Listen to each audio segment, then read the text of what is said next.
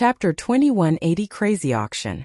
The moment God's Domains players heard that Stone Forest City's private houses would be available to rent, the news caused a sensation throughout the various kingdoms and empires. I'm not seeing things right. Zero Wing is actually leasing its private houses to the public. This is wonderful. If we can rent a private house in Stone Forest City, we can teleport there anytime we want. Crap. Zero Wing is so scummy. It's only leasing the private houses, not selling them. Almost every player in the game paid close attention to Stone Forest City, since they all had optimistic hopes for the bottomless abyss, especially now that players had begun to explore the regional dungeon, spreading the news of their harvests. Many independent players had found fine gold treasure chests, and independent teams had obtained advanced legacies after killing Grandlords. Even the weakest boss in the bottomless abyss dropped level 65 secret silver equipment, and that was when their luck had failed them. If players' luck held out, even level 65 fine gold weapons and equipment dropped from the weaker bosses. However, the various kingdoms and empires players were focused on something else entirely. Players' leveling speed in the regional dungeon excited them far more than its frightening drop rates. Everyone had been impressed with their leveling speed in neutral maps, but they could level twice as fast in the bottomless abyss. Because of this, the bottomless abyss had become a sacred leveling ground.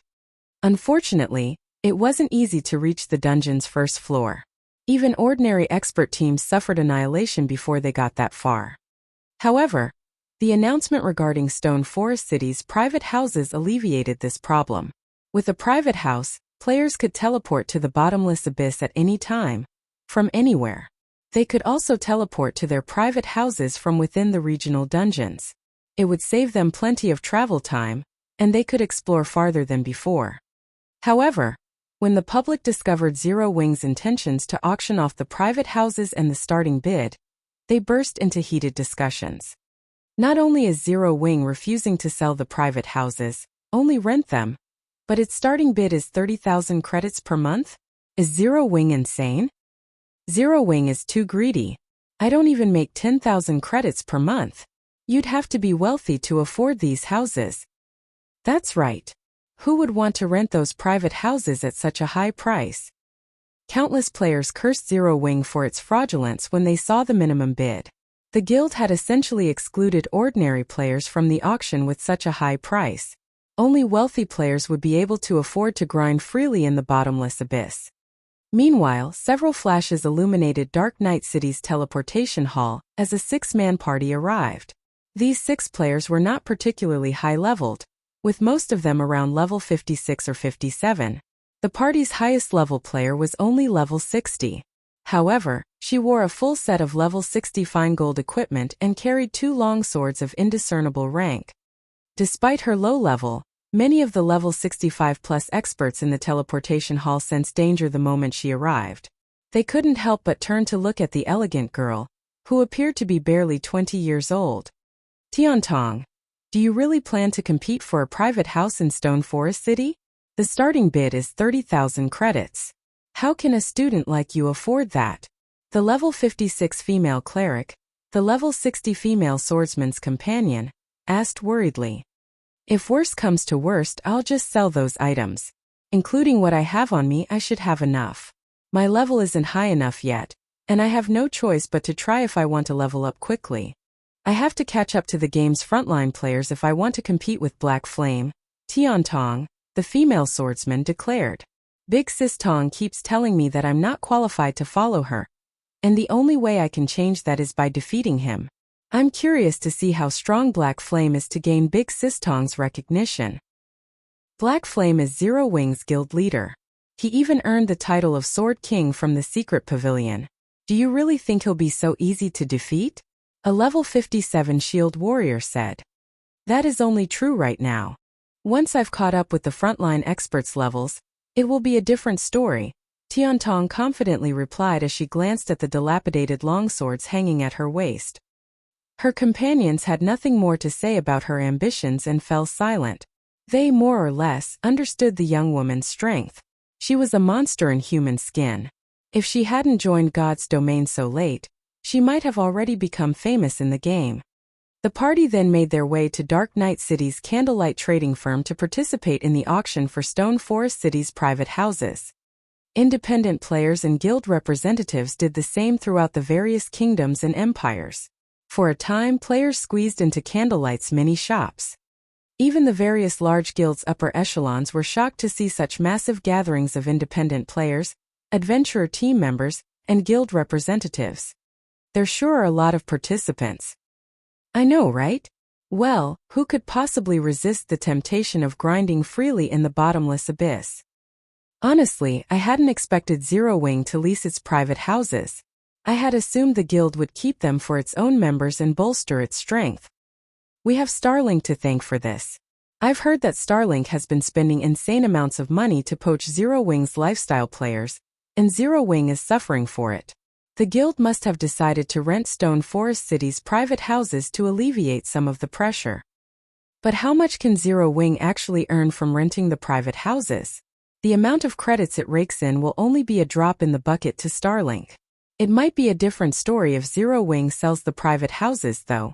Doing so might give it a chance of contending with Starlink. The various powers' upper echelons attending the auctions were more than happy to watch Zero Wing and Starlink continue their feud and take advantage of the situation. Only, in their opinion, Zero Wing was trying to get itself killed by competing with Starlink's on a financial front. Giving up those lifestyle players would be a much wiser move. While Candlelight's guests chatted about the situation, its staff began the auction for Stone Forest City's private houses. Ladies and gentlemen, welcome to the Candlelight Trading Firm. First, I must inform you that due to the limited number of private houses in Stone Forest Town, our firm can only afford to lease a small number. Any player that wins a bid in this auction will gain priority bidding rights in the next. If two players bid the same value in the next auction, we will prioritize the player who has rented from us before. So everyone, please take advantage of this opportunity, the Candlelight Trading Firm's auctioneer explained, smiling as she glanced over the crowd before her. Every guest gulped audibly and glowed with excitement. Players could grind to level 100 in the bottomless abyss, which would take more than 2 or 3 months. Needless to say, players would need to rent Stone Forest City's private houses for more than one. With prioritized bidding rights, players would have a massive advantage in the next auction. Now that we have that out of the way, let's start the auction for Stone Forest City's first private house. The starting bid is 30,000 credits. Each increment must be no lower than 500 credits. As the auctioneer finished speaking, the venue exploded with sound. 35,000. 40,000. Crap. Everyone's gone crazy. I bid 45,000. Don't compete with me. This one's mine. 50,000. Chapter 2181 God's Domain's Influence. Contrary to ordinary players' beliefs, the auctions for Stone Forest City's private houses had begun with a bang. The prices rapidly climbed as participants placed bids like they were fighting over cabbages. They shouted their bids with bloodshot eyes and fierce expressions as if they would take a bite out of anyone who outbid them. The tension in Dark Knight City's Candlelight Trading Firm was electric. Are you kidding me? This is just for 1 month of rent, yet someone's bidding 50,000 credits? Are these people insane? The level 56 female cleric sitting beside Tian Tong exclaimed, astonished. The original price, 30,000 credits, was already quite high in her opinion. Stone Forest City's private houses were valuable, but they only made it easier for players to reach the bottomless abyss, and load them to recover Stami Happy Face and concentration slightly faster than normal. At most, players with a private house would only get to spend a little more time grinding in the regional dungeon than those without.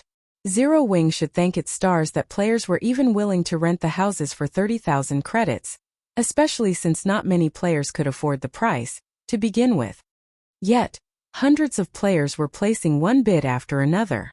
Some players didn't get the chance to finish placing their bid before someone else's voice rose above theirs.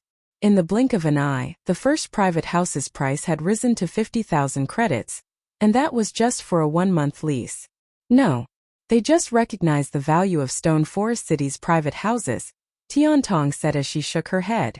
In reality, being able to level up faster is a secondary benefit to them. I heard that the mana in the city is even denser than in the Divine Colosseum. Even after a short stay, players' minds sharpen, and their reaction speed increases. Being able to teleport back to their private houses from within the bottomless abyss will also allow players to spend more time training in the city. If players spend a fair amount of time training there, they might be able to improve their combat standards far faster than training elsewhere. Improving one's combat standards was the foundation for growing stronger in God's domain. Levels and equipment were only temporary measures. To a true expert, nothing was more important than improving their combat standards. This was also why Tian Tong wanted to rent her own private house in the city. While Tian Tong had explained the reason behind these players' passionate abandon to her companion, the bidding for the first private house had risen to 65,000 credits, which made the ordinary participants sigh with disappointment. 70,000. Tian Tong shouted. 80,000. A level 68 ranger almost immediately outbid Tian Tong. 200,000. This first house is mine. A level 69 berserker boldly declared.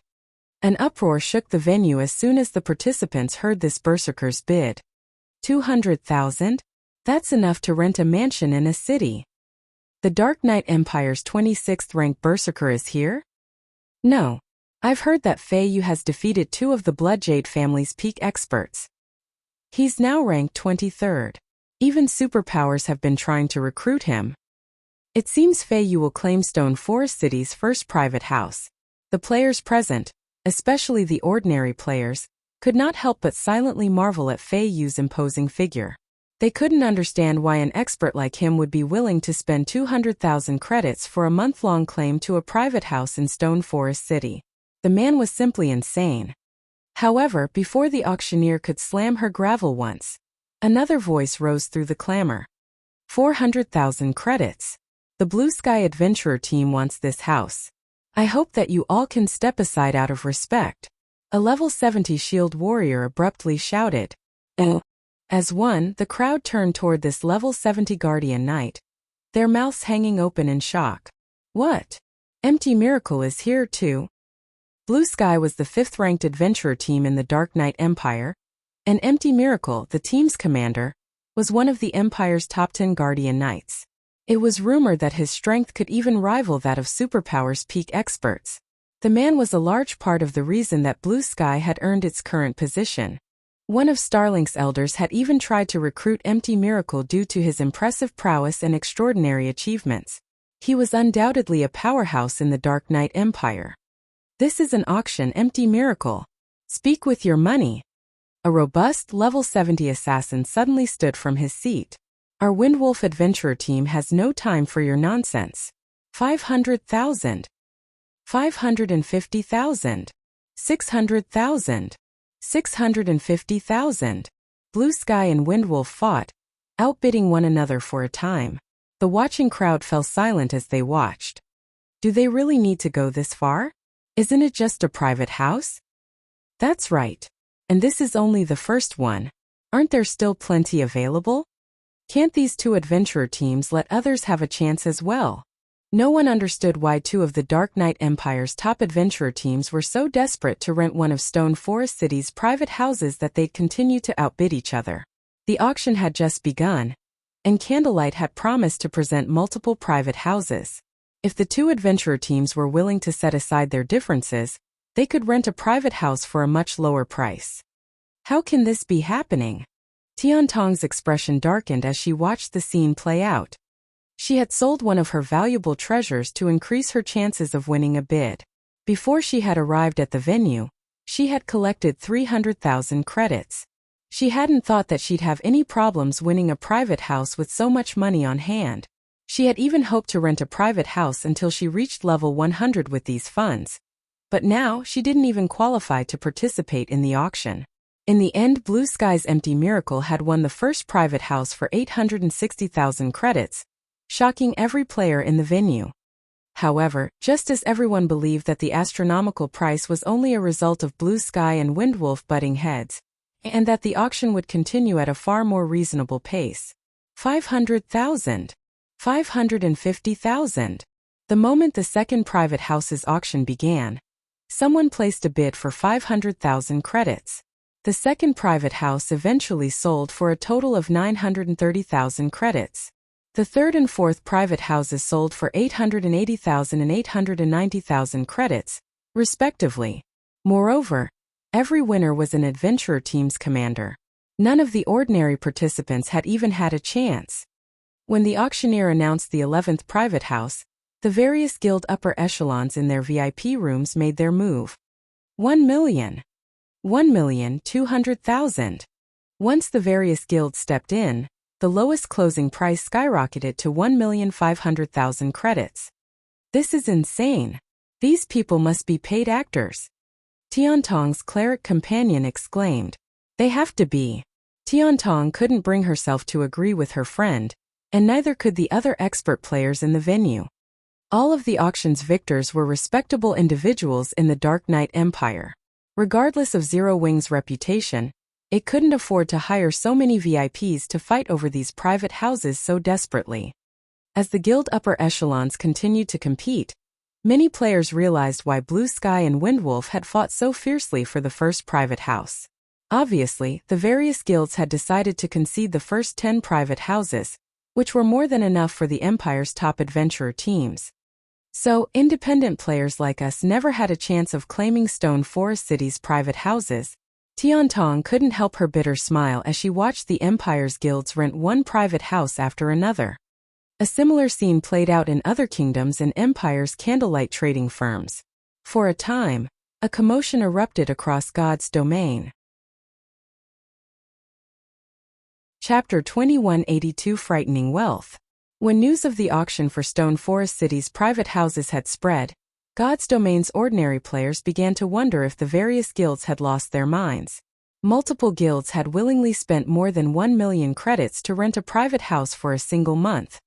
With that kind of money, they could stay in a 7-star hotel for a month and still have plenty to spare. Yet, these guilds had spent so much to rent an ordinary private house. Crap! Those private houses are only convenient for travel. Do they really have to go this far? The day I own such a city in God's domain will be the day I become a wealthy tycoon. An act. This has to be an act. For a time, everyone in God's domain talked about the matter. Many players had even pushed back their grinding schedules to watch the auctions. When the game's other powers, those that weren't participating in the auctions, found out about the situation, they realized how frightening God's domain TMOI was.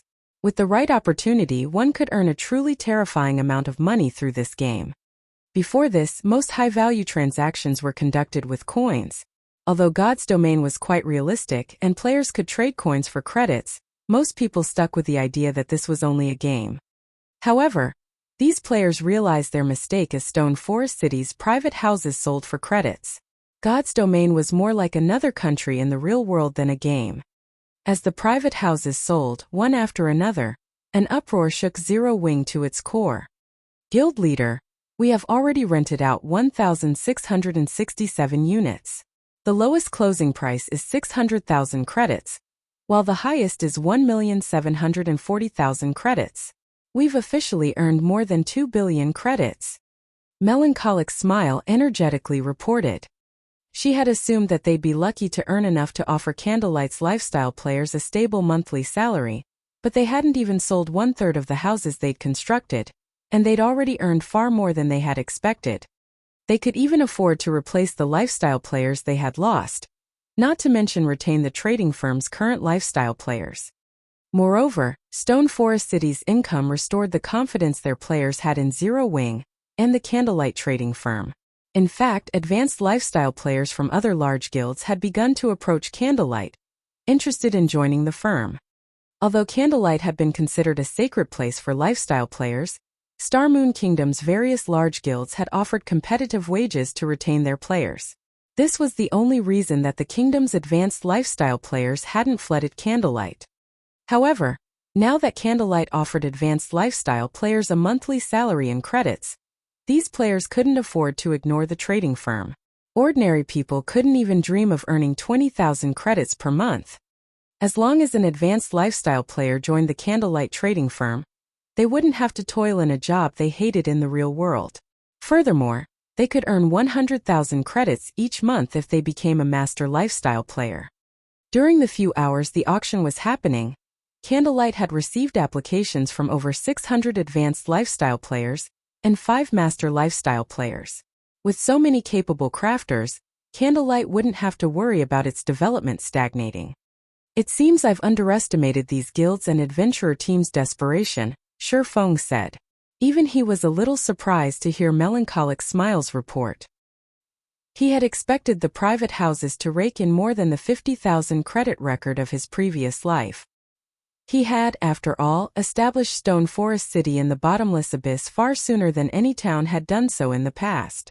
Stone Forest City didn't have any competition either, so demand for its private houses would be far greater than normal. Still, he hadn't expected the demand to be this intensive. However, after giving the matter some more thought, Shi Feng found the situation reasonable. Training, leveling, and treasure, the bottomless abyss ranked at the top in all 3 aspects. It was only natural that expert players would go mad over the regional dungeon, especially peak experts from the various large guilds. These experts wouldn't even mind parting with 2 million credits for such an opportunity, much less a mere 1 million. If they got lucky and encountered a few fortuitous opportunities, they'd gain a massive advantage over their competition. They could even earn back far more income through such opportunities. At this rate, guild leader, it won't take long to rent out all of the 3,000 private houses we've prepared for today. With the money we've earned, Starlink doesn't have a snowball's chance in hell of poaching our members, Melancholic Smile confidently declared. Starlink might be able to offer a higher salary to lure away Candlelight's members, but Candlelight could simply recruit more talented players with their current rates. The trading firm would have no issues maintaining its operations. They might even be able to expand. No, I don't want to rent all 3,000 units today. Let's stop after 2,000 units. Then we can rent out another 1,000 units each day, Shi Feng decided, shaking his head. Demand would only increase if they maintained a limited supply. Since he had such a rare opportunity before him, he had to take full advantage of it. By this time next month, he'd have a very difficult time fetching such high prices for Stone Forest City's private houses. Moreover, players hadn't discovered all of the benefits these private houses had to offer. Once they did, prices would rise even higher. 2 billion credits were enough to settle the crisis Candlelight and Zero Wing faced, so he didn't mind waiting a few more days before renting off the rest of the houses. He also wanted to set up his own training center in Fenglin City, which would cost a huge sum of credits. Initially, Shi Feng had planned to build even more private houses and shops in Stone Forest City to earn the necessary funding for his training center, but looking at it now, the first batch should be more than enough. We're only renting out 2,000 units today? I'll inform our auctioneers right away. It didn't take long for Melancholic Smile to recognize what Shi Feng was trying to do. She immediately contacted her staff members in Candlelight's mini shops. Shortly after Melancholic Smile relayed the command, the remaining private houses had been rented. Everyone, we've rented out all of the private houses we have prepared for today. Please visit us tomorrow, the excited auctioneers announced to their audience's disappointment. The announcement caused a ruckus throughout the various auction venues. What's going on? Why aren't there more available? Crap! You guys barely gave us anything. How could you run out so quickly? I was just about to make my move. The various guild representatives expressed their frustration about the auction's sudden conclusion. Many of the representatives that had held back regretted their decisions. Originally, they had planned to wait out their competition before making a move. That way, they could win a private house for much cheaper, but it seemed that their plans had backfired. Tiantong, everyone has gone insane today. Let's wait a few days before we return. The various powers experts should have sated their appetite by then. You shouldn't have any issues winning a bid, the level 56 cleric beside Tiantong advised. I agree. Tiantong nodded. The auction's first few days would be particularly lively, but once the various powers had their fill, prices would fall. The various representatives then returned to their respective cities. Some of the visiting powers had left behind players to keep an eye on the trading firm and report back if anything new surfaced regarding the private houses. Naturally, the players that had won a private house promptly made their way to Stone Forest City to prepare for their conquest in the bottomless abyss. Now every second counted. Chapter 2183 Private Houses Hidden Effect. Bottomless Abyss, Stone Forest City. As the auctions ended, the players that had won their bids made their way to their new properties. However, these experts were stunned after teleporting to their private houses. How is this possible? Everyone was astonished to find a new buff icon in their status window. High Mana State. While this buff was in effect, players would receive another buff that increased their maximum stamina and concentration by 20% for 12 hours after resting for 8 hours in their private houses. If players rested for 12 hours, the buff's duration would increase to 18 hours. These experts were ecstatic over the new discovery. In the bottomless abyss, stamina and concentration consumption rates were a player's biggest weakness. They could only grind in the God Mode regional dungeon if they found a way to maintain these stats. Now they discovered that they could have 20% more stamina and concentration by simply resting for some time in their private houses. This would greatly extend their activity time and boost their leveling speed. The visiting expert players wasted no time in reporting this to their respective superiors. What's going on? Players can only accumulate the double EXP buff in Stone Forest City's hotels, but they can gain more stamina and concentration by relaxing in a private house? Doesn't that mean players with private houses will level 20% faster than players who don't have one? If that's the case, we have to get more private houses tomorrow. For a time, the various powers received notifications regarding the private houses' hidden effect, re-evaluating their previous opinions. The various powers had only viewed Stone Forest City's private houses as a convenient travel tool, but now that they had learned that these houses could increase players' stamina and concentration, they had taken on a whole new meaning. If they could secure 20 private houses and send an entire team to take advantage of this buff, the team's leveling speed would be far faster than a mere 20% boost allowed. The combat power an individual could exhibit was on a different level than fighting with a team. Moreover, players would drastically reduce their stamina and concentration consumption rates by fighting alongside teammates. If an entire team had a 20% maximum stamina and concentration buff, they'd be able to last in the bottomless abyss for more than 30% longer than teams without the buff. With so much more time, the team could explore more of the dungeon, reducing the number of competitors it would face. Much of the bottomless abyss's first floor was home to dark demonkin as well. These dark demonkin looked similar to humans, but unlike humans, magic circuits covered these demonkins' entire bodies. They also bore a third eye on their foreheads, and they had an affinity for mana that rivaled the elves. Factoring in the bottomless abyss's environment, a random level 65, chieftain-ranked dark demonkin could effortlessly defeat ordinary expert players. If an expert party encountered a lord-ranked dark demonkin, the party would lose half of its members before it killed the monster if it didn't react appropriately. To make matters worse, dark demonkin were very difficult to sense unless players spotted them. They were skilled with ambush tactics and hid their auras with magic. When exploring the bottomless abyss, players had to remain on high alert, which substantially increased their stamina and concentration consumption rates. Unfortunately, players had no other choice as even refinement realm experts would die if they weren't careful. This situation instilled a deep fear for the various powers teams, making them hesitant to venture too far into the first floor. They constantly worried that they wouldn't have enough stamina and concentration for the return trip, and if that happened, they'd likely die and lose several days of effort. Thus, the various powers expert teams had remained in the first floor's outer region so far. However, if an entire team had the buff Stone Forest City's private houses provided, they could easily venture farther into the first floor. God's Domain's powers immediately began to collect their funds. They also sent more people to the candlelight trading firm's shops, those that would participate in the auction, to increase their chances of winning more bids. For a time, Candlelight's shops were packed with players. The shops in Stone Forest City, Zero Wing City, White River City, and Dark Knight City, in particular, held massive crowds. The crowds were so large that players were nearly forced to wait outside. Passing players who had hoped to visit the shops were stupefied. What's going on? Why have so many guilds gathered here? That's right. There weren't this many people during the last auction for Stone Forest City's private houses. Peeking in from the doorways, players spotted representatives from more than 100 guilds in candlelight shops. Although most were from small guilds, there were quite a few players from first and second-rate guilds. While everyone wondered why so many powers had flooded the candlelight trading firms, the firm began the second auction for Stone Forest City's private houses. Due to the increased number of participants, Candlelight had employed entry restrictions. Now, players had to hold more than 500,000 credits to participate. This change elicited curses from the various independent players.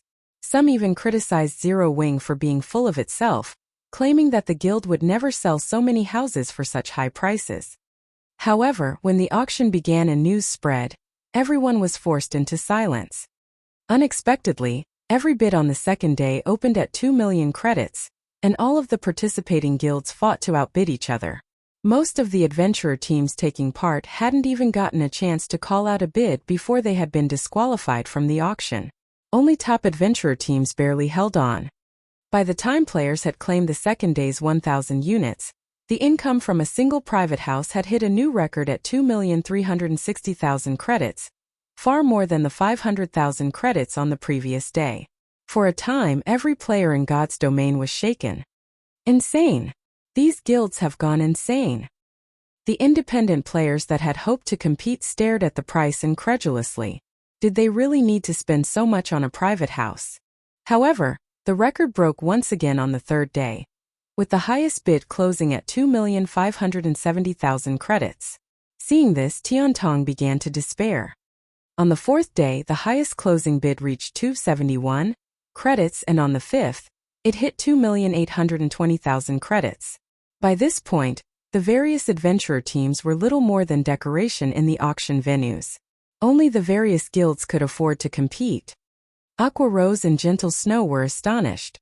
They had never dreamed that Stone Forest City's private houses would be so lucrative. By the time the 6 days auction had ended, and players had claimed all 7,000 private houses, Zero Wing had accumulated 13.7 billion credits. To hold that kind of money, a first-rate guild would need investments from multiple financial groups and corporations. However, Shifeng knew that he would only earn this much money once.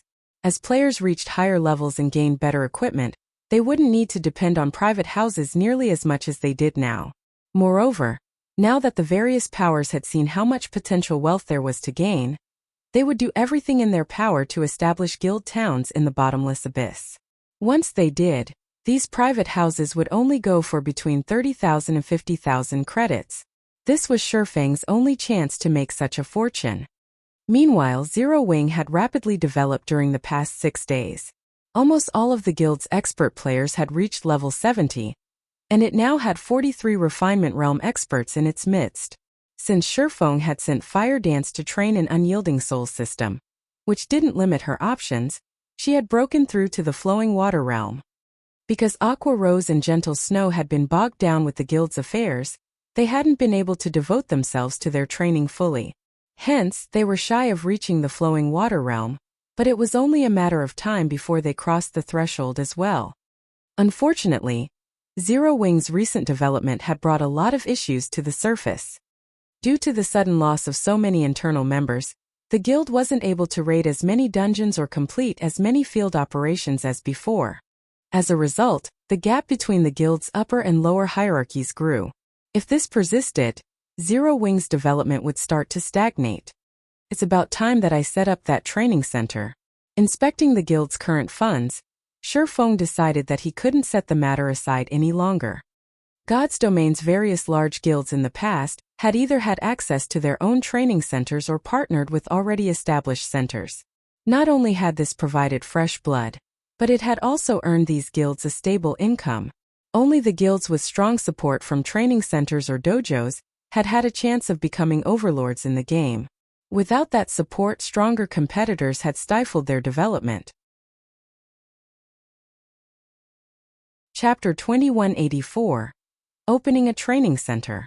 The sun shone brilliantly that morning, and a cool breeze brushed by. As soon as Shifeng left his virtual gaming cabin, He contacted Liang Jing and took her with him to the center of Fenglin City to purchase a training center. Due to the current trends, professional fighters were far more famous than actors or singers, so tons of people aspired to become one. Naturally, plenty of people wanted to capitalize on that aspiration and open their own training centers and dojos. However, this was also why the competition between training centers and dojos in big cities was so intense, even cruel. Aside from the costs of upgrading training and medical facilities, training centers and dojos had to pay significant fees to research and produce nutritious meals. Only then would their members be able to train efficiently. Individuals would see twice the results with half the training as long as they maintain proper nutrition. Overall, running a training center or dojo was a very expensive business. If one failed to manage their business properly or lacked sufficient capital, they might not even last a few years, especially in a first-tier city like Fenglin City. Plenty of training centers or dojos from smaller cities tried to establish themselves in Fenglin City every year, but most never succeeded. Aside from forging crystal light sets and advanced mana armor kits in God's domain, Shifeng had a team grind bosses on the bottomless abyss's first floor over the past few days. During the day, he spent most of his time surveying potential buildings for his training center. After several days of searching, he finally decided to buy the Century Training Center, which was only a short distance away from the city's fighting arena. Although the Century Training Center's facilities were somewhat outdated, it had an excellent location. Most importantly, it was large enough for Shifeng's purposes. The training center occupied a 51-story skyscraper. It had only been open for a little over a year, so the building was still quite new. Although it wasn't quite as large as Zero Wing's main headquarters, it shouldn't have any issues accommodating nearly 10,000 people, more than enough for Zero Wing's current internal members. Moreover, the Century Training Center's previous owners were selling the building for relatively cheap, only 8.9 billion credits. Shifeng wouldn't need to redesign the building's interior, either. He only needed to purchase the latest training and medical equipment, and the training center would be ready for business. Shifeng spent nearly half a day signing the necessary documents. Once he completed the purchase, he called Xiaoyu. "Chairman Xiao, I've settled the matter regarding the training center. Would you like to come see it?" Shifeng asked, smiling. "It's done already?" Xiaoyu was stunned. In Xiaoyu's opinion, Shifeng should have needed 2 or 3 months to secure a training center. Gathering the necessary funding would be a major problem, and Shifeng's hope of purchasing a skyscraper in the heart of Fenglin City was a fool's dream. Moreover, in his opinion, the fact that Shifeng was trying to buy a skyscraper in the heart of Fenglin City was a fool's dream to begin with. Not even the White Clan Group would be able to afford such a massive expenditure unless it sold some of its assets, and the Big Dipper Group's investment wouldn't change anything for Zero Wing. Yet, only a few days since their last meeting, Shifeng called to say he had bought a skyscraper. "That's right. Now I just need to purchase equipment and upgrade its facilities," Shifeng said, nodding. "All right. I'm on my way," Xiaoyu said. Shifeng's earnest expression did nothing to quell the old man's skepticism, so he had to verify the information himself. A few hours later, Xiaoyu arrived at the address Shifeng had given him. He was dazed when he saw the skyscraper. The Century Training Center? How can this be? Xiaoyu stared up at the towering building in utter shock. As the Big Dipper Group's chairman and someone who dreamed of opening a training center in a first-tier city, Xiaoyu knew a little about Fenglin City's training centers and dojos. He recognized the Century Training Center the moment he arrived. Since it had failed to produce any skilled fighters in the national fighting competition, it had lost business. Because of that, the Century Training Center had been trying to sell its branch in Fenglin City to recoup some of its losses and fortify its position in second-tier cities. One would need nearly 10 billion credits to purchase Fenglin City's Century Training Center. 10 billion. Not even the Big Dipper Group could afford 1/3 of this building. "Chairman Xiao, will a training center of this size be sufficient?" Shifeng asked politely. "Sufficient? Of course it's sufficient. As long as we promote the training center and upgrade its facilities, we'll have no issues recruiting new members," Xiaoyu exclaimed, already considering multiple plans for the future. "Wonderful. Then, I'll have to trouble Chairman Xiao to see to the remaining issues. I'll transfer funds to you in a moment for purchasing equipment and advertising, Shifeng said. When he saw the confident light in Xiao Yu's eyes, he knew the matter was as good as dealt with. Now he just need to wait for the training center to recruit and supply skilled fighters for Zero Wing. As long as the training center supplied enough internal members, Starlink would find it far more difficult to hinder Zero Wing's development. The guild simply had too many advantages. Once I receive the funds, I'll contact my suppliers. I believe they can transfer everything we'll need in 1 or 2 days, Xiao Yu said, nodding. Noticing that Shifeng didn't waver when he spoke of spending so much money, the young man became even more of a mystery to him. Xiao Yu was very familiar with Shifeng's background. The young man and his niece had been classmates, so he had looked into him. Even though Shifeng was a combat genius, Xiao Yu had considered him a fledgling in high society. Since Shifeng was from a family without a background, he should have needed a decade or so to accomplish anything impressive. Yet, the more time the old man spent with Shifeng, the more he became unfathomable he became. First, Shifeng had snagged Fenglin City's White Clan group as a partner. Then, he had purchased Century Training Center's old building. Xiao Yu could also tell that Shifeng was responsible for these decisions. Everything should arrive in 2 days? If that's the case, we should host our grand opening in 3 days. I'll also have to trouble you with hiring instructors and management staff, Shifeng replied after giving the matter some thought. Time waited for no one. He needed to recruit more internal members for the guild as soon as possible. That won't be a problem, but what do you plan to name the training center? Xiao Yu asked. We can't promote it without a name. Let's call it Heaven's Rumble Training Center, Shifeng decided. Originally, Shifeng had planned to give the training center Zero Wing's name as well, but it was too well known right now. Naming it after the guild would only bring the various major powers down on their heads. It was best that he gave it an ordinary name. All right then. I'll see to the necessary arrangements, Xiao Yu said, nodding. Xiao Yu left, immediately turning his focus to Heaven's Rumble Training Center's management. Of course, the news that the Zero Wing Workshop was preparing to open a training center in Fenglin City quickly spread. Chapter 2185 Experts Gather. Fenglin City, Redstone Restaurant. A thin, middle-aged man respectfully entered one of the restaurant's top-floor VIP rooms. Once inside, he approached an indifferent youth who currently meditated. Although the young man sat there quietly, he felt like the room's overlord. Any enemy of his would become everyone's enemy in the room. Why are you in such a hurry, old Zhua? Hanifeng asked as he opened his eyes, glancing up at the middle-aged man. I've just received news that Zero Wing is opening a training center in Fenglin City.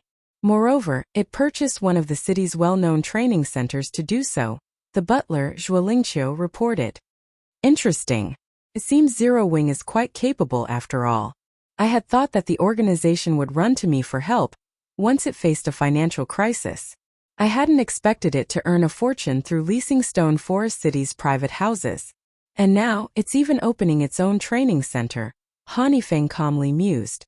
Young master, although Zero Wing can afford to open a training center, how can setting one up in Fenglin City be so easy? Zhuolingqiu commented disdainfully. According to our information, Lu Xinglua has prepared for this and hired a particularly skilled expert. By the sounds of it, he wants his expert to cause a ruckus in the training center, preventing it from taking root in the city. It was true that one needed enough capital to open a training center, but money wasn't enough to keep one alive. One also needed sufficient strength to defend it, especially in a city as competitive as Fenglin. In that case, I want you to visit Zero Wing's new training center. At the end of the day, we can still use the organization to slow Starlink down, Hanifeng said as he sent a glance at Zhuolingqiu. Understood. With a bow, Zhuolingqiu turned and left the room. Meanwhile, news of Heaven's Rumble Training Center's grand opening shook Fenglin City's fighting industry. With the Starline Corporation's Lu Xinglua targeting Zero Wing, no one dared to ally with the organization for fear of attracting the corporation's ire. Now that Zero Wing had opened its own training center, even a fool knew that Lu Xinglua would make his move. At least it would be interesting to watch.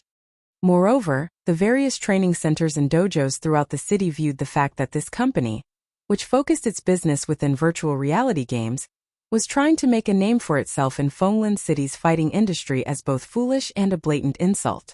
Even on the off chance that Lu Xinglua left Zero Wing's training center alone, they wouldn't let the organization get away with this transgression. Otherwise, they'd become laughingstocks in the industry.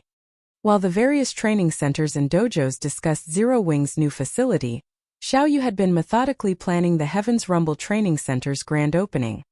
3 days passed in the blink of an eye. Not only had Xiao Yu purchased the latest training and medical equipment available over the last 3 days, but he had also invited many of Fenglin City's VIPs to attend the grand opening. Fortunately, he had far more connections than a young man like Shi Feng. On the day in question, luxury cars stopped by the building's entrance in droves, and many passers-by grew interested in visiting the training center as a result. However, most of the people that visited Heaven's Rumble Training Center that day were young, passionate fighters. They had all seen the advertisements boasting Heaven's Rumble's state-of-the-art facilities, and they were curious to inspect the training center themselves. The world's technology constantly improved, and with the help of proper data analysis, one could build the best training routine possible, improving far faster than training under a famous instructor. The instant these combat enthusiasts entered Heaven's Rumble Training Center, they were flabbergasted. People wearing the uniforms of Fenglin City's various training centers and dojos filled the main hall. Some of them were even well-known experts in the city, and a few of the upper echelons from the city's training centers and dojos had even made an appearance. Crap! What's going on? Why are so many of Fenglin City's experts here?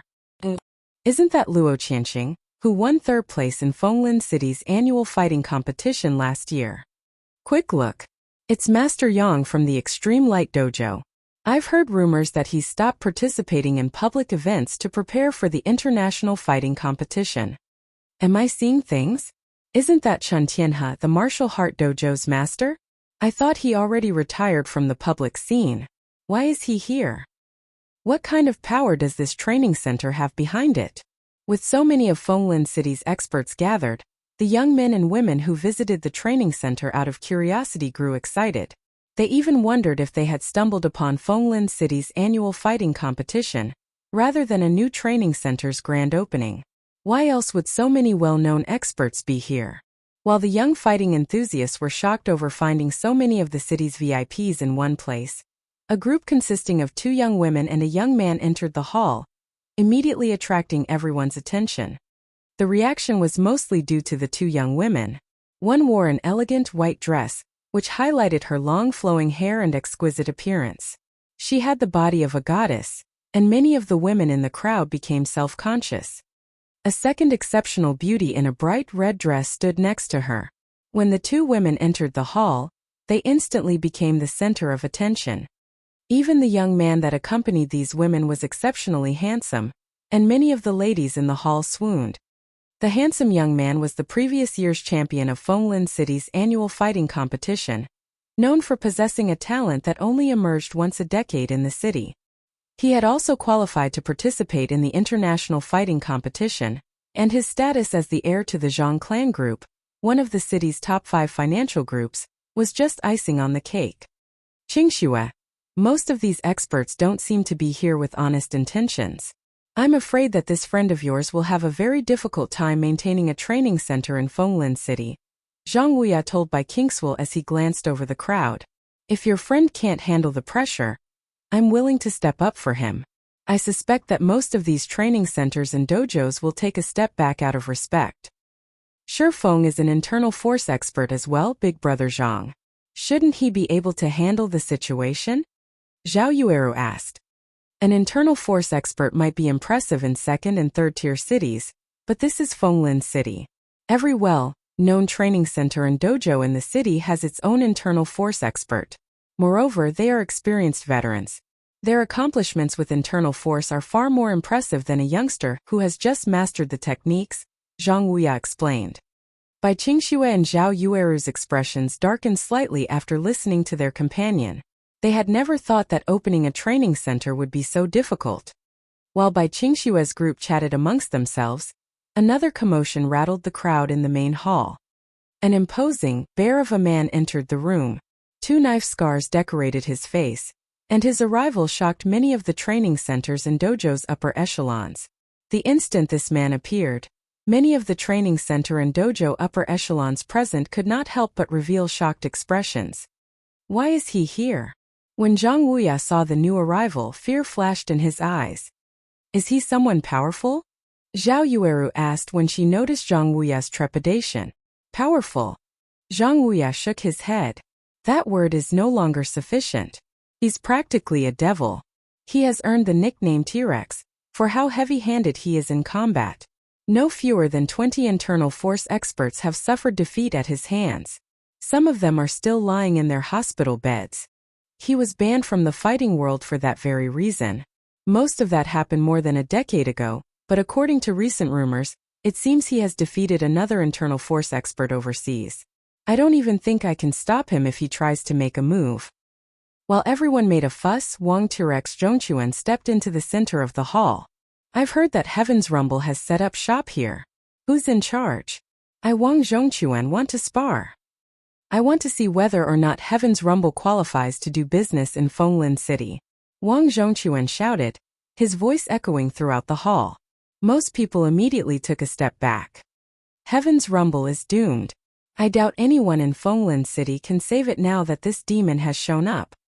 The Starline Corporation is certainly powerful. It's even hired this monster to cause trouble. Zero Wing should have just stayed in its virtual reality game, instead of meddling in the fighting industry.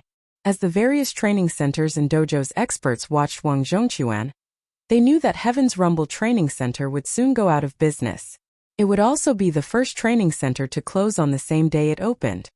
Suddenly, however, a crisp voice rang out over the crowds muttering, I don't know who you are, but I'm afraid that you don't qualify to challenge our hall master. Instinctively, the crowd turned toward the voice's origin. The speaker was a graceful, mesmerizing woman, and none other than Fire Dance's player. Chapter 2186 Fighting an Internal Force Expert. The various training centers and dojos experts were stunned when they saw Fire Dance. Who's this little lady? Is she tired of living? Although none of them recognized Fire Dance, her identity didn't matter, even if she was an heiress to a large corporation or a member of a powerful family. Wang Zhongquan was still a merciless person. Ordinary people at most knew this man had recently defeated Demon Wolf, an apex internal force expert overseas. However, these experts knew that Wang Zhongquan had been banished from the fighting industry in the past, and had resorted to mercenary work. He was a cold-blooded monster that had secretly ended many experts' lives with his own hands. It was rumored that he was even responsible for the deaths of a few great families' upper echelons. If Wang Zhongquan wanted to, he could even slay a large family's heirs, regardless of how many bodyguards protected them. As far as the crowd was concerned, Fire Dance was suicidal to provoke Wang Zhongquan so blatantly. Unexpectedly, however, the bear-like man didn't seem angry. He watched her for a moment before grinning, then asked, If that's the case, little lady, how do I earn this qualification you speak of? His goal was simple. He wanted to ensure that Heaven's Rumble Training Center's reputation hit rock bottom. His biggest concern was that Heaven's Rumble would refuse to fight him. He had earned quite a reputation after all. No one would look down on the training center if it declined his challenge. Hence, when this ignorant girl had stepped up to provoke him, he inwardly celebrated. Now, Heaven's Rumble would have no choice but to accept his challenge, and he could take his time toying with the training center and humiliating its management. Heaven's Rumble would never gain a foothold in Fenglin City. Our youth are so impatient. After hearing a few insulting words, she leaped into his trap. Her comment has ensured that Heaven's Rumble will have to face Wang Zhongquan, Chan Tianhe, the Martial Heart Dojo's master, and an old man in his 50s, said, shaking his head. He then turned to Xiao Yu and said, Old Xiao, I'm afraid that disaster will befall the young man you mentioned. Won't Wang Zhongquan back out if you make an appearance, Master Tianhe? Xiao Yu anxiously asked. He was exasperated over Fire Dance's impatience. He knew she was an expert that had proven herself against one of the White Tiger Dojo's intermediate disciples, but Wang Zhongquan was an expert among experts.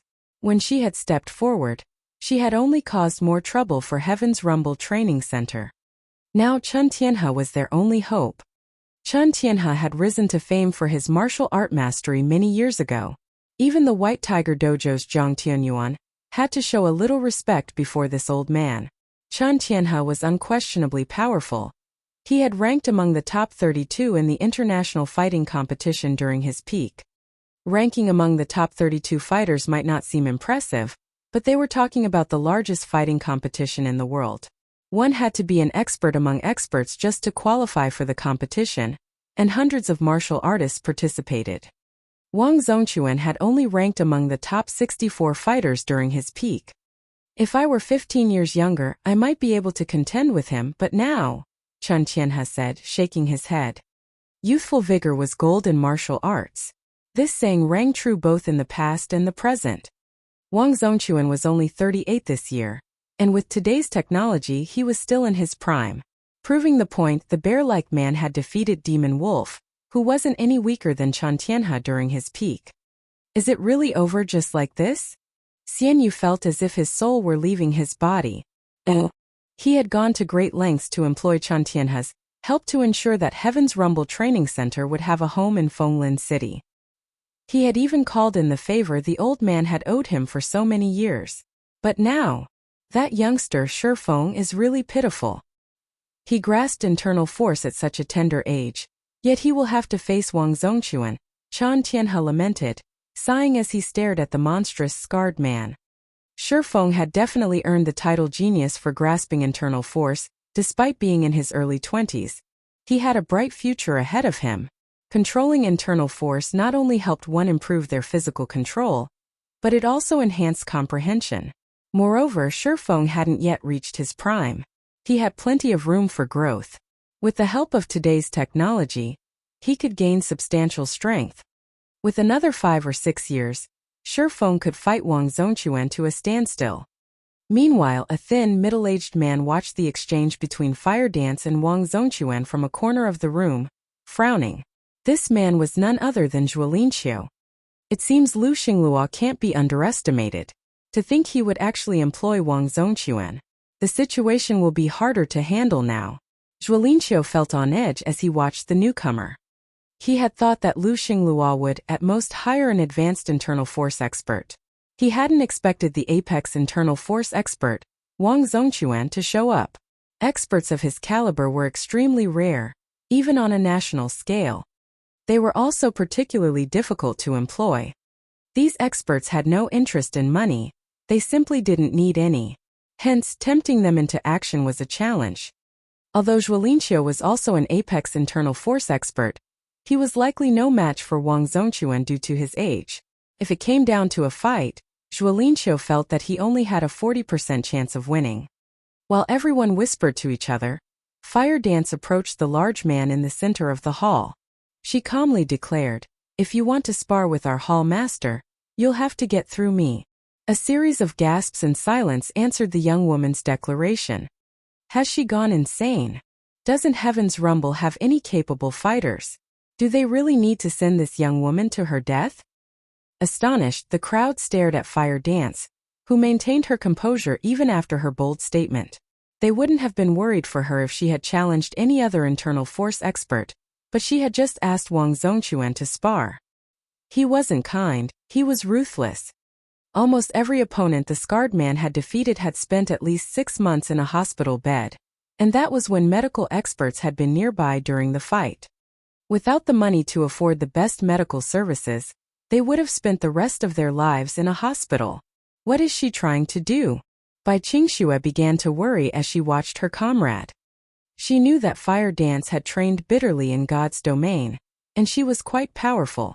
However, this was reality, not the virtual world. Even if she frequently trained in the real world, she'd be lucky to survive against ordinary martial arts experts. Trying to fight an expert of Wang Zongquan's caliber was suicidal. Is she a friend, Qingxue? Zhang Tianya asked, to which Bai Qingxue nodded. Don't worry then. Although I'm not his match, I can stop that monster for a moment if necessary. Zhang Tianya comforted his escort. He had pursued Bai Qingxue for a long time now, although he wanted more than her perfect body and pretty face. He was far more interested in the white clan group that stood behind her. Only a woman of her standards was fit to stand beside him. However, he rarely encountered an opportunity to show off his strength to her. Hence, he was quite pleased with the situation. He wasn't a match for an apex internal force expert like Wang Zongquan, but he'd have no issues stopping one of the man's attacks. Is your training center out of fighters, little lady? If you wish to spar with me, you should know that I never show mercy to my opponents. You can't blame me for the outcome. Wang Zongquan's expression darkened, and a flash of killing intent lit his eyes. He could have brushed off her interruption as youthful ignorance, but a public challenge was an entirely different matter. He was an internal force expert, a master martial artist. It was humiliating to have some random nobody challenge him. If he did not teach this girl a proper lesson, he'd become a laughingstock. The state of heaven's rumble is none of your concern. You can talk after you defeat me. Fire Dance stepped forward, and her fist shot straight toward Wang Zongquan. Chapter 2187 Defeated with one palm. Although Fire Dance had executed her punch smoothly, without making a sound, her punch seeming as natural as a passing breeze, when the various experts present saw her attacking Wang Zongquan, varying degrees of shock appeared on their faces. Is this girl insane? Chen Tianhe blurted out when he saw Fire Dance's actions. Wang Zongquan had trained his internal force to the apex. Every one of his movements was accompanied by internal force. He was different from experts that had just grasped internal force, who only used it as a trump card during critical moments. Not to mention, a sudden attack like the one Fire Dance executed would hardly be effective against a master like Wang Zongquan. If she was not careful in dealing with Wang Zongquan's inevitable counterattack, she would undoubtedly lose her life. Sure enough, Wang Zongquan did not grow flustered at all at Fire Dance's sudden attack. He calmly took half a step back, accurately moving out of her attack range. In the end, her fist did not even manage to graze his clothes. Immediately after, he counterpunched twice at Fire Dance, first at her face and then at her abdomen. Although both his punches looked identical, the one aimed at Fire Dance's abdomen was actually a little faster than the one aimed at her face. It's over. Zhang Tianya's complexion darkened when he saw this scene play out from a short distance away. Originally, he had been planning to save Fire Dance. However, he never thought that Fire Dance would be so crazy as to attack Wang Zongquan without hesitation. To make matters worse, even after seeing her attack fail, she didn't pull back immediately. Now that Wang Zongquan had counterattacked, her life was as good as gone. Although Wang Zongquan's two punches might look very simple to the eyes of ordinary people, they were actually extremely ruthless. A person being attacked in the face would instinctively move to defend their face. In such a situation, attacks directed to other parts of their body would be easily overlooked. Meanwhile, as an apex internal force expert, Wang Zongquan had an extremely precise grasp on timing and distance. Even well-trained internal force experts would get caught by this move of his if they were not careful, let alone a newbie without any special training like Fire Dance. Just as everyone thought that this fight was already over, however, contrary to everyone's expectations, Fire Dance actually ignored the punch aimed at her face. Instead, she suddenly sidestepped and promptly rotated her body. In the torque of her body, she then sent a lightning-fast chop straight at his neck. The sudden development in the battle caught Wang Zongquan slightly off guard. Originally, he thought that his opponent was merely an inexperienced little girl. He never expected this little girl to easily evade his attack, much less launch a counterattack of her own. However, Wang Zongquan was a hitman with many years of experience. He was fully capable of reacting to abrupt changes immediately. Although he wouldn't be able to defend against Fire Dance's attack in time, he could still dodge it. He hastily bent his body forward and leaped backward, narrowly avoiding Fire Dance's chop. Upon seeing Wang Zongquan retreating, the spectating crowd could not help gasping in shock. Is this for real? Wang Zongquan actually got repelled. Who is this young lady? Everyone present was aware of just how powerful Wang Zongquan was. Even experts of the same rank would have difficulty forcing him to retreat.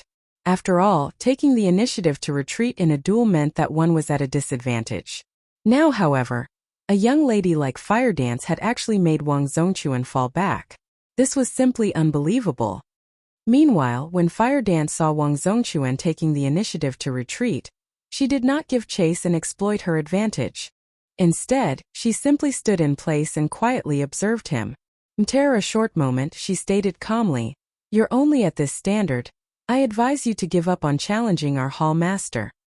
When Fire Dance said these words, the spectating crowd could not help but nod in agreement. After all, if Wang Zongquan had already fallen into a disadvantage in his fight with Fire Dance, what qualifications did he have to challenge Heaven's Rumble's hall master? You. Wang Zongquan's rage shot through the roof. The intense killing intent his body radiated, making everyone in the hall shudder involuntarily. In the next moment, Wang Zongquan took a step forward, the marble floor under his feet cracking. His body then transformed into a blur as he dashed at Fire Dance like a ferocious tiger. The instant Wang Zongquan appeared before Fire Dance, he canted his body slightly to ram his side into her. Mountain Slam. Although this ramming attack looked incredibly plain and simple, none of the experts present would dare to face this attack directly. After all, a ramming attack carried out by an ordinary internal expert could already topple a big tree. Wang Zongquan's ramming attack could most likely send even a small car flying back. If a person were to receive this attack, all the bones in their body would shatter. Moreover, Wang Zongquan's ramming attack was incredibly fast, so fast that many of the experts present didn't even react to it. Why must this little girl put herself in such a difficult position? Chun Tianhe sighed at this scene. Chun Tianhe had been very shocked by Fire Dance's previous performance, where she managed to not only maintain her cool, despite going up against such a powerful opponent, but even turn a dangerous situation into an opportunity to attack. She was definitely a gifted fighter. He was even tempted to take her in as a disciple. Meanwhile, had Fire Dance not provoked Wang Zongquan further, Chun Tianhe could have forced Wang Zongquan to leave the premises by making an appearance. After all, the fact that Wang Zongquan had taken the initiative to retreat in a fight against a little girl, who was probably only half his age, was already humiliating enough. Insisting on continuing the fight would only further damage his reputation. However, now that Wang Zongquan had blown his top, he wouldn't care even if he was called out for bullying the weak. Nobody could stop him now. To everyone's surprise, however, Fire Dance actually did not try to dodge Wang Zongquan's ramming attack. On the contrary, she even took the initiative to meet him in battle. Is she crazy? Her decision shocked everyone. No one expected Fire Dance to respond so boldly. Wang Zongquan surpassed even national-level athletes in terms of physical fitness. Only a few people in the entire country was superior to him. Trying to use brute force against him was akin to smashing an egg against a rock. Arrogant brat. When Wang Zongquan saw Fire Dance moving to greet him in battle, a ruthless sneer appeared on his face as he further accelerated his body. A moment later, Wang Zongquan's body crashed into Fire Dance's. However, just as everyone thought that she would go flying over 10 meters, a shocking scene occurred. Wang Zongquan actually passed through Fire Dance. An afterimage? Zhang Tianya gaped in shock involuntarily when he saw Fire Dance's figure fading out of existence. A visual residue. Chun Tianhe immediately realized what had happened. An afterimage could be created so long as a person was moving fast enough. However, creating a visual residue did not require a person to be moving quickly, only sufficiently rapid reactions. The human mind took time to process the images the eyes saw. If one's reaction speed was sufficiently fast, they could misperception that they were still in their original position when in reality they had already moved elsewhere. However, accomplishing such an action was extraordinarily difficult. This feat required one to transition from being static to dynamic motion at an extreme speed. In addition, not only did one's body have to keep up with this rapid transition, but their neural response time needed to be able to keep up as well.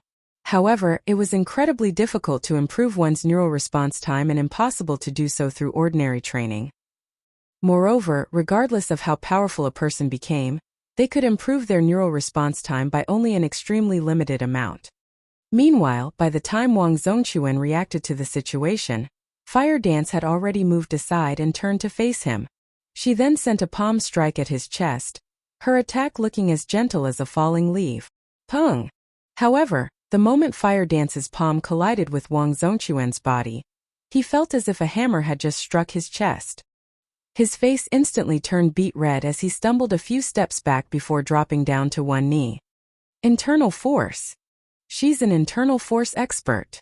Upon seeing Wang Zongquan's kneeling figure, the spectating crowd could not help but turn to stare at the completely unharmed Fire Dance in shock. Chapter 2188. Do you have an opinion? Everyone was stunned to see Wang Zongquan down on one knee. Wang Zongquan's physique completely surpassed an ordinary person's. Even the professional fighters of Fenglin City would have an extremely difficult time inflicting any external damage on him, much less internal damage. Yet, he actually sustained considerably severe internal injuries from Fire Dance's gentle palm strike. Based on his current complexion, he would most likely need half a month to recover from his injuries. This outcome was simply unbelievable. The only explanation anyone could come up with for this situation was that Fire Dance had utilized internal force. She not only grasped internal force at such a young age, but also managed to injure Wang Zongquan? Could she be the disciple of some ancient aristocratic family? Chen Tianhe also could not help his astonishment as he looked at Fire Dance. Even with the help of modern technology, internal force experts were still incredibly rare.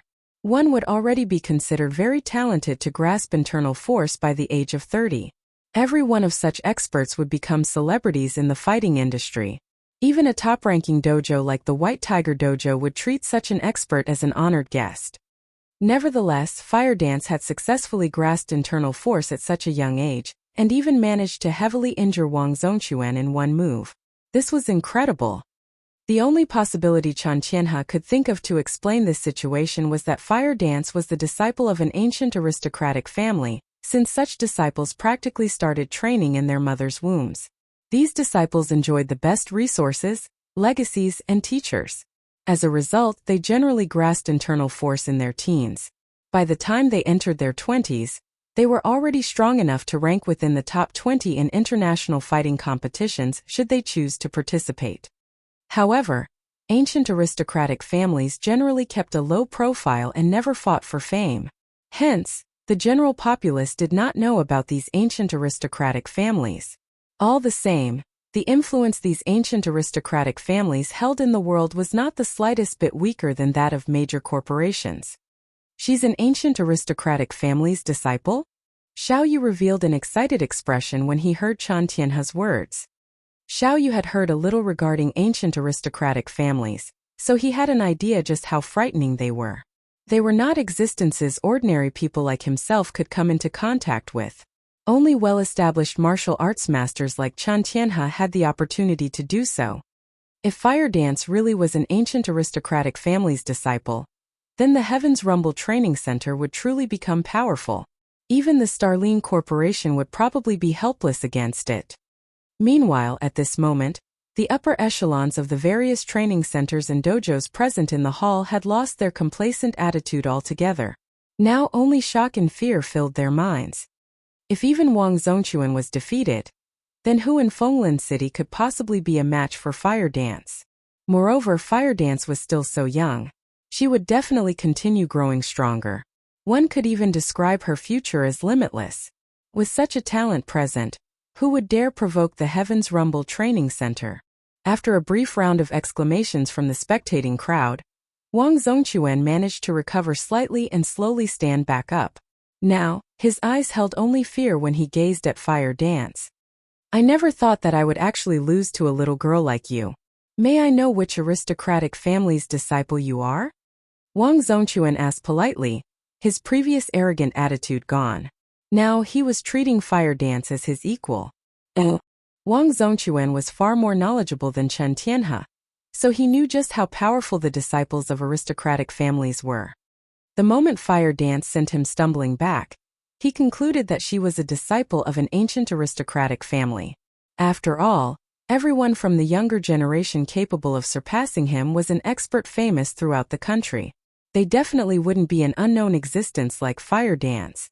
Fortunately, Fire Dance's strength and physical fitness were greatly inferior to his own. Had that previous strike been executed by an expert of equal standards, he definitely wouldn't have been able to stand back up. Fire Dance's victory was due entirely to her calm mind and frightening reaction speed. Her grasp of distance was also frighteningly accurate. Had he known that Fire Dance possessed such abilities early on, he definitely wouldn't have used such aggressive maneuvers. Instead, he would have opted for a more secure fighting style. Then, he wouldn't have been defeated so decisively. However, Fire Dance was still very young. Her physical fitness could continue improving in the future. The same was true for her technical standards. Wang Zhongquan did not feel ashamed of being defeated by such a prodigy. An aristocratic family's disciple? The heartstrings of Zhang Tianya, who was standing a short distance away, quivered when he looked at Fire Dance. Both Fire Dance's appearance and body were extraordinary. It wouldn't be an exaggeration to say that she was Zhao Yueru's equal. Moreover, Fire Dance's martial artist temperament lent her an additional elegance that Zhao Yueru did not have. If it was indeed true that Fire Dance had the backing of an ancient aristocratic family, then she would definitely be of great help to him in the future, if he could obtain her. Aristocratic family's disciple? Fire Dance, however, was confused by Wang Zhongquan's words. She then explained, I am not a disciple of some aristocratic family. I am only a member of the Heaven's Rumble Training Center. As soon as Fire Dance was done speaking, the entire hall fell silent momentarily. Impossible. You grasped internal force at such a young age. You also have that frightening reaction speed and a talent for combat. How can you simply be a member of a small training center? Wang Zhongquan was enraged by Fire Dance's response. If you don't want to tell me which aristocratic family you're from, just say so. Is there a need to humiliate me this way? While he could accept being defeated by Fire Dance as a martial arts master, he definitely would not accept being humiliated. Moreover, what he was truly adept at was not fighting but assassination. Outside official settings, he would have plenty of means to kill Fire Dance without anybody tracing the deed back to him. Everyone present also nodded in agreement with Wang Zhongquan's words. A member of a training center? What a joke. Even the top-ranking training centers and dojos in the country did not have the ability to produce an expert like Fire Dance. I'm telling the truth. I am not a disciple of some aristocratic family. I am only a member that has been training under our hall master all this time. I can't do anything about it even if you don't believe me, Fire Dance said, shaking her head. She gave no further explanation after that. I heard that your hall master is just in his early 20s. If you insist on trying to raise your hall master's reputation, then I have nothing else to say. However, I will firmly engrave today's matter in my heart. Wang Zhongquan was now thoroughly enraged. However, with his defeat at Fire Dance's hands, he no longer had any qualifications to challenge Heaven's Rumble's hall master. Even so, he still had many ways to destroy both the Heaven's Rumble Training Center and Fire Dance. Was there a need for this little lady to humiliate him like so? Chen Tianhe could already see that Wang Zhongquan bore killing intent toward the Heaven's Rumble Training Center and Fire Dance. The man definitely wouldn't let this matter rest. Even a fool wouldn't believe that a youth in his early 20s could nurture Fire Dance, who was of roughly similar age, into her current state. Let alone Wang Zhongquan, even Chen Tianhe would become very angry if he were in Wang Zhongquan's shoes. However, just as Wang Zhongquan was about to turn around and leave, a crisp voice echoed throughout the entire hall. I am her instructor. Do you have any opinions about it? Immediately, everyone automatically turned their heads toward the origin of the voice, and what they saw was a young man currently descending the staircase from the second floor. This young man in black was none other than Shifeng, who had just completed his daily training. Chapter 2189, Shocking the Audience. Everyone present inside the hall gazed at Shifeng in astonishment. Wang Zhongquan was no minor character. Although he had lost to Fire Dance, there was still no doubt that he was an apex internal force expert. Even the masters of top-ranking training centers and dojos had to treat him with respect. Not to mention, Wang Zongquan had been working as a hitman for the past decade. Even if he couldn't openly cause problems for a training center or dojo, he was more than capable of doing so in secret. Is this guy tired of living? He actually dares to come out now? Does he really think Wang Zongquan won't dare to challenge him again? What bold words! Does he actually believe he can produce an internal force expert? The many experts present looked at Shifeng with disdain when he appeared in the hall. They all felt that Shifeng was getting too full of himself. Fire Dance had just fought a dangerous battle in order to pull the Heaven's Rumble training center out of a crisis. All Shifeng needed to do was lie low and wait for Wang Zongquan to leave. He simply had to be tired of living to reveal himself now. Old Xiao, is this the young man you were talking about? Chen Tianhe shook his head as he looked at Shifeng. He's far too immature and arrogant. Although he has the support of an aristocratic family's disciple, he still shouldn't have provoked Wang Zongquan like this. Although Wang Zongquan could not afford to run afoul of ancient aristocratic families, he would have no problems killing the other members of the Heaven's Rumble Training Center. He could also make it so that the deed couldn't be traced back to him. Even though Shifeng had already grasped internal force, it wouldn't change his fate. After all, according to the rumors Chen Tianhe had heard, more than 10 internal force experts had fallen at Wang Zongquan's hands, including apex internal force experts. So he is Shifeng? Zhang Tianhe could not help but reveal some envy as he eyed Shifeng. An aristocratic family's disciple. The status of every one of these disciples was not the slightest bit inferior to that of an heir of a major corporation. They were existences that even someone like Wang Zongquan had to show respect to. Yet, despite having ordinary looks and an average family background, Shifeng actually managed to gain Fire Dance's favor, and even her support. How could Zhang Tianhe not envy him? In fact, Zhang Tianhe believed there was an 80% chance that Shifeng's success in becoming an internal force expert was due to Fire Dance's help. After all, the legacies and resources that ancient aristocratic families possess were far superior to those of top-ranking training centers and dojos. So long as one possessed even the slightest amount of talent, they would have no problem becoming an internal force expert. If Zhang Tianhe had obtained these resources, he would have most likely become an expert on Wang Zongquan's level by now.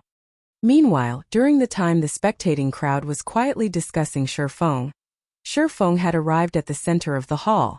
Fire Dance promptly took the initiative to stand behind him, as if she really was just a member of the Heaven's Rumble Training Center. This scene immediately provoked the envy of many of the spectating experts. Crap! What kind of luck does that kid possess to earn the favor of that goddess? What a lucky bastard! With an aristocratic family backing him, even Wang Zongquan can't do anything against him on the surface. That's right. If we could sponge off such a goddess as well, even setting up a top-ranking training center wouldn't be a problem. Many of the men present derided Shifeng, and as if they were afraid Shifeng could not hear them, their voices grew steadily louder as they spoke. To most of the experts present, being able to grasp internal force was already a matter worth rejoicing. As for setting up their own training center in a first-tier city and developing it into a top-ranking training center, that was something that they didn't even dream of. However, if they had the help of an aristocratic family's disciple, then such a feat would be a piece of cake. Now that Shifeng had Fire Dance's support, his becoming one of Fenglin City's powerhouses was almost guaranteed. Fenglin City's fighting industry might even have to adhere to his wishes in the future. Other top-ranking training centers and dojos also wouldn't dare to act against him rashly. Meanwhile, seated in a corner of the hall was Zhuolinqiu, who was quietly observing the event. So that's the case. It's no wonder Zero Wing is confident of establishing itself in Fenglin City. Zhuolinqiu thought to himself as he observed Fire Dance, disregarding Shifeng entirely. With this, Zero Wing indeed merits the young master's attention. As the butler of the Five States Corporation's heir and an apex internal force expert himself, Zhuolinqiu knew a lot more regarding ancient aristocratic families than Chen Tianhe and Wang Zongquan did, so he understood just how valuable the support of an aristocratic family's disciple was. During the time everyone was discussing Shifeng, Wang Zongquan had also arrived before him, his gaze filled with disdain and anger as he glared at the young man. And here I thought you wouldn't have the courage to show yourself, Wang Zongquan sneered. Since you're here, do you dare exchange a few moves with me? I want to see whether you truly are capable of instructing such an excellent member or not, Hallmaster Shi.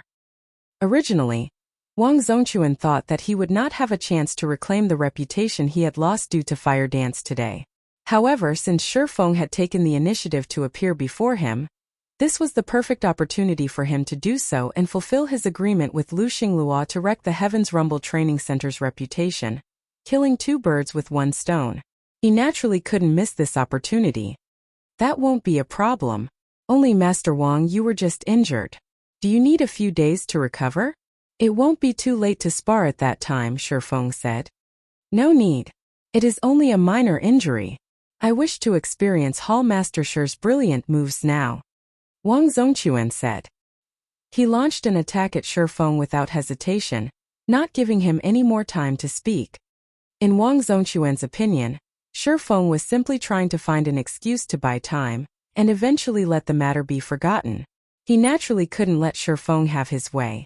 Meanwhile, the best method to get Shi Feng to take action was to leave the man with no choice but to take action. The spectating crowd shook their heads and sneered at Shi Feng. That guy is so dumb. Did he really think Wang Zongquan would let such a great opportunity slip by? Ha ha ha. He's going to make a fool of himself now. He's just a brat who has just learned internal force. Does he actually think an apex internal force expert like Wang Zongquan will be afraid of him because of a little injury? How foolish. Does he believe he can run rampant just because he has the backing of an aristocratic family's disciple? Everyone understood that Shi Feng was planning to get Wang Zongquan to give up on today's match with the excuse that Wang Zongquan was injured. Unfortunately, how could someone of Wang Zongquan's caliber not see through his ploy? Moreover, the spectating experts could also see very clearly that, although Fire Dance had defeated Wang Zongquan, she should have grasped internal force only recently. Her physique was also far inferior to his. Although she had indeed managed to injure Wang Zongquan, he should still be able to exhibit 80% of his normal standard, which would be sufficient for him to beat up a basic internal force expert. In the next moment, however, Wang Zongquan's fast and powerful fist suddenly came to an abrupt halt before Shi Feng's face, unable to move forward by even the slightest. How is this possible? Wang Zongquan stared at his wrist, which Shi Feng was gripping tightly, in extreme confusion. Wang Zongquan had given his all in that punch. Despite his injury, his full-powered punch still wasn't something a basic internal force expert could block directly. In his opinion, Shi Feng should have chosen to dodge or deflect his attack. However, Shi Feng had actually used one of the most impossible to execute methods to stop his attack, grabbing his wrist. Before Wang Zongquan could shake off Shi Feng's hold, Shi Feng suddenly tightened his grip and swung Wang Zongquan's arm as if he was swinging a sword. Immediately, Wang Zongquan felt himself getting yanked off his feet, then propelled through the air. For a moment, the surrounding crowd even felt a strong wind blowing past their faces. Soon after, a loud boom entered everyone's ears as the floor beneath them shook slightly. By the time everyone realized what was going on, Wang Zongquan was already lying unconscious on the floor some distance away from Shi Feng. The marble beneath him cracked. Chapter 2190. He is a Grandmaster.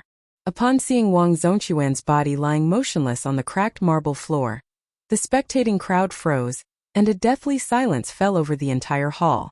A short moment later. How is this possible? This is a lie, right? Wang Zongquan actually got defeated just like that? Who is this Shi Feng? The spectating experts simply couldn't believe their eyes as they gazed at the unconscious Wang Zongquan. This was an apex internal force expert they were talking about. Wang Zongquan stood at the apex of Fenglin City, yet now, he was actually defeated effortlessly by an ordinary youngster who did not give off even the slightest hint of an aura. The exchange between Shi Feng and Wang Zongquan had been so decisive that it couldn't even be considered a fight. It was practically a drubbing. So many of the experts here reacted with fear toward Wang Zongquan before, so shouldn't he be very strong? Why did he get defeated so easily? Could Heaven's Rumble have paid Wang Zongquan to stage an act? I'm guessing that's most likely the case. Wang Zongquan is an internal force expert. On the other hand, that Shifeng is so young. Even if he is powerful, how powerful could he possibly be? Moreover, the fact that someone like Wang Zongquan even appeared here is very strange to begin with. Heaven's Rumble must have hired Wang Zongquan to pretend to fight to raise its fame. Unlike the experts in the hall, the spectating fighting enthusiasts felt that Wang Zongquan had acted out a play when they saw him so easily defeated. After all, when Wang Zongquan was fighting Fire Dance earlier, they could more or less tell how powerful he was. However, when Wang Zongquan fought Shifeng, from start to end, they hadn't seen any hint of that power Wang Zongquan had displayed before.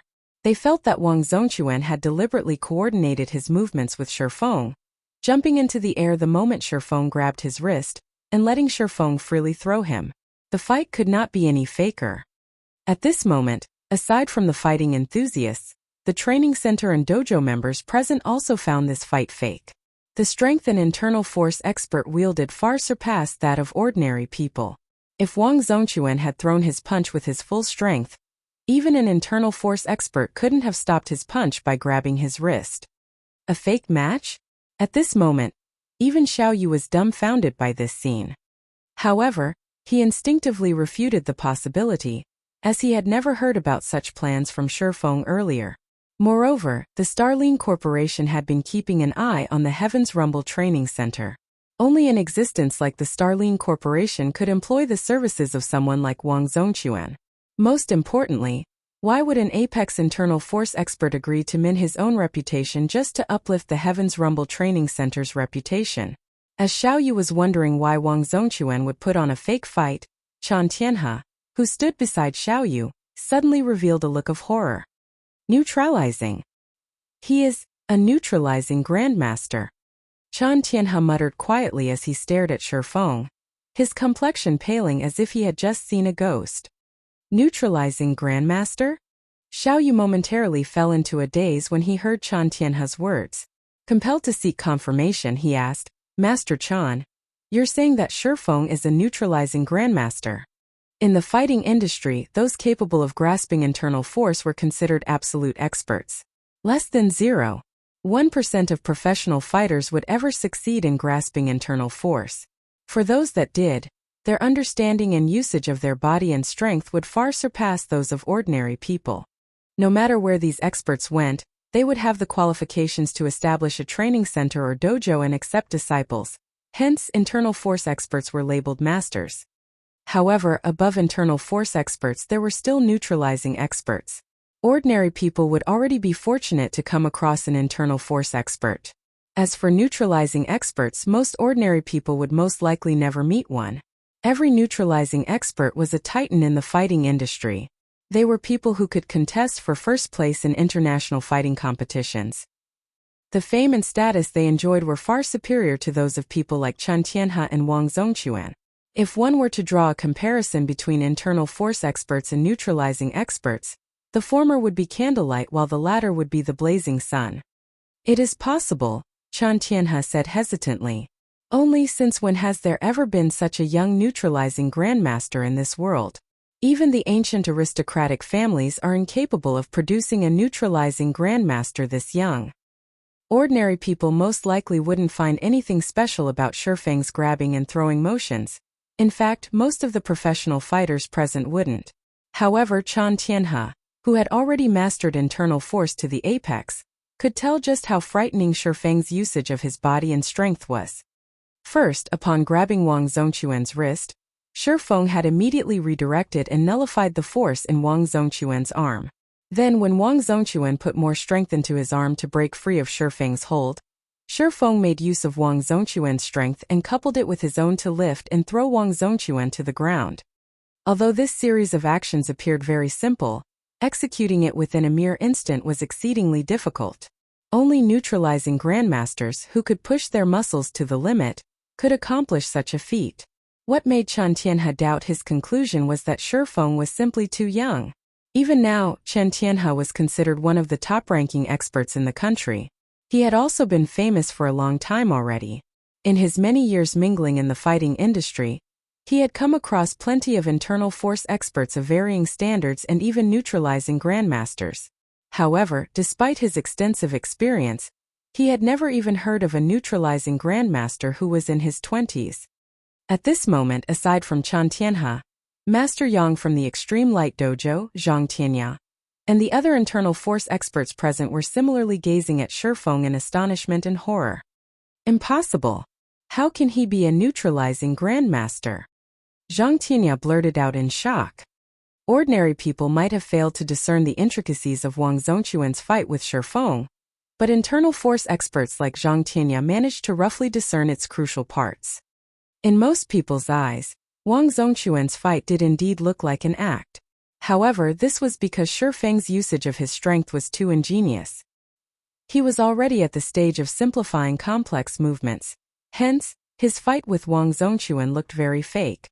A neutralizing Grandmaster. Shifeng is actually this powerful. Zhao Yueru could not help growing excited when she heard Zhang Tianya's words. Although she did not have a clear concept of what a neutralizing Grandmaster was, she still understood how powerful Grandmaster martial artists were. They were supreme existences within the country, experts that even the various top-ranking dojos and training centers feared greatly. Meanwhile, when Gentle Snow saw the exchange between Shifeng and Wang Zongquan, she felt an indescribable sense of shock and familiarity. This was because she could tell that Shifeng's usage of his strength and body very closely resembled the principles of the refinement realm and truth realm. It was as if he had just merged these two concepts and demonstrated them. Only, this should be a technique that existed only in God's domain. Now, however, he had actually displayed it in the real world. As for Zhuolinqiu, who sat in a corner of the hall, he was gaping in shock at Shifeng. Zhuolinqiu had never imagined that Shifeng was such a powerful expert. He was actually telling the truth.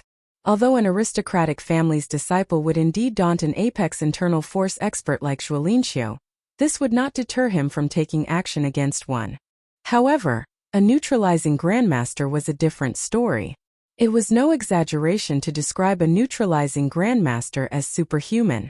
Compared to Shifeng's identity as a neutralizing Grandmaster, Fire Dance's identity as an aristocratic family's disciple was utterly insignificant.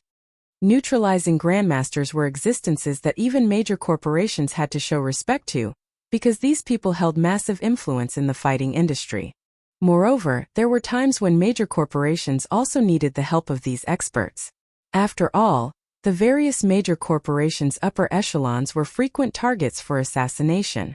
Only with the protection of a neutralizing Grandmaster would one be able to guarantee their safety. At this moment, the various internal force experts present finally understood that Shifeng had not been lying before. Fire Dance's achievement could very well have been thanks to Shifeng's guidance. After all, it wasn't impossible for a neutralizing Grandmaster to nurture an internal force expert. In fact, there were many precedents. During the time everyone was quietly discussing this situation, Wang Zongquan had regained consciousness. However, when he came to, his mind was a huge blur, and his body ached all over. He could tell that he had several broken bones. He would need more than a month to recover fully from such injuries. Well, Master Wang, do you still wish to continue sparring? Shifeng asked as he watched Wang Zongquan struggle to his feet.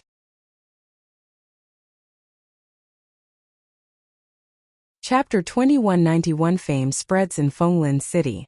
When Wang Zongquan saw the faint smile on Shifeng's face, a chill suddenly swept through him, his body shuddering involuntarily. No need to continue. I admit defeat. Wang Zongquan said hurriedly, afraid that he would be executed if he delayed his answer by even the slightest bit. Although he had clashed with Shifeng for only a very brief moment, he understood more clearly than anybody else present just how frightening Shifeng was. It was no exaggeration to say that, if Shifeng had wanted to, he definitely could have consigned Wang Zongquan to eternal rest with that previous move. Now, when Wang Zongquan looked at Shifeng, he felt that he was seeing a humanoid demon. Aside from this conclusion, he could not think of any other possibility. After all, despite having wandered the entire world, he had never heard of anyone becoming a neutralizing Grandmaster in their early 20s.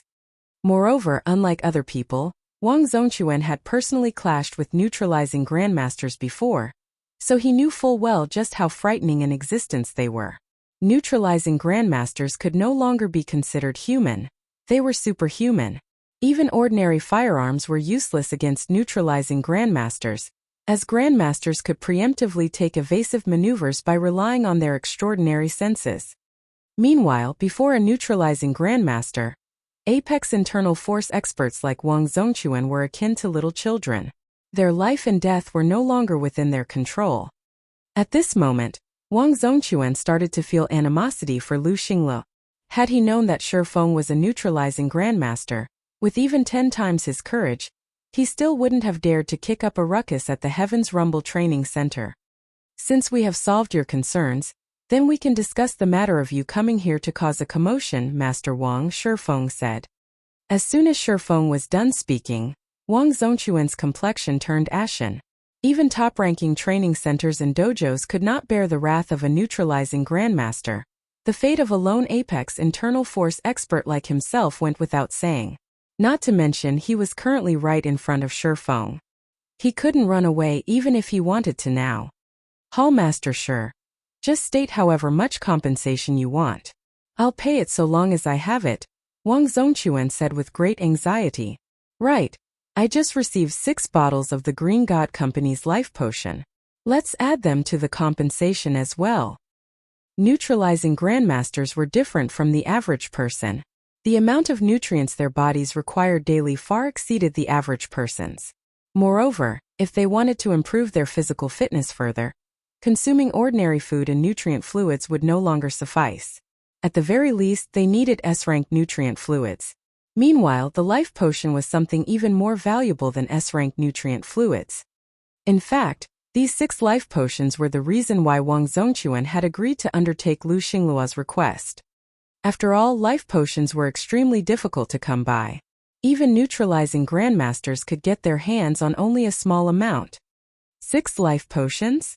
Shi Feng could not help but be moved. He had never expected Wang Zongquan to possess life potions, the Green God Company's latest creation. Shi Feng naturally understood what was going through Wang Zongquan's mind right now. After all, Shi Feng had had the fortune to meet a neutralizing Grandmaster in his previous life, so he knew that these Grandmasters were truly superhuman.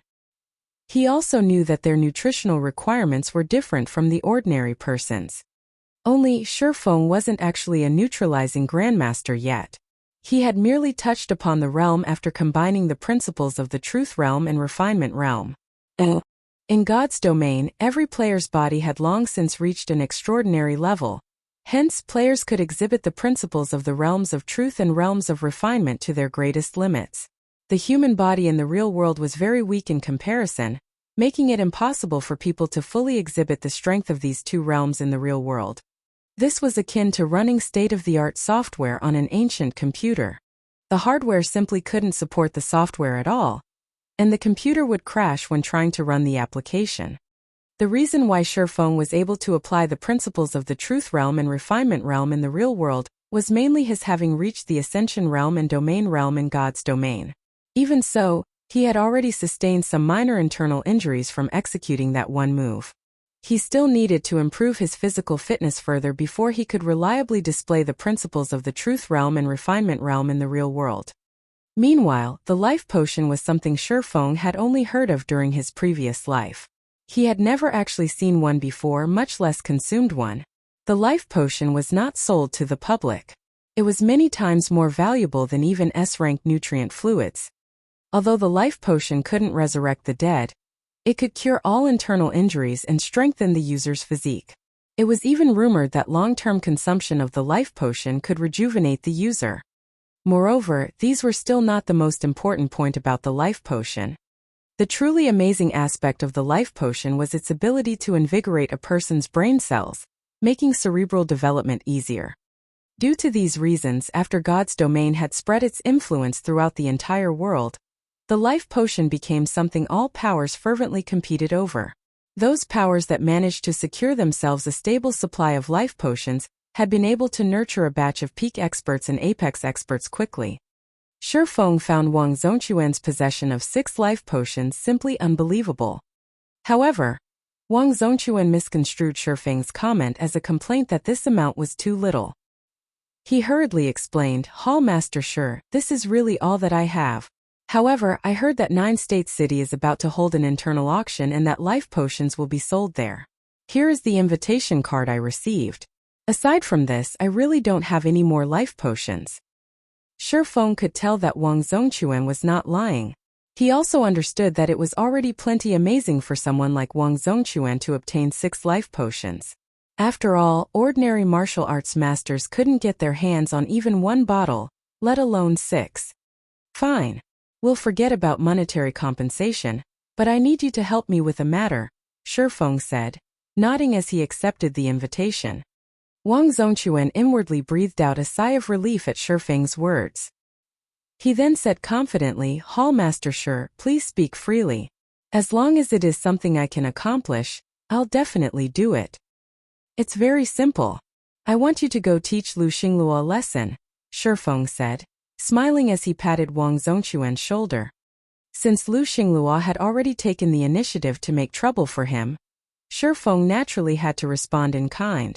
Although Shi Feng was currently slightly stronger than Wang Zhongquan, he was quite inferior to the professional hitman when it came to dealing with people outside of an official competition. If he tried to take action against Lu Xingluo, his actions would no doubt get exposed very quickly. Not to mention, Shi Feng didn't have that much free time to take part in such matters. He had his hands full dealing with Zero Wing.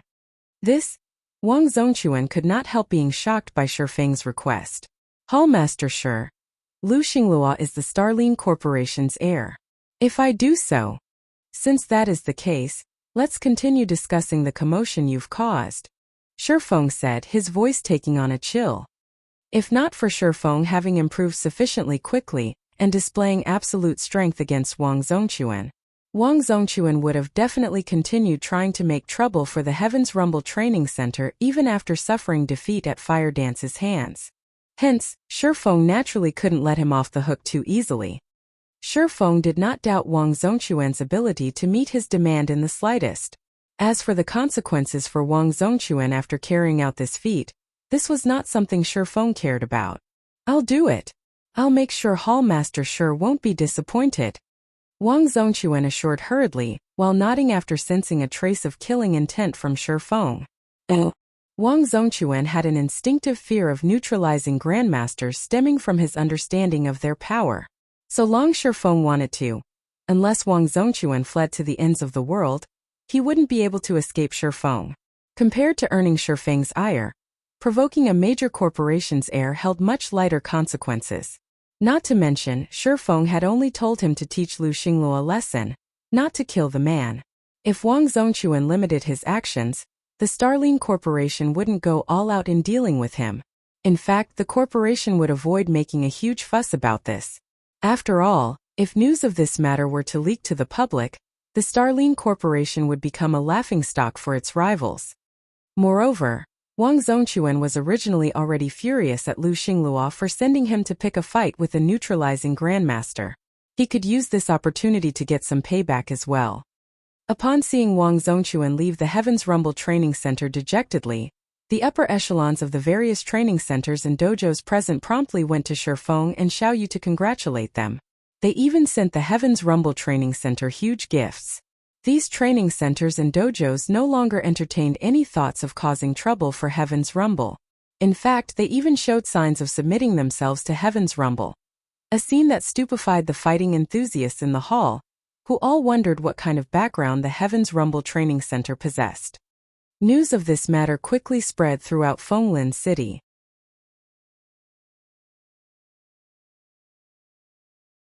Chapter 2192 Seizing Fenglin City. After Wang Zhongquan's departure, many of the training center and dojo members present were tempted to join the Heaven's Rumble Training Center. The various fighting enthusiasts present, on the other hand, immediately started applying to join Heaven's Rumble. Previously, everyone thought that the Heaven's Rumble Training Center was a sham. However, after seeing Shi Feng, Heaven's Rumble's Hall Master, defeat Wang Zhongquan easily and overhearing the comments of the various internal force experts present stating that Shi Feng was a Grandmaster martial artist, they realized that Heaven's Rumble possessed genuine ability that was far superior to that of the other training centers and dojos in Fenglin City. Moreover, Heaven's Rumble was equipped with state-of-the-art training and medical facilities. Just these points alone already held a great temptation for the various fighting enthusiasts. After just a few hours, the Heaven's Rumble Training Center had gained more than 5,000 members already. As for becoming a disciple of Heaven's Rumble, not everyone could do so since Shifeng had set certain requirements. The Heaven's Rumble Training Center's main purpose wasn't to generate profits. It would serve as a talent pool for Zero Wing to recruit from. Hence, ordinary people couldn't become disciples of the training center. Moreover, the disciples of training centers and dojos generally enjoyed much better treatment than ordinary members. They would be taught things that were not shared with the public. The recruitment requirements for disciples naturally had to be strict. Even so, after half a day of testing, Heaven's Rumble still managed to recruit more than 200 disciples. This situation excited Xiaoyu greatly.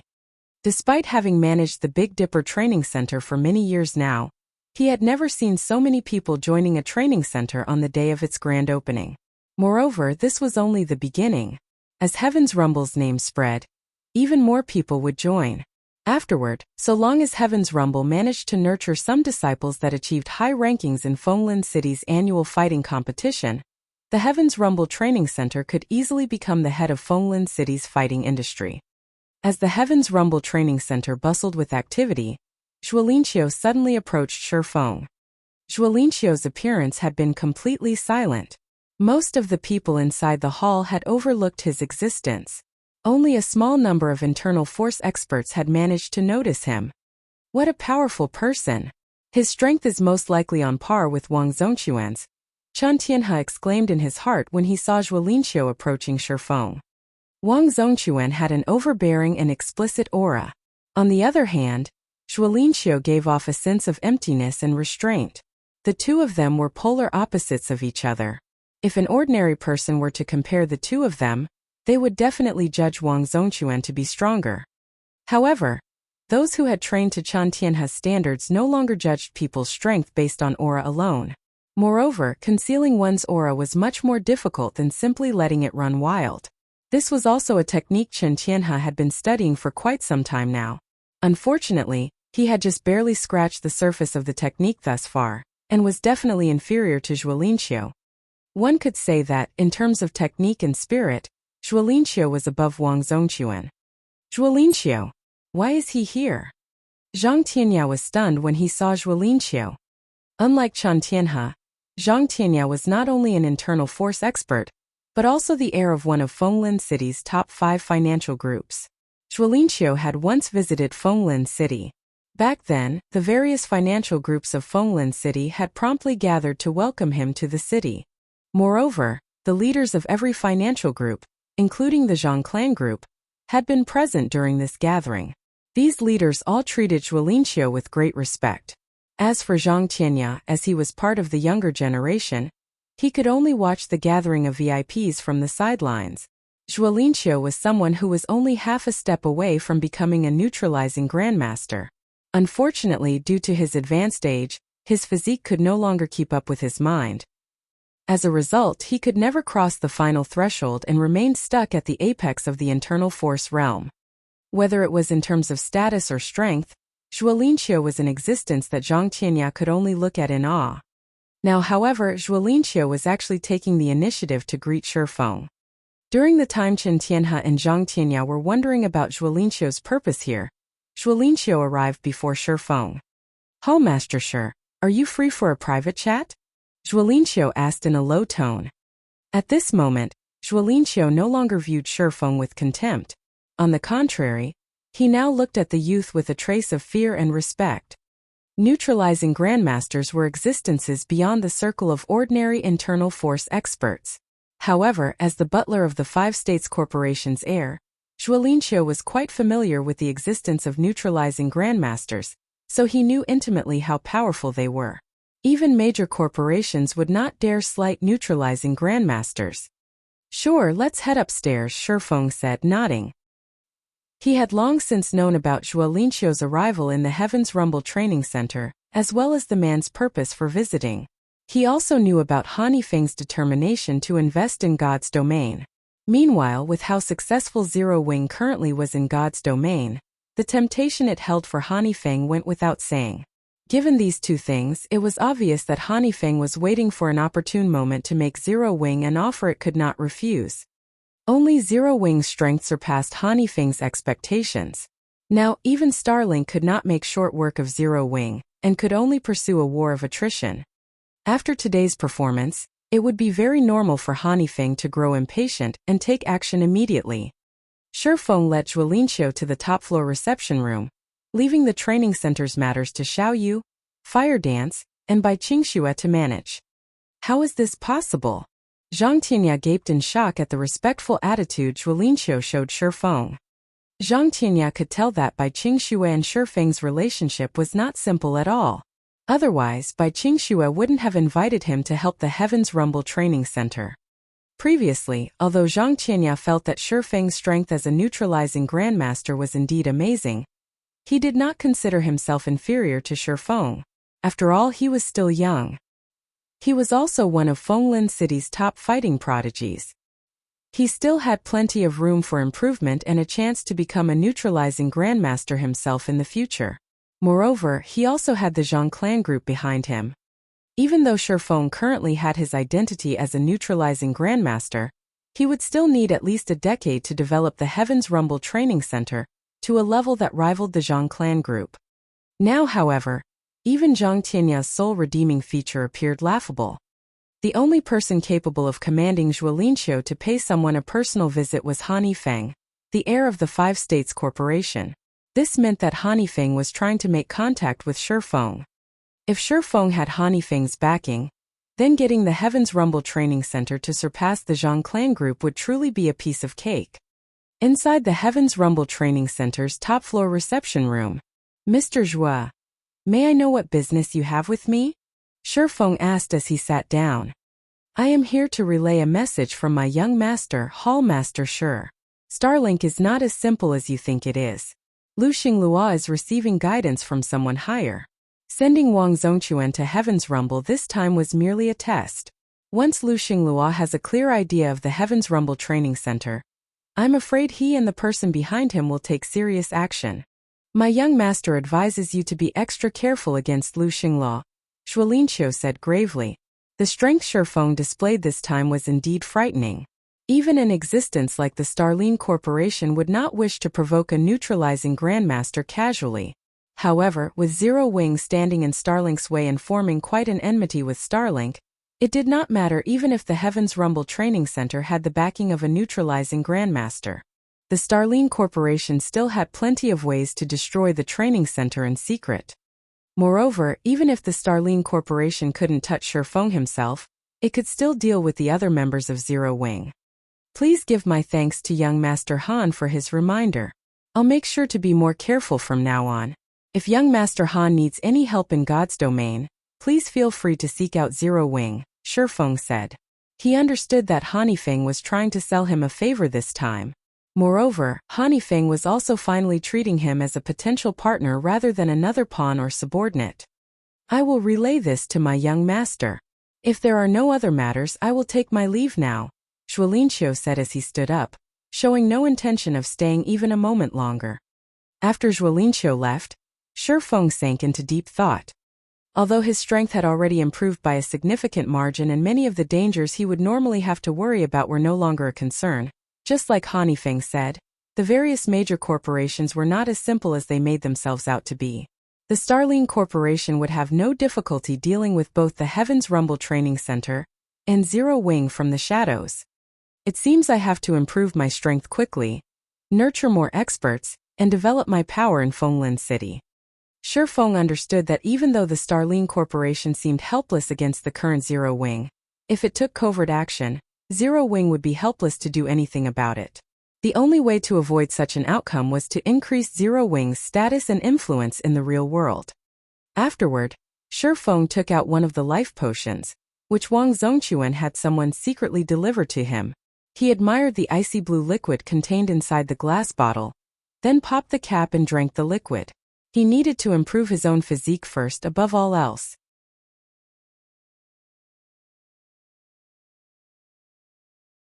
Chapter 2193 Life Potions Effects.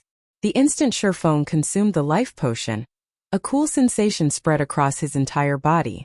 Shortly after, his body started heating up as if all its cells had just gained new life. Amazing! My injured muscles recovered significantly as soon as I drank it. With this, I'll be completely healed in less than half an hour. Shifeng was shocked to feel his injuries healing at a rapid pace. The injuries he sustained from overexerting his muscles had been severe, and would have taken at least 2 or 3 days to fully recover even with the help of the most advanced medical facilities in the world. Now, however, he would need only half an hour to make a full recovery. The life potion's effects were truly divine. Moreover, aside from it healing his injuries, Shifeng could also sense it starting to invigorate and strengthen his body's cells. By the time his body completely absorbed the life potion, his physical fitness would have definitely improved by quite a significant margin. It's no wonder life potions sold for such ridiculous prices in the past. With my current condition, if I use this long-term, I'll gain the physical fitness of an actual Grandmaster within 2 months, Shifeng thought to himself, a passionate flame burning in his eyes as he gazed at the 5 remaining bottles of life potion on the table. Recently, his physical fitness had hit a bottleneck. Despite a greater training load, his gains were negligible. He would have to train for a very long time to see any noticeable improvements. If he wished to improve his strength quickly, the only way to do so was by becoming a neutralizing Grandmaster. Neutralizing Grandmasters were known as such because their control over their bodies had already reached the acme of perfection. This was especially true for their control over their brains, which allowed Grandmasters to accelerate their hormone production and metabolism, thereby further improving the body's performance. Meanwhile, the life potion would help him break through this bottleneck and further improve his physical fitness by a significant margin. However, each bottle of life potion was effective for only 6 days. Even if he used all 6 bottles himself, they would last him only 36 days. He would need a few more bottles to reach the Grandmaster standard. So long as his physical fitness was at the Grandmaster standard, even if his control was still wanting, he would be able to exchange moves with a true neutralizing Grandmaster. An hour later, seeing as it was close to 6 in the evening already, which meant that daytime was approaching in God's domain, Shifeng decided to make his way back to Zero Wing's headquarters and further strengthen the headquarters' security. Indeed, just like Xuelinqiu had said, it was very likely that Lu Xinglua had sent Wang Zongquan just to probe the situation on Zero Wing's side. Once Lu Xinglua and the ones behind him were done with their investigation, they would most likely start taking action in secret. Hence, he needed to strengthen Zero Wing's security measures and its core members. Originally, Shifeng had planned to let Fire Dance and the others use the life potion as well.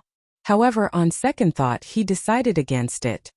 Although the life potion was useful to everyone, using it on ordinary people and basic internal force experts was too much of a waste because the physical fitness of these people was still far from hitting a bottleneck.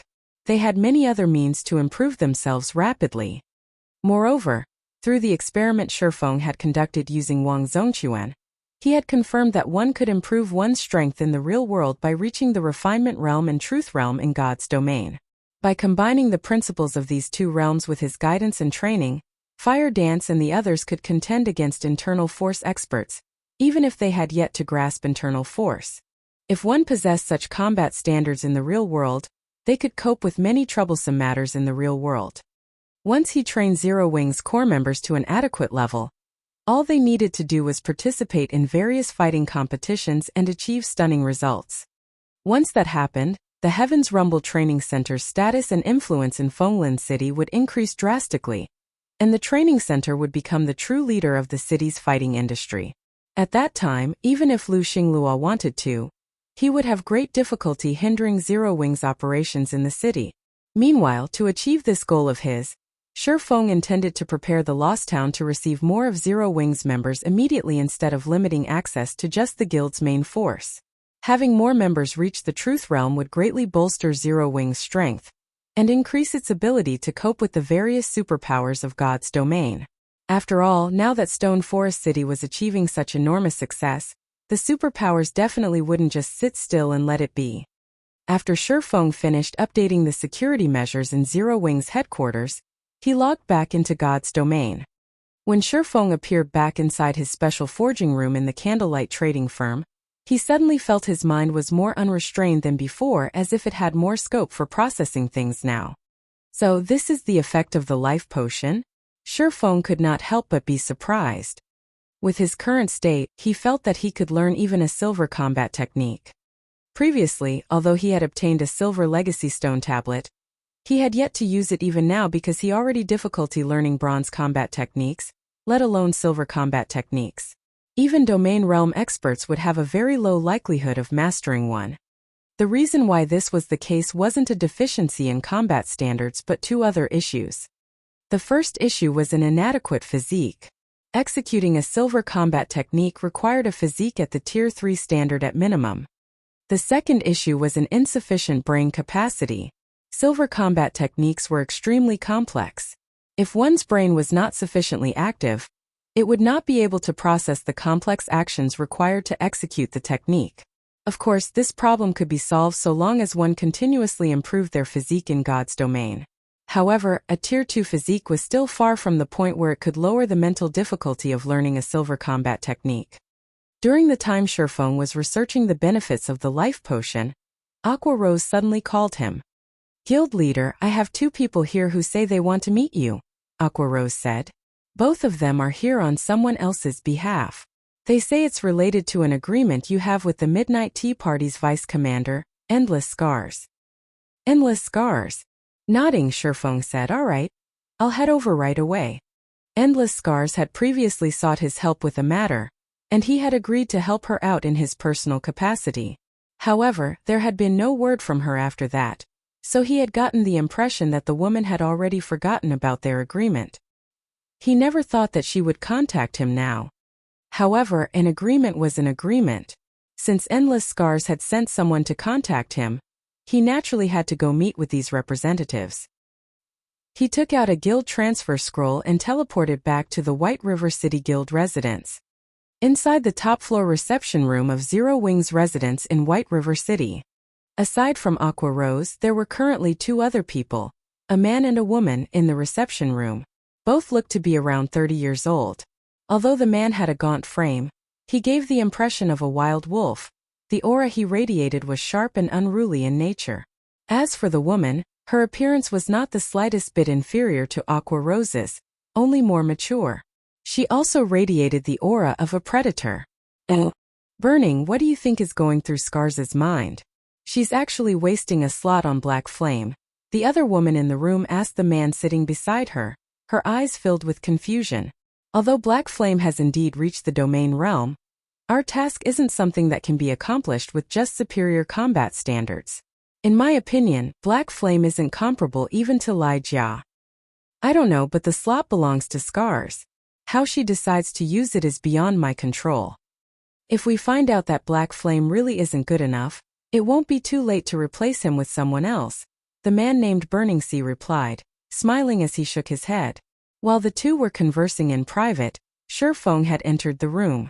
The instant Shifeng entered, the pair started scrutinizing him. Similarly, Shifeng studied the duo. Who are these two people? Shifeng was surprised when he inspected the duo using omniscient eyes. The man was a level 72 berserker named Burning Sea, and he had 5 pieces of epic equipment on him. As for the woman, she was a level 72 cleric named Frozen Gem. Although she sported only 3 pieces of epic equipment, the quality of her staff was indiscernible even with omniscient eyes. The equipment standards of these two players were undoubtedly among the best available in God's domain right now. Ordinary peak experts definitely were no match for them.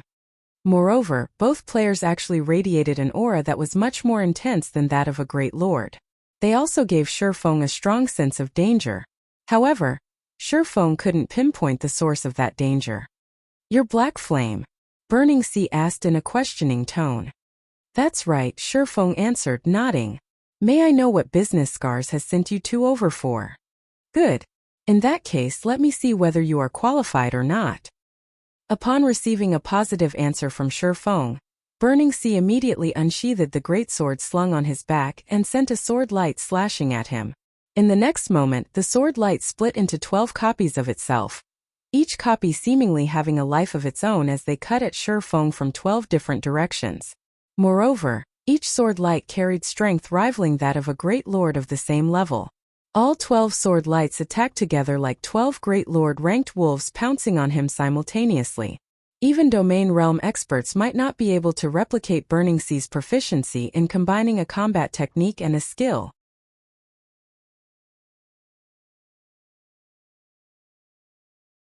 Chapter 2194, Spiritualization Realm. Although Burning Sea was a Tier 2 berserker, his attacks were faster than even that of Tier 2 assassins. As if they had a life of their own, the 12 sword lights locked down Shi Feng, leaving him no room to dodge at all. How merciless! Frozen Gem was surprised by Burning Sea's attack. She had never thought that he would be even more ruthless than herself. The combat technique Burning Sea was using was an advanced combat technique called Wolfpack and was his trademark move. When he combined it with the Tier 2 skill Chaotic Flash, even domain realm experts would have an extremely difficult time coping with this move. After all, this was not a move that could be seen through and blocked easily. If Shi Feng wished to retreat unscathed in this cramped space, he would have to use a life-saving skill. Otherwise, if even one of the sword lights hit, Burning Sea would be able to capitalize on the situation and follow up with a series of moves, giving Shi Feng no room to breathe at all. Against such an assault, even shield warriors and guardian knights would fall quickly. However, contrary to Frozen Gems and Burning Sea's expectations, Shi Feng did not activate a life-saving skill despite the imminent arrival of the 12 sword lights. Instead, he brandished his 2 swords and met the 12 sword lights in battle. Swords Orbit. The sword's orbit that Shi Feng was executing was markedly different from before. Now the technique looked much plainer and simpler. He also executed only a handful of slashes. Even so, these few slashes created a seemingly airtight defense around him, as all 12 sword lights had their attack trajectories twisted by an invisible force in the next moment. Like a pack of hungry wolves that stumbled across a mighty lion, the 12 sword lights took the initiative to detour around the swordsman. Spiritualization. His technique usage has already reached such a standard? Frozen Gem exclaimed when she saw Shi Feng smoothly and effortlessly neutralizing Burning Sea's attacks. Meanwhile, when Burning Sea saw this scene, he promptly halted his offensive and quietly eyed Shi Feng as if he had just found some kind of treasure. Amazing! I never thought that you'd already be in the spiritualization realm.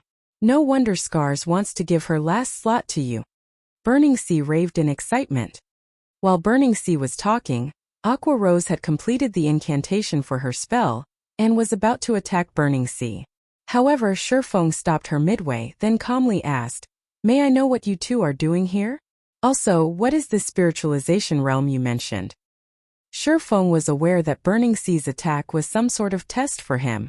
This was obvious from how Burning Sea had stopped attacking as soon as Shi Feng neutralized the berserker's first move. As for the spiritualization realm the two spoke of, this was Shi Feng's first time to hear about such a thing. Sorry. We are inviting you to help us with a very important mission. We cannot afford any carelessness on this mission, so we needed to test you. Still, I never thought you would be this powerful." As expected of the person Scars views favorably, Burning Sea apologized sincerely. As for the spiritualization realm, it is a realm referring to the usage standard of combat techniques, which we discovered in God's domain. Of course, this is only a name we coined ourselves. As for what it is actually called, we aren't very sure either. I see. Realization immediately dawned upon Shi Feng when he heard Burning Sea's words. May I know what Scars is asking me to do? The only realm he could think of that could be found in God's domain was the realms of truth. Apparently, Burning Sea's group had yet to come into contact with NPCs knowledgeable about the realms of truth or find any related information. Hence, they were referring to the realms of truth using a name of their own. It was also no wonder Shi Feng felt that Burning Sea's Wolfpack was special. The Berserker's execution of Wolfpack was completely different from the average combat technique. He had obviously applied the principles of the realms of truth. However, when Shi Feng thought about how other people had also come into contact with the realms of truth and had even achieved a certain amount of success in them, he was still surprised. Burning Sea, in particular, had clearly entered the truth realm already. This definitely wasn't good news to Shi Feng. Now that other people were exploring the realms of truth, Zero Wing's advantages would undoubtedly decrease considerably. The only thing worth celebrating now was that Zero Wing had a systematic training system for the realms of truth, whereas other people would have to slowly explore and master the realms of truth on their own. We discovered a mysterious secret land in the Sea of Death, and we wished to raid it. Only that place is very special. Tools cannot be used there, and everyone is suppressed to Tier 0. We can use only the most basic skills and spells. Moreover, entering and leaving the secret land are extremely difficult. Contact with the outside world is also impossible. We have gone through great lengths to obtain the entry slots for this secret land. So we need the help of experts like yourself to secure the treasures there, Frozen Gem explained. In a situation where tools could not be used and skills and spells were heavily suppressed, players could rely only on their own combat standards to fight inside the secret land. A mysterious secret land in the Sea of Death? Shurfeng concealed his surprise at Frozen Gem's words. Could they be talking about one of the Thunder God's secret lands? The Sea of Death was considered a forbidden land for players because the Sea of Death was where the Thunder God had perished. The Thunder God had set up plenty of secret lands in the Sea of Death, every one of which contained a considerable number of treasures. There were even fragmented legendary items and peak legacies in some of these secret lands. In the past, players had gradually discovered the Thunder God's secret lands after level 80. The various powers then frantically explored these secret lands. Since these secret lands were one of the first few places where players started encountering fragmented legendary items, the intensity of the competition over these secret lands was obvious. However, the Thunder God's secret lands were located in another space, making them impossible to enter and leave through normal means. There were several ways to enter these secret lands, and one of the most reliable ways was by obtaining special quest items that were dropped only by level 70 plus sea monsters in the Sea of Death, and then completing the quest these items provided. Another method was by obtaining the entry pass through killing special sea monsters. However, these special sea monsters did not appear in specific locations. Even if a first-rate guild went all out in search of these special sea monsters, they might not necessarily find one. The last method was by obtaining the guidance of the Thunder God's legacy, and then completing a series of quests, which would then allow one to enter the Thunder God's secret lands. Shurfeng had never imagined that Endless Scars would be lucky enough to be able to enter one of the Thunder God's secret lands now. Alright, but I want priority selection over one of the dropped items, Shurfeng said after giving the matter some thought. He naturally couldn't provide his help for free. There were far too many excellent items inside the Thunder God's secret lands. Every item in these secret lands was a treasure that could help improve a player's strength significantly. However, these were not the things Shurfeng was aiming for. Currently, the various superpowers were keeping a close eye on Zero Wing. So long as these superpowers spotted an opportunity, they would surely strike at the guild. Moreover, even with the advantages Stone Forest City provided, Zero Wing was only capable of keeping itself alive, but not contending against these superpowers. If Zero Wing wished to face the various superpowers in a frontal confrontation, the guild itself needed to grow stronger. Now that Zero Wing had a stable supply of internal members, it was only a matter of time before the guild gained a new batch of experts. The only problem now was that these new experts would be very underleveled and would not be able to exhibit their full strength. Although the veteran experts of the guild normally help the guild's low-leveled experts level up, these low-leveled experts would still take a long time to catch up to the frontline experts. Meanwhile, there was one item available inside the Thunder God's secret lands that could help players level up quickly. It was also something that countless powers had sought to obtain in the past. The Guild Alchemy Workshop design. The Guild Alchemy Workshop was an advanced construction that allowed the production of potions exclusive to guilds, such as the Experience Potion. Guild members could purchase up to 2 Experience Potions from the workshop every day. Moreover, only players that were at least 5 levels lower than the average level of frontline players could purchase and use this potion. This potion was a miracle drug that enabled new players to catch up to frontline players quickly. However, the Guild Alchemy Workshop design was extremely rare. It dropped in only a select few secret lands and special team dungeons, including the Thunder God's secret lands. This, hesitating Burning Sea said, We'll have to discuss this with our team leader. After all, this is something that concerns the entire team. The two of us don't have the power to decide on this. That won't be a problem. Shifeng nodded in understanding. Burning Sea and Frozen Gem then went offline. By the looks of it, they were going to contact their team leader through the real world. After a short delay, Burning Sea and Frozen Gem came back online. Guild leader Black Flame, I'm afraid we cannot agree to your request, Frozen Gem said resolutely.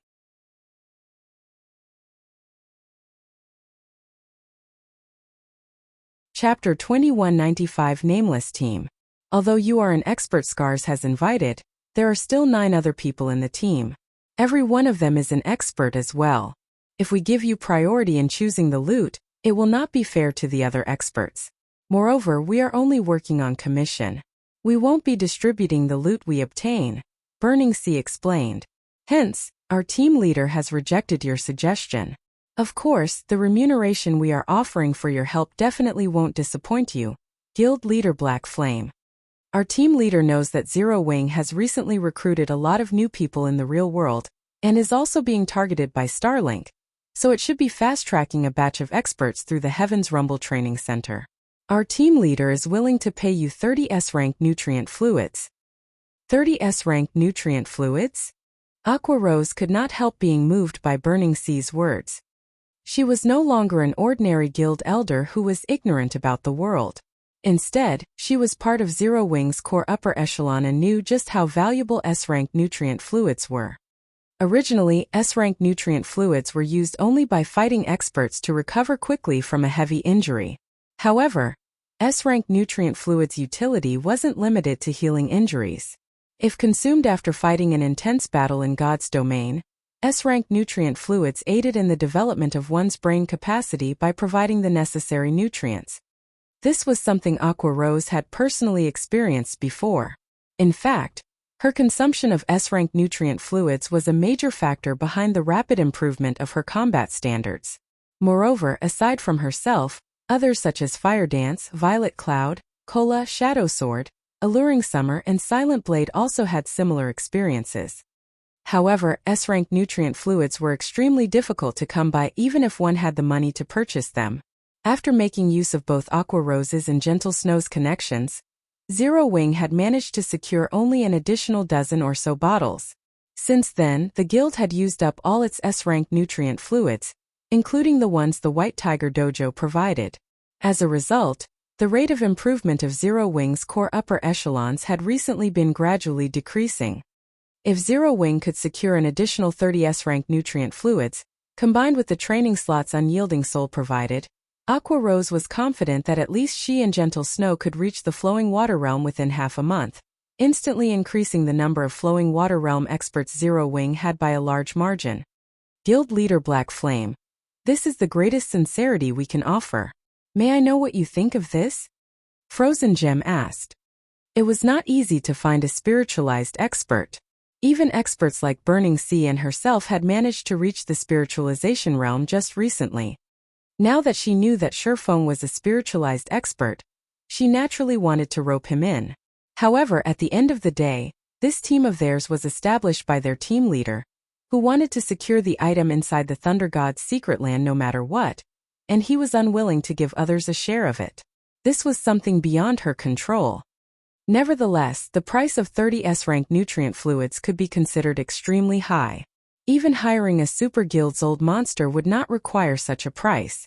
However, doing so would also expose the Thunder God's secret land's existence to the various super guilds, something they definitely didn't want to happen. Of course, if Shifeng refused to help, then they would have no choice but to seek the help of those super guild's old monsters. After all, once they secured the item inside the Thunder God's secret land, they wouldn't really care whether those super guilds entered the secret land or not. What an irresistible offer. Alright, I agree, Shifeng said, nodding while revealing a bitter smile. At the same time, Shifeng also grew curious about the team leader Burning Sea and Frozen Gem mentioned. This team leader was truly generous to be able to offer 30 S-rank nutrient fluids as remuneration. Moreover, this person's information network was very powerful. Shifeng had just resolved the problem at the Heaven's Rumble Training Center, Yet this person already knew about the troubles he faced and what he needed most right now. As for the Guild Alchemy Workshop design, Shifeng had no choice but to think of another way to obtain it. Not to mention the design didn't have a 100% drop rate. His request before was merely for insurance. Afterward, Shifeng signed a contract with Burning Sea. If the mission was a success, he would receive 30 S-rank nutrient fluids as payment. In the event of failure, he would still receive 10 bottles. After confirming that the contract was signed, Burning Sea took out a crystal that crackled with electricity. Golden divine runes were carved all over the crystal. The crystal itself gave off a faint trace of divine might. In the next moment, Burning Sea threw the crystal to the floor. Suddenly, the space within the reception room started trembling violently. A moment later, a black hole the size of an adult male opened up inside the room. "Here's your entry pass. Let's go," Burning Sea said as he took out a token made of magic crystal and handed it to Shifeng. He then took the lead and walked into the black hole. Once Shifeng accepted the entry pass, he followed Burning Sea into the black hole, leaving Zero Wings affairs to Aqua Rose and Gentle Snow to handle. After Shifeng entered the black hole, his vision turned black. When he could see again, he found himself in a desolate wasteland filled with electricity and flames. The wasteland was endless. From time to time, horrific lightning bolts would strike the ground, creating huge craters. Occasionally, towering pillars of fire would rise from the ground. The scenery here was the epitome of Armageddon. Be it the lightning strikes or fire pillars, even an ordinary person could tell that so long as they were struck by these things, they would definitely lose their lives. At this moment, however, a large number of demonic creatures was actually roaming this wasteland. These demonic creatures were all level 70 or above, and even the weakest among them was at the Lord rank, with many of them being Great Lords and Grand Lords. Moreover, the instant Shifeng stepped into this wasteland, his tier was suppressed to tier 0. This wasteland was undoubtedly a forbidden land for players. If an ordinary expert were to come here, they would most likely lose hope immediately. After all, if a player's tier dropped to 0, the effectiveness of their skills and spells would fall drastically. Their basic attributes and physique would decrease as well. Under these circumstances, ordinary expert players would have difficulty fighting even special elite ranked monsters of the same level, let alone lords and great lords. This would be akin to tossing an ordinary player into a team dungeon filled with boss monsters. The new guy's here. Now that everyone's here, we can start advancing. At this moment, several voices came from a short distance behind Shifeng. Turning around, Shifeng noticed 7 people sitting on a gravel pile and resting. The group consisted of both young and old, male and female. Even the lowest level player in this group of 7 was level 72. Moreover, their equipment standard was not the slightest bit lower than Burning Sea's. Endless Scars sat among this group of 7. Only the current Endless Scars was a lot different from the last time Shifeng met her. Now, not only had her weapon and equipment undergone a massive improvement, but even the aura she exuded had transformed significantly. As if she were a demon that had just walked out of the abyss, her aura was filled with coldness and madness, entirely different from her calm and cheerful aura from before. When Endless Scars saw Shifeng, she simply greeted him with a nod. "Hello, I am the leader of this expedition team, Samsara," a white-haired man who appeared to be in his 30s said as he approached Shifeng. The white-haired man gave off a friendly vibe. Shifeng did not feel uncomfortable in the slightest while in the man's presence. However, the white-haired man was actually the highest-leveled player present, having already reached level 73. He could already rival Fire Dance, who was currently grinding relentlessly in the bottomless abyss, in terms of levels. As for the equipment the man wore, even the weakest piece was level 70 dark gold rank. In addition, he also sported 6 pieces of epic equipment. The shield and one-handed axe he carried were also of indiscernible rank. However, even though omniscient eyes could not discern the rank of the white-haired man's shield and axe, Shifeng recognized them because they had been extremely famous in his previous life. They were a set of magic weapons called the Purple Thunder set. The set's overall performance was much better than that of individual magic weapons. "Hello." Shifeng nodded as he looked at Samsara, his mind filled with confusion. His confusion was because he had never heard of the name Samsara in his previous life. Moreover, the Purple Thunder set's owner should be a Tier 5 female Guardian Knight. And the Purple Thunder set had never changed owners as far as he knew. The female Guardian Knight had relied on this magic weapon set to rise to fame in God's domain. Our mission this time is to reach the Thunder Temple in the deeper area of this plane. You've seen the situation here for yourself already. Since you're a swordsman, you and Happy Art will be responsible for the healer's safety, as well as supporting the others in the team. Do you have any problems with this arrangement? Samsara asked as he pointed at a female shield warrior with a beautiful appearance and a magnificent body. At this time, Shifeng was only one level away from the level 80 threshold. Currently, however, he had disguised himself as a level 72 swordsman, a very standard level in this team. As for his equipment standard, he had matched it to the equipment standard of current Apex experts. Anyone using an identification skill on him now would find that he was wearing 5 pieces of epic equipment, with the rest being level 70 dark gold equipment. Unless someone in the team could see through the concealment ability of his fragmented legendary ranked Nightwalker's cape, they would see only this information and nothing more. That's fine. Shifeng nodded. In such a poor environment, fights would undoubtedly be drawn out and challenging. Hence, the healer could be said to be the backbone of the team. If the healer died, the team would not be able to advance at all. Moreover, the poor environment here had a much greater effect on magical class players, as their life-saving skills would be much less effective than usual. Hence, prioritizing the protection of the healer was indeed the best decision.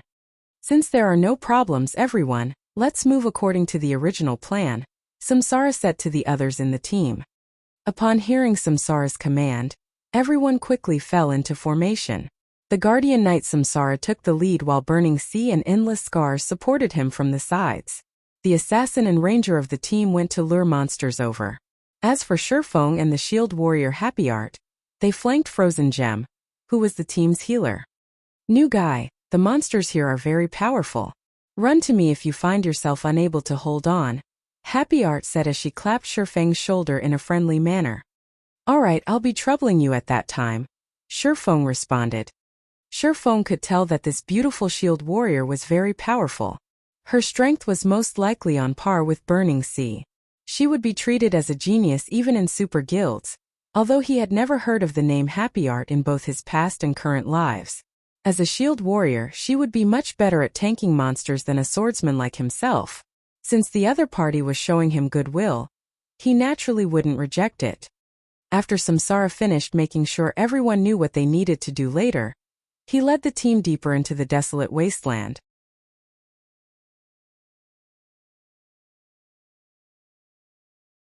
Chapter 2196 Monstrous Strength. Lightning bombarded the desolate wasteland. Even expert players, if they weren't careful, would be struck and turned to ash. However, Samsara and the others advanced through the wasteland as if the lightning didn't exist at all. Only the swarming demonic creatures gave them any trouble. Thunder Tiger. Demonic creature. Lord. Level 76. HP 36, 000, 000/36, 000, 000. Hell Python Demonic creature. Great Lord.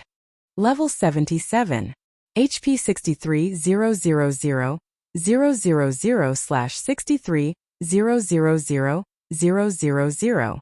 Even under normal circumstances, these demonic creatures were already tough opponents, but in the Thunder God's secret land, where players' tiers were reduced to 0, these monsters were even more of a challenge.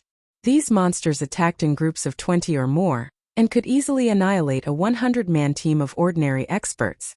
Everyone get ready. Old Locust and Formless lure some of the monsters away. Everyone else follow the plan.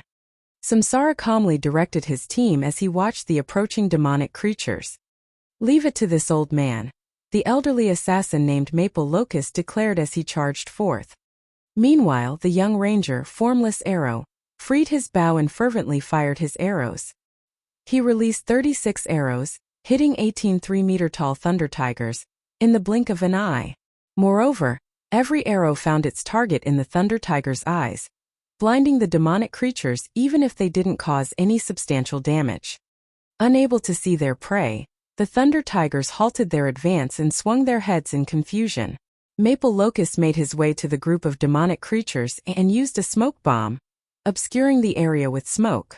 The smoke drastically limited visibility in the area, and the Thunder Tigers were not immune to its effects. Meanwhile, Maple Locust quickly located the 7 demonic creatures he hadn't blinded and threw his daggers, each dealing over -6,000 damage.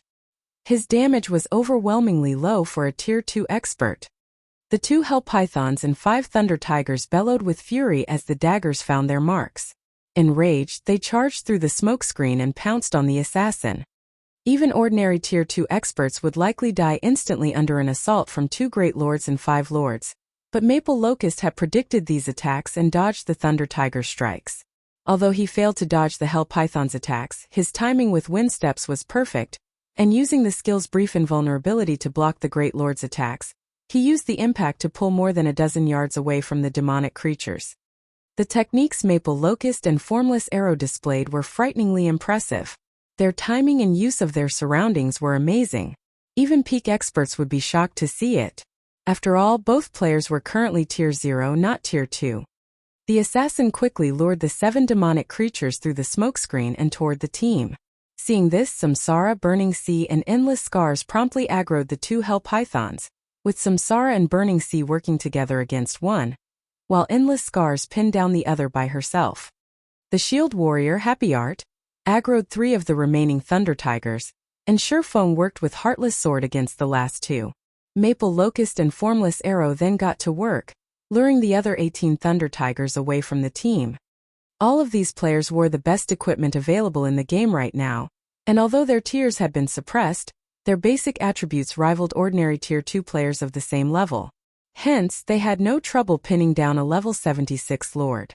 However, whether or not they killed the Lord would depend on their individual standards. The tier suppression in the Thunder God's Secret Land also affected players' skills and spells. As a result, players would not deal a lot of damage within the Secret Land. If players wished to increase their damage against these monsters, they had to maximize their efficiency with their combat standards, skills, and spells. As the team fought, each member skillfully combined their combat techniques with their skills and spells. The power they exhibited was far beyond what ordinary skills and spells were capable of, and they didn't waste a single hit as every attack struck the demonic creatures. As a result, the demonic creatures' HP continuously decreased. The team's overall DPS was only slightly less than that of ordinary Tier 2 experts. Who are these people? Surefong watched his teammates fight, shocked. Could this be the butterfly effect? The fact that 5 of his 9 teammates were Domain Realm experts was already surprising, but the fact that these 9 players had reached the Truth Realm was even more frightening. However, aside from Endless Scars, Surefong had never heard of these experts.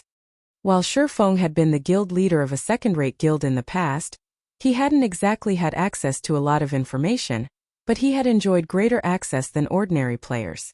Any expert capable of reaching the Domain Realm had been an apex powerhouse in God's domain, able to reach Tier 5 at the very least.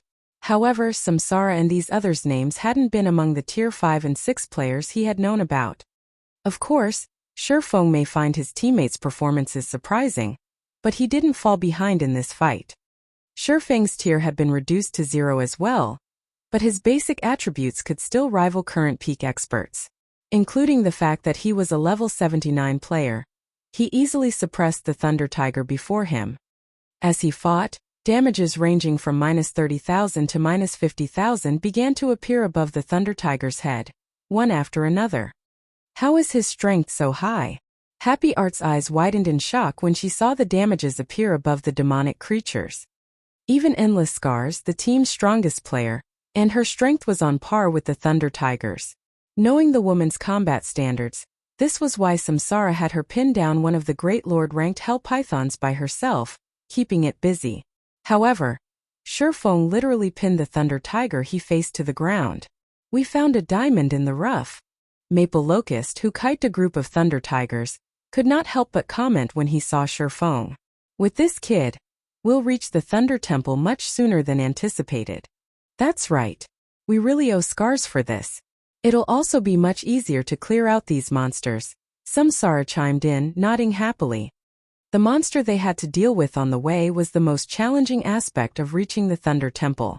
Having a team member with such high attributes would undoubtedly relieve some of the pressure they had to face and significantly increase the team's survivability.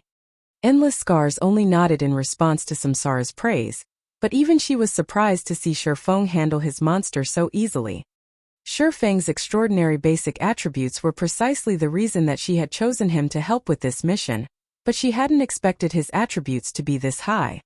She had drastically improved since they had last seen each other, replacing almost all of her previous equipment.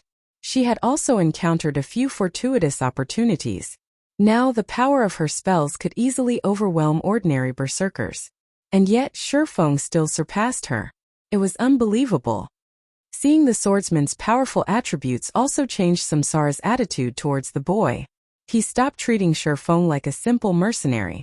Instead, he entertained the fleeting thought of recruiting this swordsman into his team. Meanwhile, the team advanced far faster than their last visit, due to Shifeng's contributions. After 3 days of fighting and resting, these players finally arrived before a magnificent temple. The temple was 10 meters tall, with a total of 3 floors. The very building radiated divine might that kept monsters at bay, creating a natural haven. Every member of the team had leveled up once after defeating higher-tiered monsters. Now Shifeng was only 9% away from reaching level 80. However, Shifeng detected several dozen sources of killing intent as the team approached the Thunder Temple. Players. Shifeng mumbled as he spotted several dozen people exit the temple. Entering a Thunder God's secret land was not an easy task, especially for current players.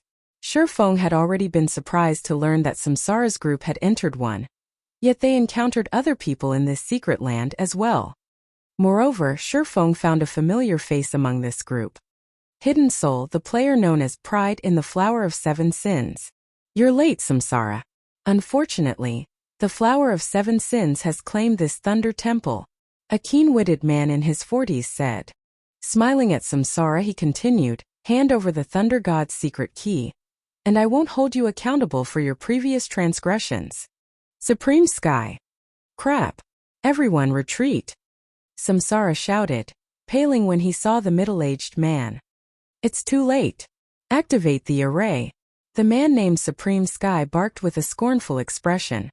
Immediately, over 20 Tier 2 assassins appeared around Samsara's team. They exploded into scattering blood mist. Despite the fact that players couldn't use tools in the Thunder God's secret land, this strange blood mist formed a magic array that enveloped the Thunder Temple and the players around it.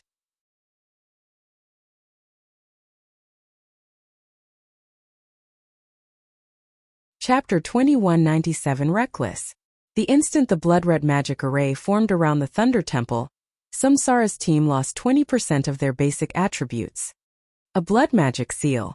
Samsara's expression darkened further when he saw the blood-red magic array that had manifested above the Thunder Temple. The blood magic seal wasn't a magic tool, but a special spell that players could learn. The Flower of 7 Sins had acquired its skill book in an ancient demonic ruin. Unlike normal spells players could learn, the blood magic seal didn't have a tier requirement. To cast, it required a minimum of 6 players, and the moment they cast the spell, they'd sacrifice themselves to the demon god to create the sealing magic array. The strength of the sealing array was relative to the number of sacrifices made. The more players that sacrificed themselves, the stronger the magic array would become. With the minimum 6 players, the magic array would be powerful enough to trap a great lord.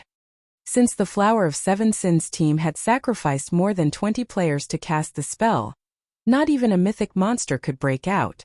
Why should we fear them, leader? They may outnumber us, but we're no pushovers.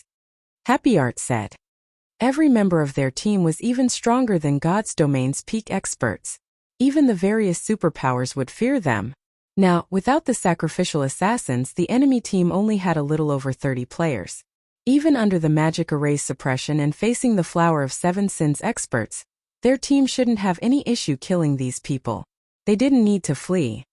Art, the situation is not as simple as you assume. These people are the Flower of 7 Sins cadre. Even the weakest of them can rival peak experts, Frozen Gem explained as she stared down their enemies. Moreover, their leader is Supreme Sky, one of the Flower's 7 commanders. She wouldn't have paid their opponent any mind if they were facing another superpowers expert team, even a 100-man team, but these weren't some random nobodies. Every one of them was just as strong as she was. One of the Flower of Seven Sins' commanders? Happy Art felt a chill crawl down her spine, and her expression changed. She was not some ignorant player. In fact, she had far more access to information than superpowers peak experts. She was, after all, one of the top prodigies the Super Guild 13 Thrones had nurtured. 13 Thrones was even stronger than Battle Wolves, and it had far more information than most superpowers. The Flower of Seven Sins, however, was a transcendental assassin organization. Countless experts worked for the organization, and its inner structure was a mystery. Even until now, the various super guilds knew very little about the Flower of Seven Sins. They didn't even know how many cadres worked for the organization. Information about the Flowers of Seven Sins' 7 commanders, who held the most power within the organization, was scarce. Most players only knew the identities of 3 commanders, all of which possessed unfathomable strength. Even the various super guilds' old monsters feared them. With Happy Art's current strength, she would be fortunate if she could last 2 or 3 moves against one of these commanders. Happy Art had never realized that Supreme Sky was one of these 7 commanders. I already told you that you can't get away from me, Samsara. Now, are you going to hand the key over willingly, or must I take it from you? Supreme Sky asked. What's the point of wasting your words on them, Brother Sky? Let's just kill them and take everything they have, a level 74 male berserker beside Supreme Sky said, licking his lips greedily as he watched Samsara's group. The berserker wore a set of white bone armor and carried 2 dark blue greatswords across his back. That's right. They're merely a bunch of reckless fools. Since they have designs on what belongs to the Flower of Seven Sins, we need to teach them a lesson, a level 74 female elementalist wielding an icy blue staff commented indifferently.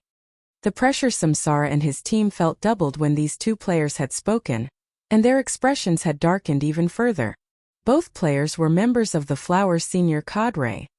The man was called Sandbones, and he was both extremely strong and talented. Recently, he had single-handedly killed a heavily guarded upper echelon from a super guild, as well as 2 domain realm experts. The woman was Diverging Phoenix. Although she rarely took action, she had once killed a superpowers 100-man team. Moreover, the team's leader had been a domain realm expert. Although the superpower in question tried to avenge their fallen members, dispatching multiple 1,000-man teams to hunt this woman down, it had only suffered, never accomplishing anything. In the end, the superpower had been forced to give up its pursuit. Both players were deadly when they operated alone, but if they cooperated, they'd be an absolute nightmare. I'll give you the Thunder God's secret key, but you have to promise to let these people leave. They have nothing to do with this, Samsara said. As he gazed at the 30-plus experts behind Supreme Sky, he knew that he would not escape them today. He wasn't optimistic about their chances if they stood their ground and fought Supreme Sky's team either. Furthermore, the Thunder God's secret key had a 20% to 30% chance of dropping if he died, and with the Flower of Seven Sins capabilities, they could likely increase that drop rate. Rather than risk losing everything, he should cut their losses. Leader. Burning Sea gave Samsara an anxious look. Burning Sea knew just how much time and resources Samsara had invested into obtaining the Thunder God's secret key, which had the potential of leading them to an ancient god's legacy and treasures. However, Samsara was willing to give all of that up to someone else. Since you're willing to hand over the key, I can let them off the hook, but each of them must offer 2 epic items first. Supreme Sky agreed as he eyed Burning Sea and the others, his voice clearly hinting that there was no room for negotiation. Hearing this, Samsara and his teammates frowned. Even the various superpowers valued epic items, and handing over 2 such items was akin to having their combat power. This is daylight robbery, Supreme Sun. Even if we die, we'll at most lose 1 epic equipment. We might as well fight if you're demanding such a high price. You won't get off so easily either. I am one of 13 Throne's internal core members, and the guild won't let this matter rest. Happy Art denounced. Although the Flower of Seven Sins had a numerical advantage, she and her teammates were no weaklings. If they were going to suffer so grievously regardless of what choice they made, they might as well take some of these players down with them. Furthermore, if they died, they'd only lose one piece of epic equipment each. They might only lose a piece of dark gold equipment if they were lucky. The moment Happy Art finished speaking, Endless Scars and the others, who were familiar with the Flower of Seven Sins, inwardly shook their heads and frowned. At the end of the day, Happy Art was still too young. She had been protected by her super guild, so she wasn't aware of the Flower of Seven Sins' true power. Trapped within this seal, the Flower of Seven Sins members likely had a way to resurrect them. If they truly fought these players, they'd likely at least die twice. Moreover, each death would incur a more severe penalty than normal. Is that so? Then why don't we put your conviction to the test? Supreme Sky said, laughing at Happy Art.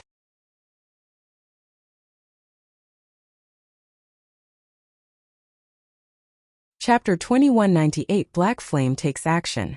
The Flower of Seven Sins members unsheathed their weapons, and the killing intent they radiated skyrocketed. Even Happy Art paled as their powerful auras washed over her. These players had intentionally suppressed their auras previously, so Happy Art hadn't realized what was so special about them. But now she knew that every one of them was a threat to her life. She couldn't even imagine what kind of combat power all 30-plus players could display if they attacked together. You aim for mutual destruction? With just the 10 of you? Sandbone laughed at Happy Art. Brother Sky was doing you a favor by letting you offer 2 epic items, yet you don't know how to cherish such a thing. Not even all of the old monsters in your 13 thrones would dare utter a word before Brother Sky. Samsara and his team did nothing to refute Sandbone's arrogant claim. What Sandbone had said was indeed true. Although 13 Thrones was a veteran super guild, and its old monsters were amazing, they were nothing compared to Supreme Sky and the Flower of Seven Sins. Even if Supreme Sky killed its guild leader, 13 Thrones could do nothing but endure, much less if he killed a budding prodigy like Happy Art. Only the top 5 super guilds had any hope of picking a fight with the Flower of Seven Sins. Samsara, the young lady on your team is quite interesting to be brave enough to challenge me, Supreme Sky said. However, he did not issue the order to attack. Instead, he shifted his gaze toward Happy Art and laughed, saying, "It's been many years since I've faced such a situation. It really makes me feel nostalgic. Let's forget about the 2 epic items. Each of you can hand over a single epic item and leave, but as for the little girl, she'll have to give me 4 items." You! 11 Happy Art could feel rage boil within her. Supreme Sky was clearly toying with her. Don't involve others in your vendetta with me, Supreme Sky. Even if you have a way to increase the Thunder God's secret key's drop rate, you're not guaranteed to get it. Samsara snarled. If he instructed his team members to give in to Supreme Sky's demands, their reputation would be in tatters. Samsara, don't offer worthless threats. Do you think I would trap you here without preparing properly? Supreme Sky asked as he glanced at Samsara. The moment the magic array activated, the blood curse affected every one of you. Your death penalties have been increased by 300%, and any special item that has a chance of dropping upon death is now guaranteed to drop. Once you're dead, I can forcefully resurrect you once. Do you think it'll really be so hard for me to obtain that key? Since you have refused the opportunity one so graciously offered, you can sacrifice your lives. After saying so, Supreme Sky waved a hand. Immediately, Sandbone and the other experts behind Supreme Sky charged at Samsara's group. It seems we have no choice but to fight. As Samsara watched the Flower of Seven Sins members rush at his team, he issued a command in the team chat. We're adjusting our formation. Art, you and I will stand at the forefront. Old Locust, protect Gem. Formless, support Scars. I've been waiting for you to say that, leader. I've grown bored of fighting monsters. I finally get to play with some peak experts. Formless Arrow exclaimed. That's right. It's not every day that we get to meet a commander of the Flower of Seven Sins. I finally get the chance to see the flower's rumored strength, Heartless Sword commented, clearly anticipating the fight. The Flower of Seven Sins had always been incomparably mysterious. Most of the organization's outer members carried out its commissions. The flower's inner members rarely took action, and cadre members rarely ever exposed themselves to the public. To battle maniacs like Heartless Sword, fighting so many cadre members from the Flower of Seven Sins was a dream. Oh. My apologies, Black Flame. You've just joined the team, yet we've already dragged you into such a situation. Samsara sincerely apologized to Shifeng. Endless Scars couldn't help but do the same. She was responsible for introducing Shifeng to the team after all. She had never thought that they'd become embroiled in such a dangerous predicament. However, before Samsara and Endless Scars could say anything more, Sandbone and his comrades were already within 30 yards of the team. Over a dozen ranged players from the Flower of Seven Sins immediately launched their attacks, sending hundreds of spells and arrows, all of which were incredibly accurate, flying toward Samsara and his teammates. As if they possessed a life of their own, they danced in the air, making it difficult for anyone to predict their trajectories. Happy Art, who had already reached the Void Realm, felt an immense amount of pressure bear down on her. She activated Shield Wall and focused her attention on dodging the incoming attacks, but even so, she had been struck 3 times and lost a considerable amount of HP. Samsara's situation was only slightly better, but when a few combination attacks struck, he stumbled backward as damages in the hundreds appeared above his head. When Formless Arrow tried to fire counterattacks, his arrows, which could pinpoint monsters' weaknesses, were utterly useless against Sandbone and the others. His enemies either dodged or blocked his arrows, failing to deal any damage. The difference between the two sides' combat power was obvious at a glance.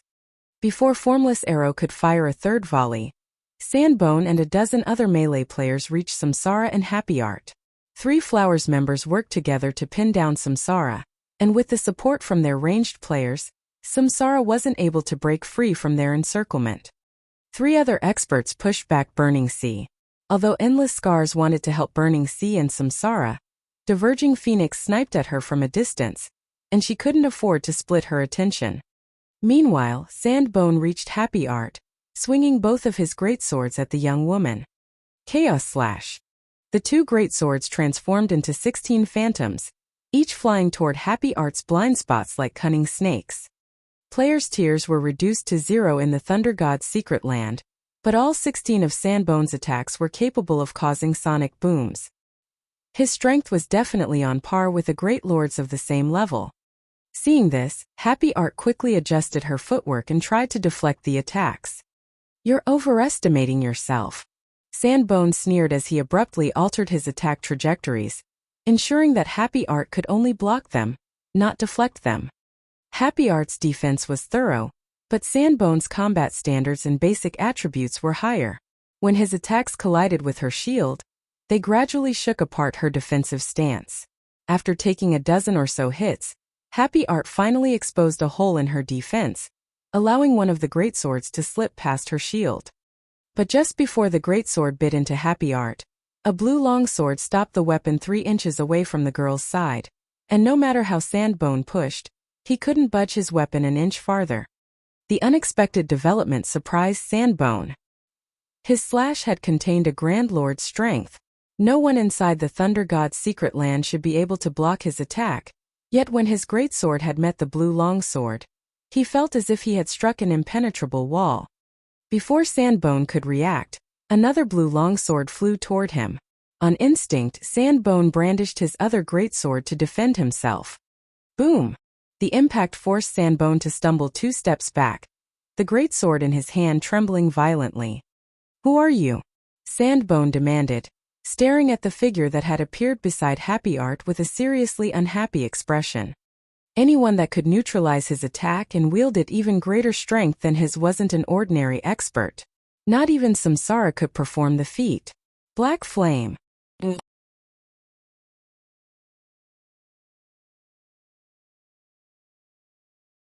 Chapter 2199, Suppressing the Mighty with Technique. Black Flame. Sandbone's lips curled slightly when he heard the name, a trace of excitement flashing in his eyes. "So, you're the guild leader of Zero Wing, the guild that foiled one of our previous operations. I've heard that you've defeated Sword Demon. It seems the rumors were true.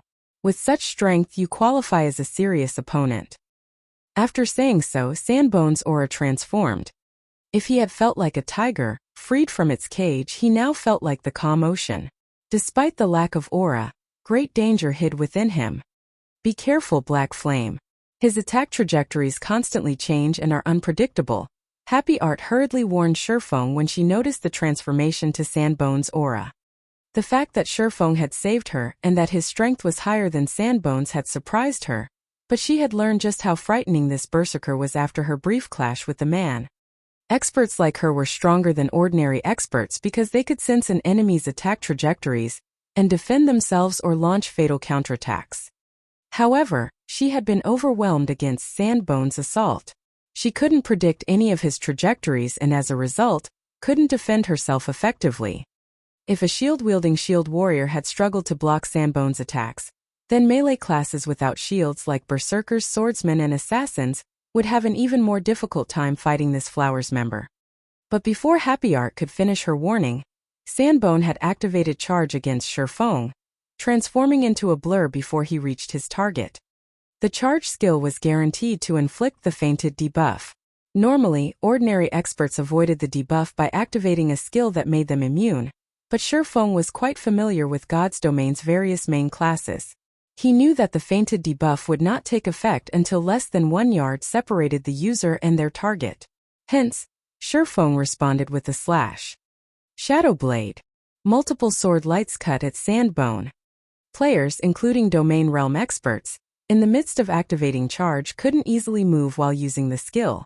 Sandbone had no hope of stopping all 10 of Shifeng's attacks, each of which had enough power to make a great lord stumble. In a clash between experts of their standards, the slightest sign of weakness could be fatal. Knowing this, Sandbone forcibly cancelled his charge and followed up with a whirlwind slash, deflecting all of the incoming sword lights with his greatswords. Meanwhile, he relied on his forward momentum to reach Shifeng. Suddenly, Sandbone's 2 greatswords merged, and the resulting weapon radiated a blue glow. He then swung the glowing greatsword at Shifeng. The 2 swords merged? Happy Art was stunned. Aside from specific teleportation stones that only dropped in the Secret Land, tools couldn't be used in the Thunder God's Secret Land. This included weapons and equipment's additional skills. However, Sandbone's 2 greatswords had merged into one powerful weapon. It was unbelievable. The glowing greatsword was so powerful that space around it trembled. It definitely contained more power than a great lord. As the greatsword was about to smash into Shifeng, it transformed into 4 clones of itself. Even a Domain Realm expert would struggle to respond to such an abrupt change. Weapon merging and quadruple shadow slash? Shifeng also could not help his surprise to see the 4 sword lights fly toward him. Weapon merging was a super rare skill for the Berserker class, one that would be useful even after reaching Tier 5. The skill was even rarer than a fragmented legendary item, and it was so powerful because it allowed the user to elevate their weapon's quality by 1 rank. If the user used weapon merging on 2 dark gold weapons, they would become a single epic weapon. If the user wielded 2 epic weapons, however, the result would be a fragmented legendary weapon. The only downside to the skill was its short 20-second duration. Of course, the resulting combat power from combining 2 epic weapons into a fragmented legendary weapon was no laughing matter. In a fight between peak experts, the sudden increase could decide the fight's outcome in an instant. Fortunately, weapon merging could, at most, produce a fragmented legendary weapon. If it were possible to create a legendary weapon, any berserker with this skill would be nearly invincible among players of the same tier. The 4 sword lights closed the distance to their target in an instant. However, Shifeng didn't activate a life-saving skill as Sandbone had expected. Rather, the swordsman unsheathed the second longsword that hung at his waist and brandished it. Swords transmigration. The trajectories of Sandbone's 4 powerful sword lights abruptly altered, and 2 of them spun to attack their own wielder. Caught off guard, Sandbone defended himself with his merged weapon, but he had only deflected one of the sword lights, taking the full brunt of the other. Like a cannonball, he shot backward by more than 30 yards before crashing into the ground, losing over half of his HP in the process and entering a heavily injured state. In response, the battlefield fell silent. How is that possible? Diverging Phoenix, who fought Endless Scars, was flabbergasted. She was very familiar with Sandbone's strength, particularly when the Berserker used weapon merging. Unless she activated a Berserk skill, even she would have to focus on her defense for a time. However, Berserk skills were prohibited in the Thunder God's Secret Land. and she couldn't believe that someone had actually thrown her companion. Even Maple Locust, who battled Hidden Soul, was astonished when he saw this. Black Flame? When Happy Art saw the collapsed sand bone, she could not help but turn to look at the swordsman beside her. She felt as if she were meeting this swordsman for the first time. He is actually so powerful. Had he hidden his strength earlier? Endless Scars wondered, watching Shifeng in confusion. She knew he had high combat standards, but she hadn't known they were this high. Even the various super guilds feared the Flower of Seven Sins senior cadre members, yet Shifeng had rendered one of these players powerless. No one would believe her if she retold this tale. During the brief moment of silence, Shifeng glanced at the Thunder Temple and shouted in the team chat, "Everyone, retreat to the Thunder Temple's side building. I'll cover you." His and his teammates' basic attributes were suppressed while they were in the magic array. They were dreaming if they thought they could kill the Flower of Seven Sins cadre members. Not even Shifeng had much hope of success. Although he had repelled Sandbone, he couldn't kill him. In fact, while he had told his team to run, the Flower's healers had already restored Sandbone's HP to full. Unfortunately, Shifeng could only afford to use Sword's Transmigration a limited number of times, and it was only a matter of time before his enemy wore him down. As if Supreme Sky understood the Thunder God's secret key's value, he hadn't moved from the Thunder Temple's main entrance since the fight had begun. He was also flanked by more than 10 ranged players. Breaking past that blockade and escaping into the Thunder Temple itself wasn't possible. Hence, the Thunder Temple's side temple was their only hope. The side temple was a special level 90,100-man team dungeon, and a land of death for current players. However, fleeing into the dungeon was better than staying and letting the Flower of Seven Sins slaughter them. When he heard Shifeng's command, Samsara glanced at the side temple and noticed the dark red dungeon entrance. The color signified the wide gap between the dungeon's level and the team's average level, but after some quick mental calculations, he realized that entering the dungeon was better than staying out here. Everyone listen to Black Flame. Maintain formation and move toward the side temple. Samsara said. I'll open a path. Cover me. Endless Scars said, gritting her teeth as she glared at the ring of Flowers members around their team. She then used the dozen or so elemental blades rotating around her to form a defensive net that would block incoming ranged attacks. She followed up with chanting an incantation, pulling some of her attention away from Diverging Phoenix. In response, a powerful force suppressed the area around her, blurring it. The mana within the space began to rampage, somewhat affecting players that came in contact with it. When Diverging Phoenix recognized what Shifeng and his teammates were planning, she pointed a finger at Endless Scars and growled, "Don't think you can get past us so easily. Everyone, focus your attacks on her." Receiving the command, 8 of the Flowers of Seven Sins melee players charged at Endless Scars to interrupt her casting, but before they could come within 20 yards of her, arcs of lightning snaked out to counterattack. These lightning strikes were the result of Shifeng's lightning edge, and the 8 melee players were forced to scurry back. Suddenly, a massive gash 3 meters deep split the ground between the Flowers melee players and Endless Scars. "If you want to get to her, you'll have to go through me first," Shifeng said, smiling as he appeared beside Endless Scars. Black Flame. Diverging Phoenix bellowed. She immediately activated her strongest legacy skill, Divine Frost Lance. Under Diverging Phoenix's control, hundreds of frost lances flew toward Shifeng and Endless Scars. She planned to blow both players to smithereens. Meanwhile, the 8 melee players continued to make their way toward their target. Although Shifeng had incredible strength and had defeated Sandbone, all of them were peak experts.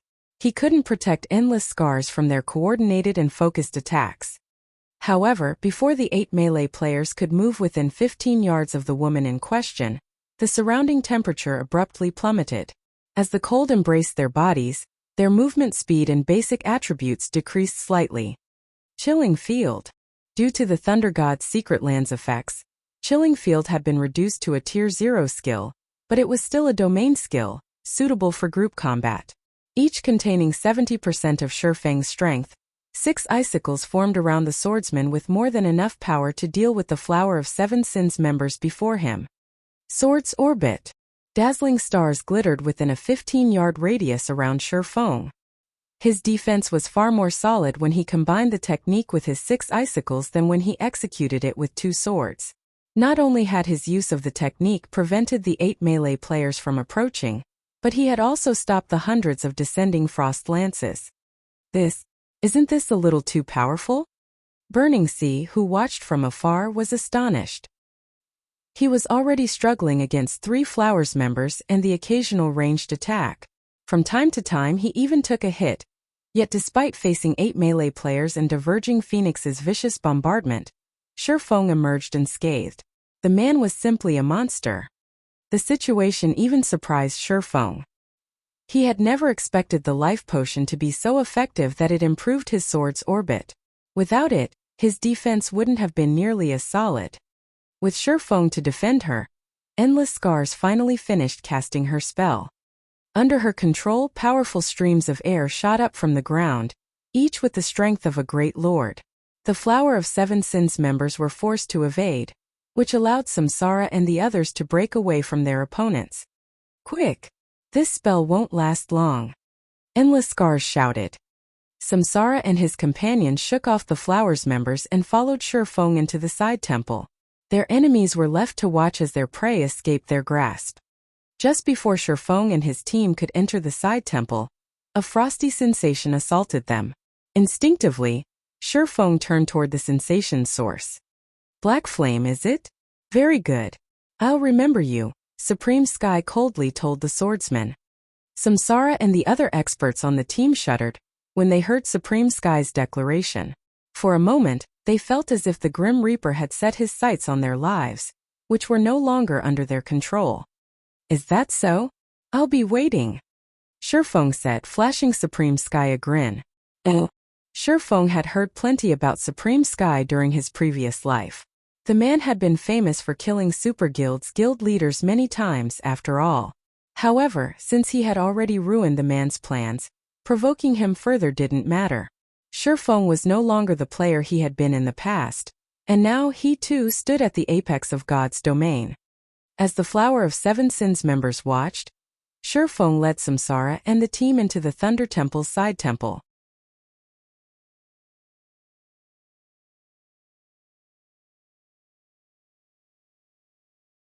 Chapter 2200 Bloodline Creature. As Shifeng and the others disappeared into the side temple, silence reigned outside of the Thunder Temple. Damn it! They actually managed to escape. Diverging Phoenix cursed. They had gone to great lengths to set up this ambush. Not even a super guild's guild leader should be able to slip through their grasp. However, due to Shifeng, their preparation had gone down the drain. If news of this failure spread, the Flower's other members would likely ridicule them. Escape? They're not out of the water yet, Supreme Sky said, a chilling glint flashing in his eyes. He then commanded, "Call in a group of blood guards from the main headquarters immediately. Phoenix, you and San will guard the side temple. This is the Thunder God's secret land. Even if Samsara's party dies, they're stuck here. They'll only be able to leave through those teleportation arrays. Let's make sure that side temple becomes their new home." Without someone to resurrect them, players that died inside a dungeon would automatically resurrect outside of the dungeon after some time, and in the Thunder God's secret land, players couldn't use any tools, including return scrolls. As long as they guarded the dungeon's entrance, Samsara's team wouldn't escape. Having entered the Thunder Temple's side temple, Supreme Sky knew that it was no place for current players. Not only was it a level 90 team dungeon, but it was also a special dungeon that didn't provide difficult options. In other words, this team dungeon only had one difficulty rank.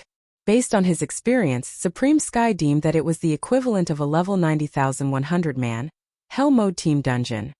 Entering this team dungeon before level 90, and without top-tier level 90 equipment was suicidal. Samsara's party only consisted of 10 players, so their chances of survival were abysmal. Understood. Diverging Phoenix and Sandbone nodded. Meanwhile, after passing through the side temple's entrance, Shifeng and the others felt as if they had arrived in another world.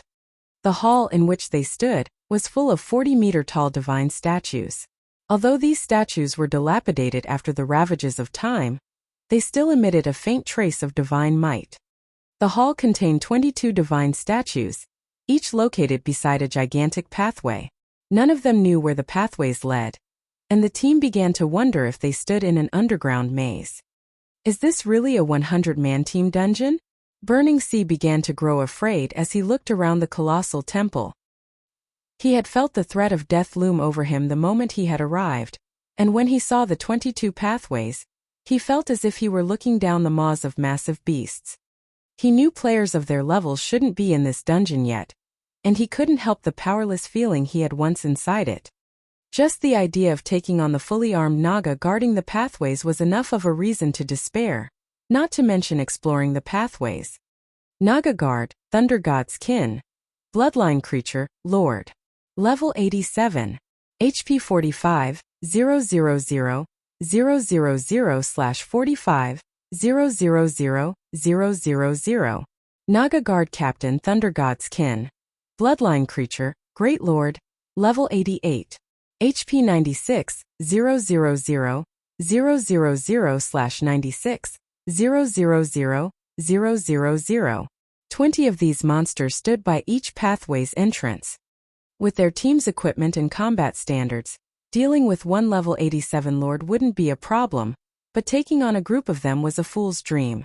Furthermore, these lords were led by a level 88 Great Lord. But that wasn't the worst part. More importantly, all of these monsters were bloodline creatures and the Thunder God's kin. Ordinary experts might not understand these titles' implications, but peak experts like Burning Sea, who had a deep understanding of God's domain's mechanics and history, were very familiar with the power bloodline creatures wielded. A bloodline creature had inherited strength from a more powerful being, born with superior bloodlines, as the name suggested. Although their bloodlines weren't on the level of archaic species, they weren't far from it. Meanwhile, being the Thunder God's kin meant these Nagas had inherited certain special abilities from the Thunder God. With these two factors combined, these Nagas would command extraordinary strength. Outside of the Thunder God's secret land, their team would, more or less, be able to cope with these Nagas, but here they were Tier 0 players. Even if they worked together, they might not be a match for a single Naga guard. These monsters are too strong for us right now. Our only option is to wait, Happy Art reasoned with a bitter smile. Although they had escaped the Flower of Seven Sins ambush, they weren't anywhere close to being in a safer position. The only thing worth celebrating was the fact that as long as they didn't move, these monsters wouldn't attack. Even Samsara and Endless Scars were at a loss for words when they saw the monsters. Moving forward would mean their deaths, and the Flower of Seven Sins definitely waited for them outside the dungeon. But doing nothing wasn't a solution, either. No, we're not out of options, Shurfeng said as he watched the Nagas guarding the pathways. We'll just have to take a huge risk. Any option is better than sitting here and doing nothing. Besides, it's not like we expected such a high difficulty dungeon to not have risks, Samsara said. In that case, I have some things to settle first. I have fulfilled my end of our agreement. I want first pick of one item among the dungeon's loot, and I want command over the team throughout the raid, Shurfeng told Samsara. In their previous deal, Shurfeng had agreed to help Samsara's team until they reached the Thunder Temple. Since his mission was complete, he had no obligation to help Samsara or his people. That won't be a problem, Samsara said, nodding as he set Shurfeng as the new team leader. No one else on the team voiced any objections to the arrangement. Most of them were under Samsara's employ, and since Shurfeng had fulfilled his prior obligations, he had every right to negotiate new terms. Moreover, they had only avoided annihilation at the Flower of Seven Sins' hands thanks to Shurfeng. Once Shurfeng became the team leader, he assigned each member their tasks. He wasn't unfamiliar with the Thunder Temple's side temple in the least. The Thunder Temple itself had been quite famous throughout God's domain in the past. During his previous life, many superpowers' main forces had suffered tremendously in the Thunder Temple's side temple. Even after reaching level 90, those main forces had been helpless against the dungeon's Nagas. Not only were these Nagas stronger and faster than monsters of the same rank and level, but they also had extremely high lightning resistance as the Thunder God's kin. Moreover, they could command their own lightning abilities, imbuing their physical attacks with lightning-type magic damage, and a certain chance of inflicting a paralysis debuff. Melee players had a particularly miserable time in this dungeon, especially MTs. Even if an MT successfully blocked the Naga's attacks, there was a chance that they'd be paralyzed for 1 or 2 seconds.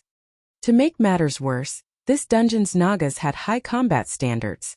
1 or 2 seconds was more than enough for them to land 2 or 3 more hits. Fortunately, the various superpowers had discovered these Nagas' weakness after repeated attempts to raid the dungeon. This weakness was the Naga's slow turn rate. Although the Nagas had very high movement and reaction speeds, they couldn't immediately follow a player in a sudden turn that was greater than 100 degrees. The Nagas often overshot, missing their fleeing prey and forced to make a U-turn. Although Nagas could make the U-turn in 1 or 2 seconds, that was more than enough time for peak experts to distance themselves from the monsters. If peak experts used this moment appropriately and had an accurate grasp of timing and distance, they could easily kite the Nagas. They wouldn't have to face these monsters head-on. Of course, a single mistake would send any player to their grave. This tactic didn't change the fact that Nagas were far faster than players. Hence, Shurfeng had Maple Locust and Formless Arrow replace their current equipment with items that focused on agility and movement speed. As those attributes were his focus already, Shurfeng didn't need to readjust his equipment at all. Even with his tier suppressed, his movement speed was still far higher than ordinary Great Lords. Later, Shurfeng took the lead, luring a lone Naga guard that wandered the hall, with Formless Arrow and Maple Locust moving alongside the Lord. The 3 of them then took turns aggroing the Naga, and when the monster moved within 20 yards of a player, someone else would attack and draw its aggro. With Shurfeng's high damage and Formless Arrow's provoke skill, the team's other ranged players could attack the Naga guard with impunity. Since the hall was so spacious, Shurfeng and his companions had plenty of room to kite around the monster. Their low DPS was the only problem they faced. Even with Endless Scars and the others attacking the Naga guard with everything they had, its HP fell at a snail's crawl. Yet the team persisted. A moment ago they had been stuck with no options. They were fortunate to have the opportunity to kill these Nagas. Time passed quickly as they fought. Finally, after fighting for more than 20 minutes, one of Endless Scars' spells took down the first level 87 Naga guard. Everyone's experience bars immediately grew by a small chunk, and as they did, the crisp sound of a system notification reached their ears.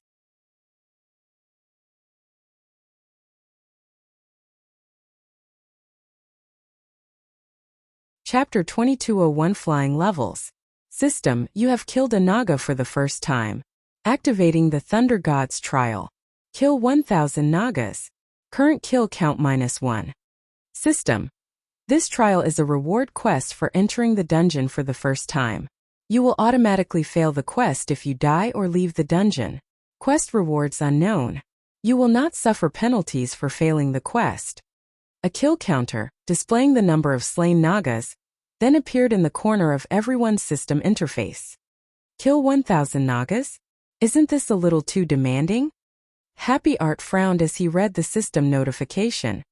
They had spent more than 20 minutes just to kill one Naga guard, the weakest monster in this dungeon. They would need an absurd amount of time to slay 1000 Nagas. Moreover, this was only a dungeon quest. They could complete multiple quests elsewhere with how much time it would take to complete the dungeon quest. Yes, it will be time-consuming, but these Nagas provide a lot of EXP.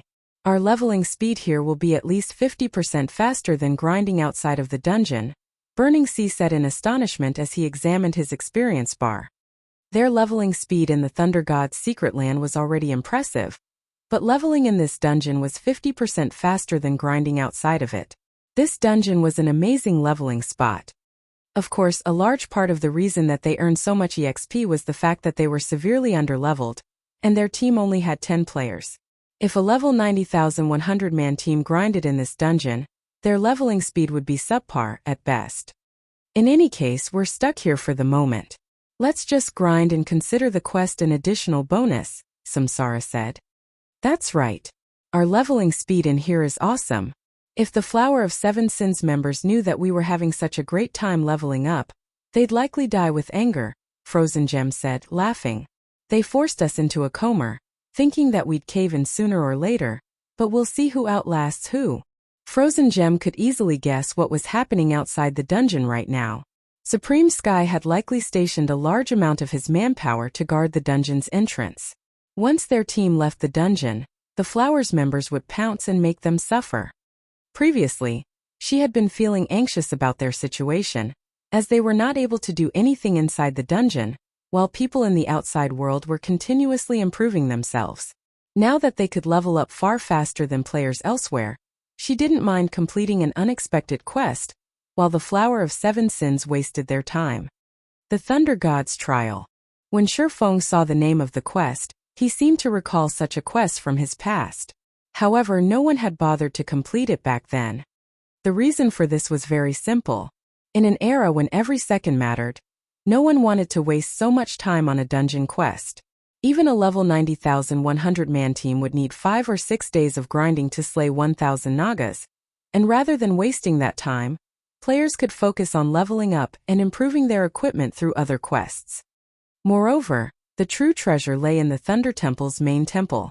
The side temple was only a transition for players who wanted to explore the main temple. Who would possibly be willing to waste so much time in the side temple?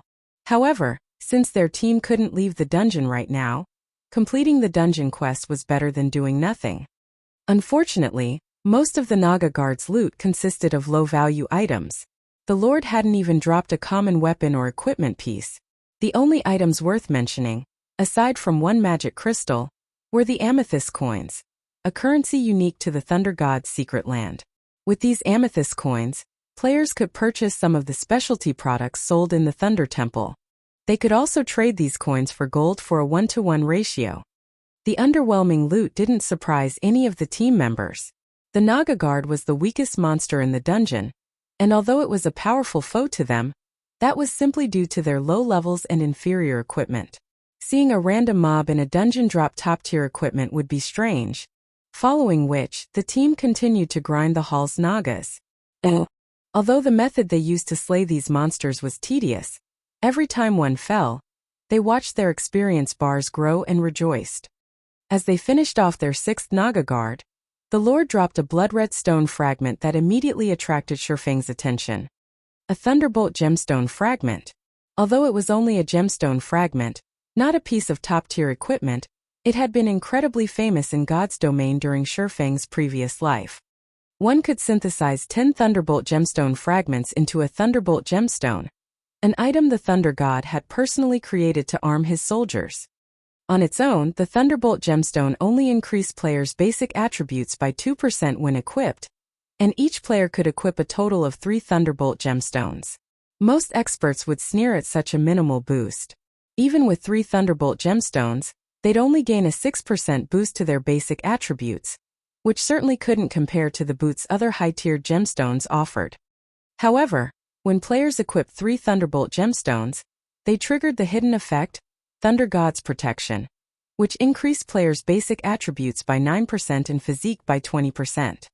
In other words, players could equip 3 Thunderbolt gemstones and gain a 15% boost to their basic attributes, and a 20% boost to their physique.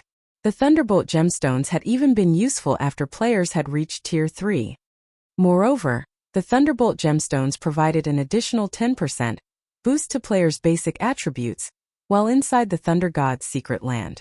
It was a perfect addition for those who wanted to explore the area. A fragment dropped after only the 6th kill? The situation surprised Shifeng a little. Could this be an additional reward for players entering the dungeon for the first time? As far as Shifeng could remember, the Thunderbolt gemstone fragments had a less than 1% chance of dropping, but this fragment had dropped after slaying their 6th Naga Guard. The only explanation he could think of was that they had gotten extremely lucky, or the drop rate had increased.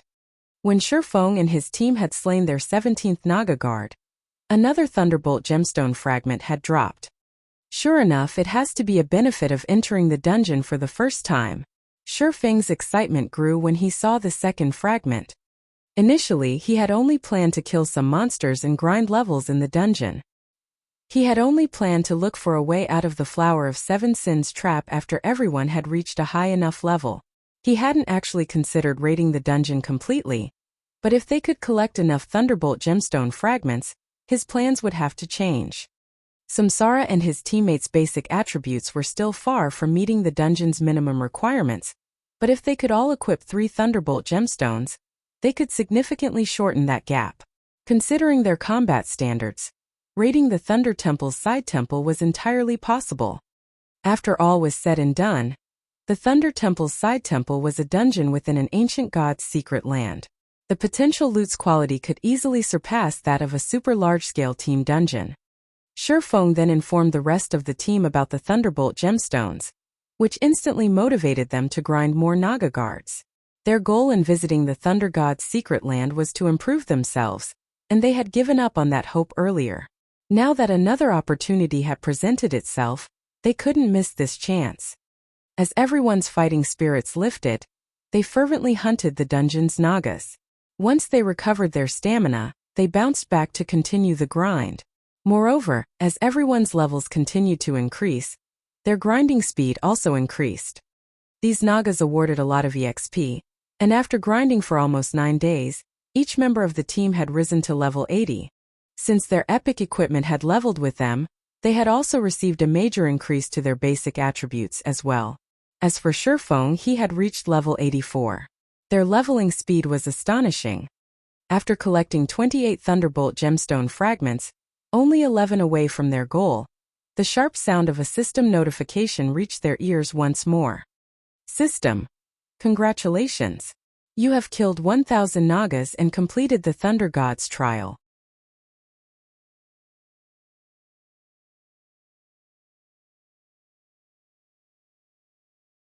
Chapter 2202 Rewards of the Thunder God's Trial. The team had only realized that they had completed the Thunder God's Trial after they received the notification. They had been so focused on eliminating the Naga guards and guard captains, excited by the prospect of collecting Thunderbolt gemstone fragments, that they had pushed the trial to the back of their minds. After all, the Thunderbolt gemstones were wonderfully effective. Now, aside from Samsara and Happy Art, the 2 MTs, each team member had 3 Thunderbolt gemstones equipped, their basic attributes rising by a total of 25%. Moreover, they had regained the physique of a Tier 1 player. Since they had also reached level 80, slaying these Naga guards and guard captains had become much easier. In fact, Samsara and Happy Art could now tank a Naga guard captain all on their own. However, doing so placed a huge burden on the team's 2 healers, so they continued to use their earlier strategy to kite the Nagas. That way, the 2 healers didn't have to concentrate on casting healing spells, and could launch their own attacks from time to time, increasing their grinding speed. We're finally done. When Shifeng saw the system notification, he could not help but feel that this quest had been a true challenge. If not for their special circumstances, they wouldn't have bothered to attempt it. It was just too time-consuming. System. You have completed the Thunder God's Trial. Rewarding Thunder God's Pearl. Thunder God's Pearl. Dark Gold rank. This pearl contains the Thunder God's power. Can be used inside the Thunder God's secret land to activate the Thunderbolt barrier. The more Thunder God's pearls that are used to activate the Thunderbolt barrier, the stronger the barrier will become. Up to a maximum of 6 Thunder God's pearls can be used at the same time. Duration 20 minutes. Cooldown 1 hour. The Thunderbolt barrier? When Shifeng saw the Thunder God's pearl, an ecstatic expression lit up his face. He had never expected the Thunder God's Trial to provide the very key to conquering the Thunder God's secret land. Players couldn't use powerful tools, such as magic arrays or summoning scrolls, in the Thunder God's secret land. On top of the fact that players' tiers were reduced to 0, exploring the secret land was a daunting task. This was especially true when players faced the bosses in the Thunder Temple's side temple. Normally, when Tier 0 players couldn't rely on external items, they'd reach their limit when fighting Great Lord-ranked monsters. But the weakest boss in the side temple was a Grand Lord. Moreover, they were not ordinary Grand Lords. All of the Grand Lord bosses in the side temple possessed special bloodlines, which made them far stronger than ordinary Grand Lords and a nightmare to raid. The various superpowers had only truly started to raid the Thunder God's secret land after they had acquired fragmented legendary items during Shifeng's previous life. Had those superpowers had the Thunder God's pearls, their teams would have been at least 50% more efficient in the raids. Fragmented legendary items had still been extraordinarily rare at the time, and just obtaining one recarat massive investment of blood and sweat. Following which, Shifeng activated the Thunder God's Pearl, and created a thunderbolt barrier that enveloped a 200-yard radius. Pitch-black lightning arced around the barrier's edges. The moment the barrier manifested, all Naga guards and guard captains suffered a significant basic attribute reduction. The Naga guards' basic attributes dropped by 30%, and the Naga guard captains lost 25% of their attributes.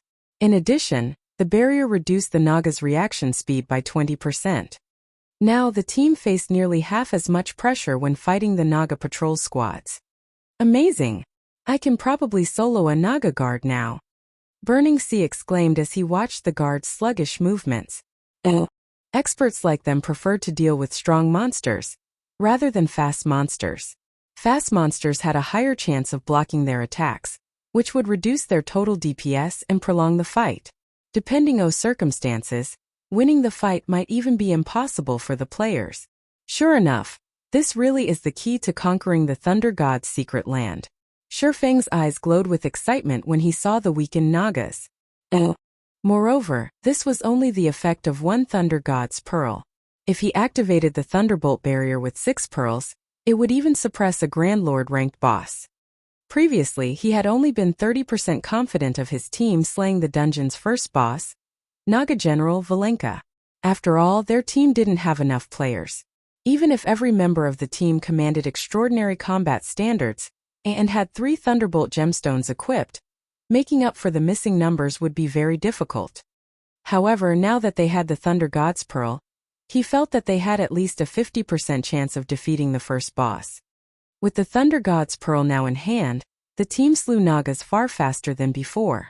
After less than half a day of grinding, they had collected the remaining 11 fragments, and both Samsara and Happy Art could equip 3 Thunderbolt gemstones. Amazing! With these attributes and physique, I'll have no problems tanking a Grand Lord. Samsara could not help his rueful sighs as he experienced the Thunderbolt gemstone's effects. He felt as if he had activated a mini berserk skill. It was no exaggeration to claim that these Thunderbolt gemstones were his greatest harvest from the Thunder God's secret land thus far. 3 Thunderbolt gemstones were easily worth more than 1 epic item. Epic items might have a wide level range, but they still had a level limit. Take the epic weapons and equipment he currently used, for example. He could use most of them until he reached level 100, but the Thunderbolt gemstones, on the other hand, would even be useful after that. In fact, these gemstones might even be useful after he reached tier 4. Once Samsara and Happy Art had gained their sets of Thunderbolt gemstones, the team grew restless and suggested that they challenge the Side Temple's first boss. Naturally, Shifeng didn't object. He too had been waiting for this moment for a long time. Although he had explored the Thunder God's secret land in the past, by the time he had first visited it, the various superpowers had raided the Side Temple several times. Furthermore, he had tagged along with other guilds' experts, and the expedition had been led by first-rate guilds' peak experts. Naturally, the leading first-rate guilds had claimed all the good loot. Experts from lesser guilds like himself, who had come across a few entry passes to the Thunder God's secret land, had only been able to claim the scraps the first-rate guilds didn't want. Even so, he had obtained more than enough treasure to celebrate. An ancient god's secret land was far higher quality than other secret lands. Even after some other team had claimed the Side Temple's first clear, and the quantity and quality of the drops had fallen, the dungeon's loot had still been considered top tier. Now that he had an opportunity to join the first team of players to raid the Thunder Temple's Side Temple in this life, why wouldn't he be eager to get started? Later, after Shifeng and the team had rested for an hour or so, he led them straight toward the Guardian Hall, where the Naga General waited. The team had long since annihilated the Nagas outside the Guardian Hall. Now, only the Naga General and 2 of its bodyguards remained within. However, when the team entered the hall and saw the boss they intended to raid, they couldn't help but gasp. Naga General Valenka, Bloodline creature, Archaic species Grand Lord. Level 89. HP 320000, 000/320000.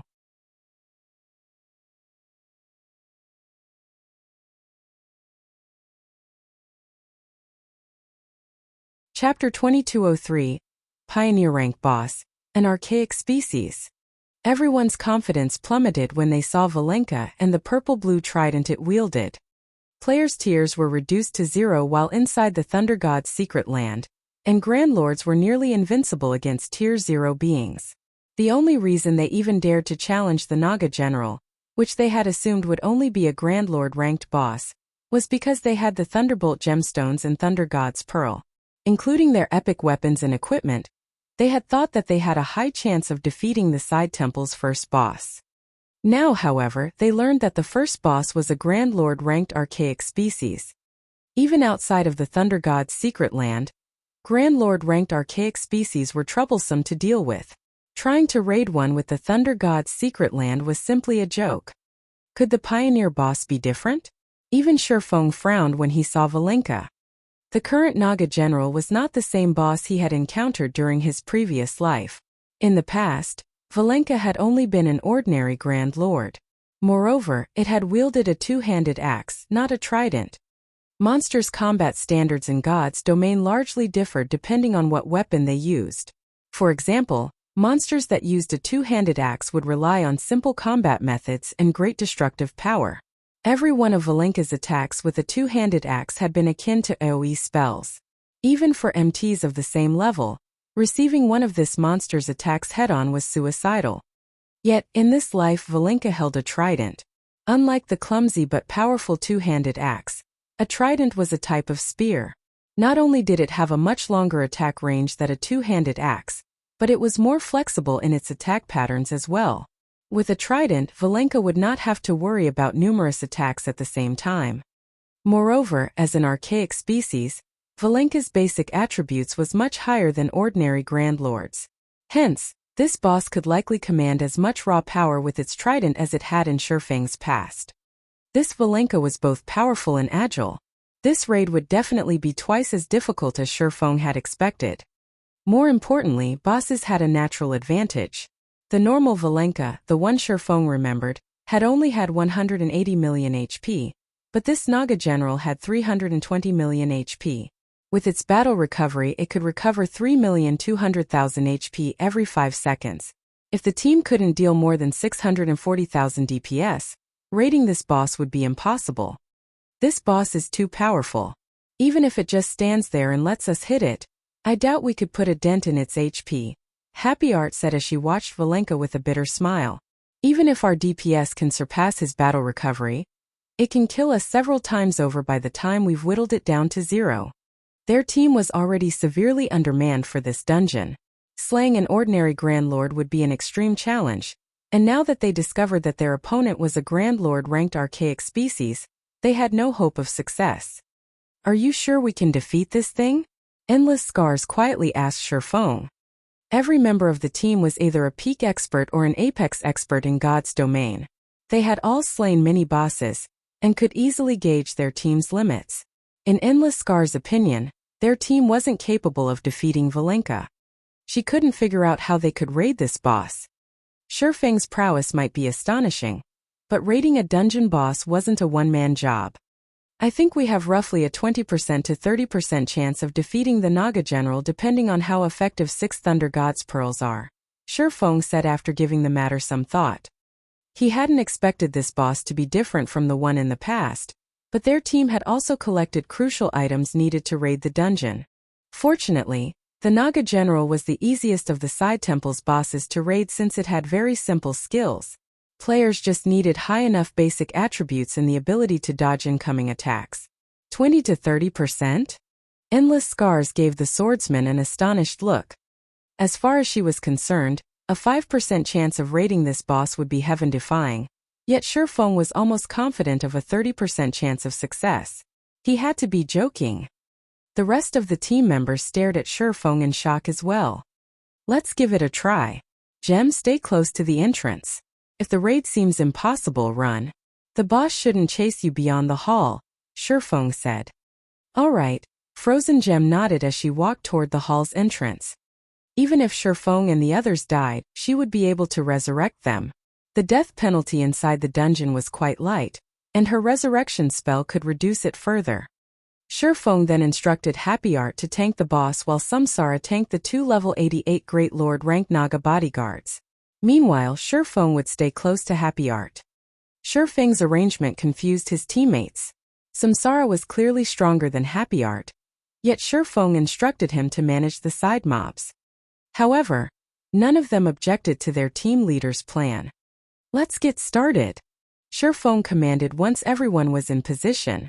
6 team members immediately activated the Thunder God's pearls they had received from completing the Thunder God's trial. The 6-pearl Thunderbolt barrier covered a 400-yard radius, enveloping the entire hall. Valenka and its bodyguards' basic attributes immediately plummeted. In the blink of an eye, the Naga general had lost 30% of its basic attributes while the 2 Naga bodyguards had lost 45%. Amazing! Shurfeng could not help but exclaim when he saw how effective the barrier was. He had thought they'd be lucky if the barrier could reduce the Naga general's basic attributes by 20%, but Valenka had lost 10% more than that. This Thunderbolt barrier could rival the strength of an advanced magic array. Shurfeng then had Frozen Gem rejoin the team's formation, and Happy Art and Samsara bolted forward to tank the boss and its minions. Valenka paid no heed as its 2 bodyguards were lured away.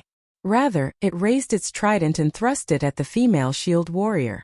The trident could reach up to 25 yards away, and contained enough power that space around it trembled. In the blink of an eye, Valenka had sent 4 stabs at Happy Art. Despite being a peak expert, Happy Art had a hard time dodging the 4 consecutive attacks. The 4th attack lightly grazed Happy Art's shield, and the resulting impact caused her to stumble a step back and lose more than 40,000 HP. Valenka's power with the trident was horrific. Moreover, this was the result after the boss had been suppressed by the Thunderbolt barrier.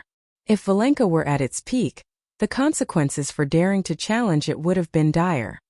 Fortunately, Happy Art was no weakling. With the boost provided from the 3 Thunderbolt gemstones, she had more than 170,000 HP at her maximum even after her tier had been reduced to 0. Losing 40,000 HP was just barely tolerable. However, Valenka wasn't done as it thrust its tail into the ground to resurface behind the shield warrior. Although Happy Art had sensed the attack, she couldn't turn around in time to defend herself due to the prior impact. Just before the tail slammed into Happy Art, Shurfeng grabbed her arm and dragged her out of harm's way. Wielding Killing Ray in his other hand, he sliced at the Naga general's tail, sending it smashing into the boss with more speed than before. -2,213,796. An eye-catching amount of damage appeared above Valenka's head, stunning the team members. Thus far, these players had only dealt around -20,000 damage with each attack, so it was hard not to notice a damage of over -2 million. Even that is possible? Burning Sea gaped in shock when he saw Shurfeng turn the boss's attack against itself. He had never thought that it was even possible for a boss to damage itself. Boss monsters generally had above-average combat standards, and trying to force a boss to damage itself was like getting a player to turn their own attacks against themselves. It should be utterly impossible. Yet Shurfeng had done just that. Over 2 million damage? We should be able to defeat him within 20 minutes. When Shurfeng saw how much damage Valenka had dealt to itself and took into account the team's overall DPS, he breathed a sigh of relief. Throughout the side temple, Valenka was the only boss capable of harming itself. This was due to its tail puncture skill. This skill had sent countless MTs to their graves in the past, but it had also given players a more efficient way to defeat the Naga general. Of course, players needed very high strength and an almost perfect grasp of timing to use this method. Their efforts would fail with the slightest mistake, and MTs couldn't dodge Valenka's tail puncture too early. If they did, the Naga general would retract its tail. This was why Shurfeng had assigned Happy Art to Valenka. Samsara would have no issues dodging tail puncture if he tanked the boss, which would disrupt Shurfeng's timing. Happy Art's combat standards were perfect for the job. She could defend herself against Valenka's frontal attacks but wouldn't be able to evade tail puncture. After seeing what Shurfeng had done, the team's confidence rose substantially. Valenka would use tail puncture almost every 2 seconds, which meant they could cause over -2 million damage every 2 seconds. It was certainly enough to overcome the Naga general's battle recovery. Now that they had eliminated the greatest challenge in this raid, defeating this boss would be much simpler. Following which, Valenka's HP rapidly decreased. However, every time Valenka's HP fell by 20%, it would summon 2 new bodyguards. Fortunately, with the Thunderbolt barrier's suppression and Samsara's combat standards, keeping a couple of level 88 Great Lords busy was not a problem. Eventually, when Valenka's HP fell to 20%, the Naga general went berserk, and its speed and strength skyrocketed. Seeing this, Happy Art immediately activated Shield Wall, while Shifeng activated Chilling Field, reserving 1 icicle to shove Happy Art out of harm's way when necessary. He also reserved 2 icicles for redirecting Valenka's tail. He used the remaining 3 to bombard the Naga general. However, Valenka's attacks were simply too fast. Even though Happy Art did her best to defend herself, her tier wasn't high enough for this fight, and she couldn't keep up. In the end, Happy Art had died after enduring the Berserk Naga general's attacks for around 40 seconds. At this point, Valenka still had 8% of its HP remaining. When their shield warrior fell, Maple Locust and Burning Sea moved to the forefront and took her place. However, they had both died after less than 10 seconds. Heartless Sword then stepped in and activated his life-saving skill to tank the boss. Unfortunately, he had only lasted 7 seconds, only withstanding 2 of the Naga general's attacks. Quick! Attack! The players' eyes were bloodshot as they watched Valenka's HP drop to 4%. With their expendable members dead, Samsara activated his life-saving skill and took over as the tank, but against both the Naga general and its 2 bodyguards, he didn't last more than 6 seconds. Valenka had 1% of its HP remaining. Die! With no other melee players remaining, Shifeng activated Instant Strike and appeared before the boss. Sword's Transmigration. Although Instant Strike had also been reduced to Tier 0, the skill still increased his attack speed by 300% and damage by 240% for 3 seconds. As he struck, damages of over -120,000 flashed above Valenka's head, one after another. As a finishing touch, Shifeng redirected Valenka's tail puncture and caused the Naga general to take over 2 million damage, obliterating the last of its HP.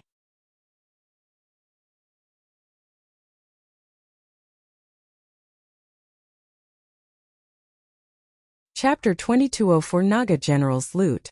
As Valenka cried out in agony and collapsed to the ground, the Naga bodyguards split up and scattered. A short moment later, only 5 players and a small pile of loot remained in the hall. We did it! Frozen Gem could not help but cheer. Even Endless Scars and Shifeng breathed a sigh of relief. The Naga general had been a little too powerful for them when it had gone berserk. Had the battle continued for another 5 seconds, they would have been annihilated. Meanwhile, Valenka's death granted the survivors an astronomical amount of EXP.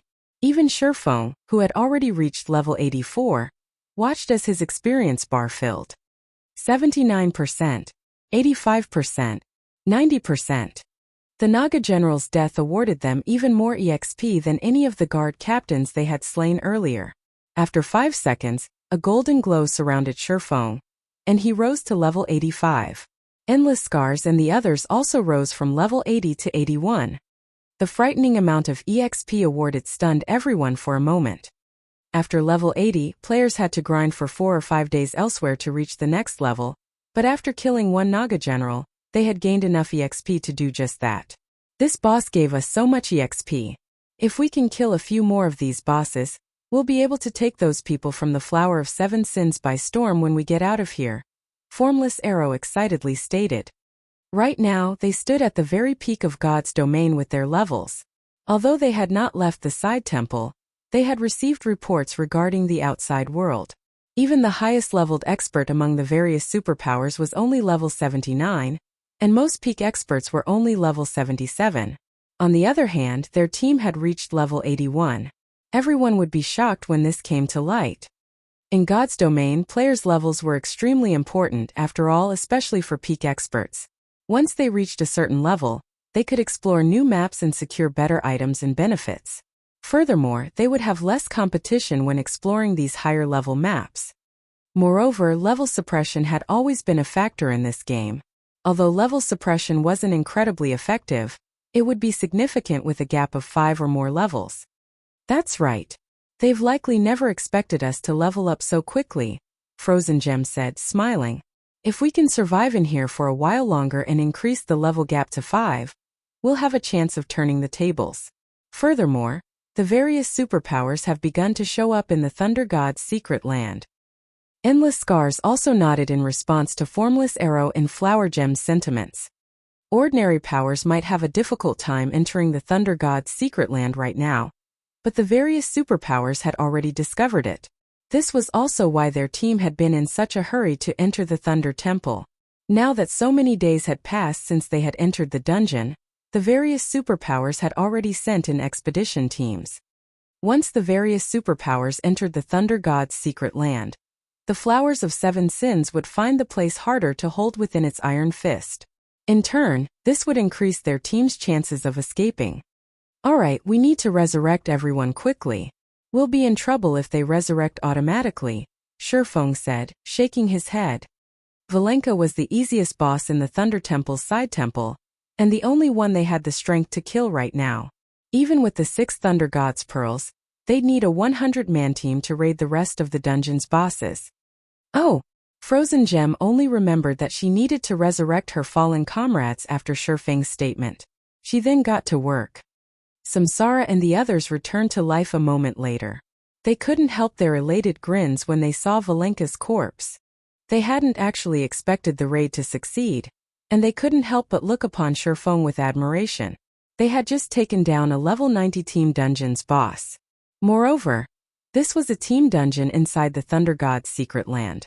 Normally, raiding such bosses without a level 90,100-man team should be impossible, but they had accomplished the feat with a team often level 80 players. Shifeng's leadership and combat power were among the best they had ever seen.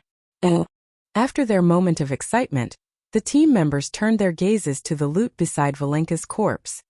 Although Valenka was only a Grand Lord-ranked archaic species, it had dropped an astonishingly high number of items.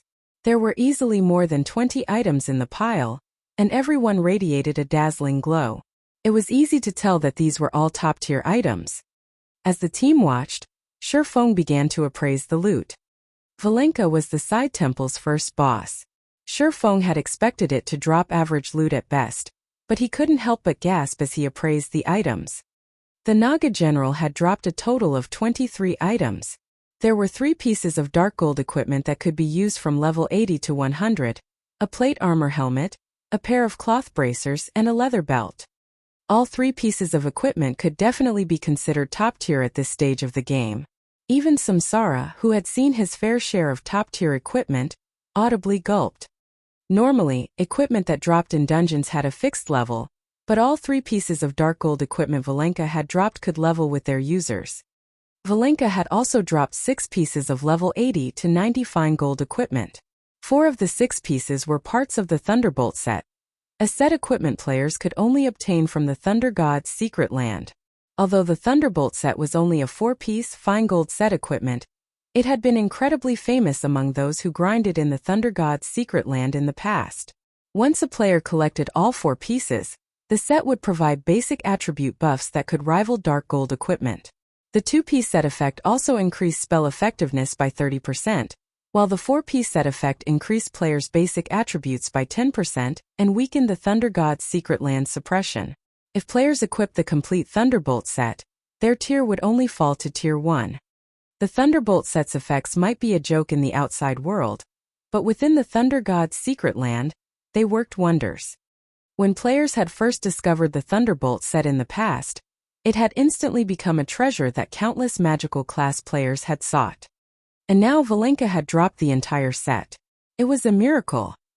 When the rest of the team saw the Thunderbolt set's effects, their eyes glowed. They knew how bitter it felt being reduced to a Tier 0 player in the Thunder God's secret land. So they recognized how astounding it would be if they could fight as Tier 1 players in this secret land. It was no exaggeration to claim that the Thunderbolt set was even more valuable than an 8-piece dark gold set equipment in the Thunder God's secret land. While everyone cooed over the Thunderbolt set, Shifeng shared the next item's attributes in the team chat.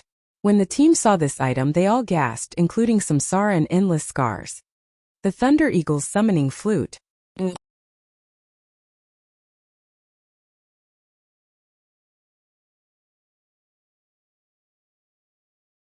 Chapter 2205 Flying Mount. The Thunder Eagle's summoning flute looked just like any ordinary flute, made of wood with dark purple runes carved into it. How is this possible? Am I seeing things? I thought flying mounts only dropped from level 100 plus maps. When Burning Sea and the others saw the summoning flute, they audibly gulped. They couldn't believe their eyes. As domain realm experts, they had seen countless top-tier treasures. Each of them even carried several epic weapons and equipment pieces, but they couldn't help their surprise and excitement when they saw a flying mount. Although almost all level 50-plus players had their own mounts by now, not a single player in God's domain had their own flying mount. Nobody even knew where to find one. Players, especially expert players, now knew the benefits of owning a mount. Due to players' limited stamina, they could only afford to operate within a limited area. With how large God's domain was, trying to explore the game's maps by relying on stamina would be impossible. Naturally, mounts allowed players to increase their range of activity. Furthermore, after level 50, not many maps had teleportation points, and players would find even fewer as they explored higher-level maps. As a result, players would have to explore and find these maps on their own power, which made mounts even more important. Countless experts currently contested over mysterious iron mounts, while secret silver mounts were easily as valuable as epic items. Even if experts of Burning Sea's caliber had multiple pieces of epic equipment on them, they typically only had secret silver or fine gold ranked mounts. Even so, these mounts were a large part of the reason that their leveling speed was so much faster than ordinary experts. However, a flying mount was in a different league than land mounts. A flying mount could ignore the terrain and travel to a destination in a straight line. A flying mount would be several times faster than land mounts. God's Domain was a virtual reality game that fully immersed its players' consciousness into the game, unlike past virtual reality games, which only allowed partial immersion. Because of this, God's Domain felt frighteningly real. In addition, it had NPCs with incredible intelligence which players could befriend. If not for the ever-present system interface and in-game aspects, such as levels and basic attributes, players would have likely treated God's Domain as a second real world. And countless people dreamed of flying through the sky. Based on the information they had collected thus far, flying mounts were intensely difficult to obtain in God's Domain. Unlike land mounts, players couldn't use their coins to purchase flying mounts from NPCs. Even Shurfeng was shocked to see the Thunder Eagle's summoning flute, not to mention Burning Sea and his companions. He remembered the Thunder Eagle flying mount from his past, and knew that it could drop in the Thunder God's secret land. However, he only recalled that the Thunder Eagle dropped in the secret land's deeper regions. To be precise, I should understand only dropped within the level 100 dungeon Thunder God's Mountain, and with an upcarrot rate at that. Even after 10 years in God's Domain, less than 10 players had owned one. And yet, their team had obtained a Thunder Eagle after slaying the Naga general. It was unbelievable. This was why he had gasped while appraising Valenka's loot. He had never expected the dungeon's first boss to drop such amazing items. Even a common flying mount was as valuable as 3 pieces of level 100 plus epic equipment. Moreover, that had been the common exchange rate after flying mounts had become more common. When flying mounts had first appeared in the past, a common flying mount could have easily gone for 5 pieces of level 100 plus epic equipment. However, the Thunder Eagle wasn't just a common flying mount. It was an extraordinary flying mount. Flying mounts didn't follow the same ranks as land mounts.